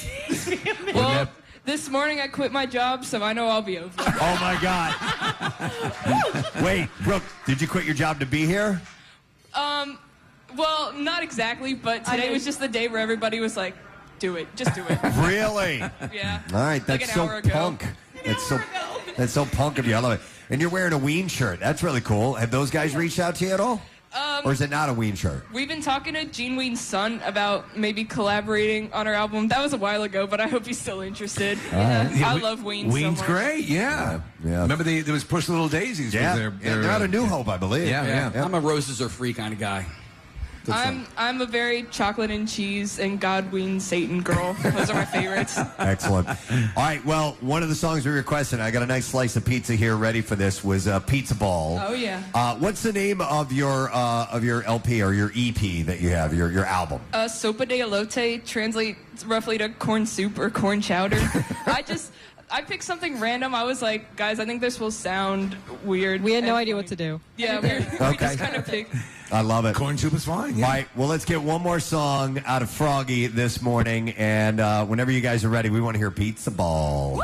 Yeah. All right. Let's do this thing. Ladies and gentlemen, if you're just tuning in live at the Preston Steve Camp Out for Hunger, this is Froggy.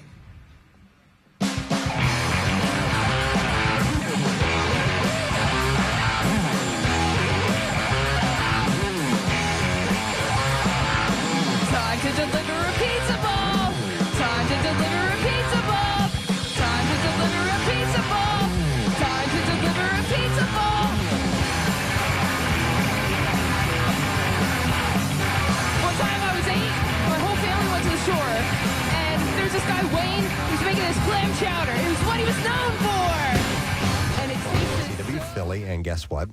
They give us these $100 Visa gift cards to give away in conjunction with that, just to remind you that it's on tonight. So we'll take callers 15, 16, and 17, and you win $100. That's pretty awesome. How about that? And by the way, they have currently on the air, they have Walker, which is a sort of a sort of reboot and retelling of the Walker mythos. And this is in that realm, and it predates that. So caller 15, 16, 17, you get a $100 Visa gift card. And again, that's on tonight, 9 o'clock on the CW Philly. So here you go. Give us a call. We'll set you up with those goodies. I would like to thank our buddy Nick Elmy for coming by. We're lucky to know a world-renowned chef and be friends with a guy like Nick. And his father has Parkinson's disease. And also, I think he said was his stepfather as well? Father-in-law. His father-in-law. So Parkinson's and raising funds and awareness and all that is very, very near and dear to him. So there's an event that's coming up on Saturday at the Philadelphia Zoo. And you can get on board and you can check out their website. It's called the parkinsonscouncil.org. And get signed up. It's going to be a beautiful day on Saturday to be at the zoo. It's in the morning. And, of course, you know, he's involved. There's going to be great food there. Yeah. So make sure that you support that if you have the time and effort to do that. Also, thank you to TJ Kalezi, founder and CEO of Life Brand. Yes! Came by this morning, and their company, his company, essentially cleans up your social media if there's anything in the past that you weren't aware of that might be considered difficult to deal with now, wherever you are in life. Maybe you're applying for a job or something like that, and you don't want those cleavage corner pictures out there anymore. It does not have to be you robbing a liquor store. It could be something that you just, you were doing something goofy and you don't prefer that wasn't up there. Ladies, if there's a picture of you where you have the expression on your face and you're going, woo! Chances are you're also doing something that you might not want out there, and you may have forgotten about it. So that's what they do. They find that stuff for you. And it's called lifebrand.life if you're interested in very checking easy that to out. use. Clean stuff up for you, which is cool. I'm sure you loaded with horrible things in your past. Yep. And my Girls Gone Wild file. Yes. I remember that phase of your life. Oh, yeah. The stuff you would do. Yeah. Swinging from the Tarzan rope. Man, it was a different time. It was a different time. Yeah. That was the 80s. Yeah. Had a mullet. Oh, did you ever have a mullet? No, you always. You were called Dr. Party back then. I was, yeah. When did you first grow your hair long? The second I graduated from high school. High school, that was it. Yep, growing it out. The nuns had no longer control of me. Yeah. And so that was the beginning. Okay. And then you've never looked back since. It was 4 years ago. 4 years ago. Right. Yeah. Nice. You got held back a few times. Yeah. Okay. Just a few. All right. Want to do the letter of the day? Yes. All right, here we go. Preston and Steve on 93.3 WMMR. Now, the Daily Letter. And the Preston and Steve show is brought to you today by the letter I, as in incubus. All right. And we have one more letter to go tomorrow, and then we give away this Muse Home and Away prize pack. Pair of tickets to see Muse in Philly and in Vegas. MMR rocks Muse, the Will of the People tour. With special guest Evanescence, and that is Sunday, March 19th, Wells Fargo Center. The trip for two includes hotel and airfare. And tickets go on sale tomorrow, by the way, at 10 a.m. via wellsfargocenterphilly.com. Complete details at WMMR.com, including today's pre-sale. All right, and a chance for MMR VIPs to win tickets for the Philly show as well. And the deadline ends today on that opportunity to win. So make sure you check that out at our website. Everything good in your world? It's lovely outside. Oh, nice. Yeah, I can't wait to get out there. You kids got to get out as soon as possible. But we will have Yoo-Hoo Loot at noon, and with me and Jackson at 3 p.m. Workforce blocks of Led Zeppelin and Black Keys and Van Halen in honor of Eddie, and all of that coming and more. Nice corduroys, by the way. Oh, thank you. I like your pants. They looked like jeans. I took a closer look. I'm like, those are cords, These man. are corduroys. Nice. Yeah. And very cool. Yeah. He's got a very cool chucks on. What is the derivation of These are my corduroy? Merry Melody. Oh, thank you guys for coming by the Xfinity store yesterday. Oh, no problem. These are my Merry Melody Chuck Taylor. Oh, nice. Yeah, cool. Lots of the characters, and either Connor or Ryan gave me these. Nice. So there you go. You're asking about corduroys? Yeah, where's the derivation of corduroy? How can you tell they're corduroys? Or what How did it come to be? That's a good question. Good question. I don't know where corduroys came from. I know but they've been they're around mined for a in long South time. America. I guess they call them corduroys because they're little like cords, Cords? thread. Oh, yeah, right. I don't really Roy. know. Roy. A guy named Roy. Roy. Must have made them. And he was a nephew, or actually great grandfather of Eddie Vedder. Yes. Because that. The album. Yeah. Corduroy. Or the Yeah. song. The song, Corduroy. Yeah, you're right. Okay. Wasn't aware of that. And Oh, Eddie you learn always stuff. will often All right. wears You want to corduroys. know? All right, here we go. The word corduroy is from cord and duroy, a coarse woolen cloth made in England in the 18th century. Although the origin of duroy is not attested, and although its likely meaning is due, 2 words, du roy, or of the king. Right, court of the king. And it does not follow that the full phrase cord du roy derives from the cord of the king. This is probably a false etymology. Oh, damn it. I wore corduroys every single day in grade school with the brown corduroys. You hear me coming down the hallway. Zip, zip, zip, zip, zip, zip, zip, zip. Also, a King Crimson song, Court of the Crimson Corduroy. Crimson corduroy. Yeah. Yeah. Absolutely. We need to have a pair of crimson corduroys. We do, now. absolutely. I actually have a pair of those. Of crimson ones? Of course. There you go. All right, well, I think our sponsors. This has been fun. I'm going to thank our Corduroy Chat. sponsors, the Preston and Steve Show. It's a new podcast. Yeah, corduroy chat. Corduroy Yeah. chat. We just talk about stuff. Yeah, mainly corduroys. All right, the President Steve Show brought to you by Acme Markets, fresh foods, local flavors, also by Squeezed.com. Feel great, lose weight with Squeezed. And Raising Cane's Chicken Fingers, now open in Fairless Hills in the court at Oxford Valley. One love. Tomorrow on our program, as we wrap up the week, WWE's Bailey will be in our studio. And we also have, I can't read your handwriting. Who's the... Michael Palisak. Okay, Michael Palisak, comedian, will be in the studio. Nice. It's a No Sad Bro Friday. Yes. We'll have thousands of dollars to give away with You Who Loot, and we'll wrap up the week in fine fashion. That's it. We're done. Rage on and have a great day. And we'll see you tomorrow, friend. Bye-bye.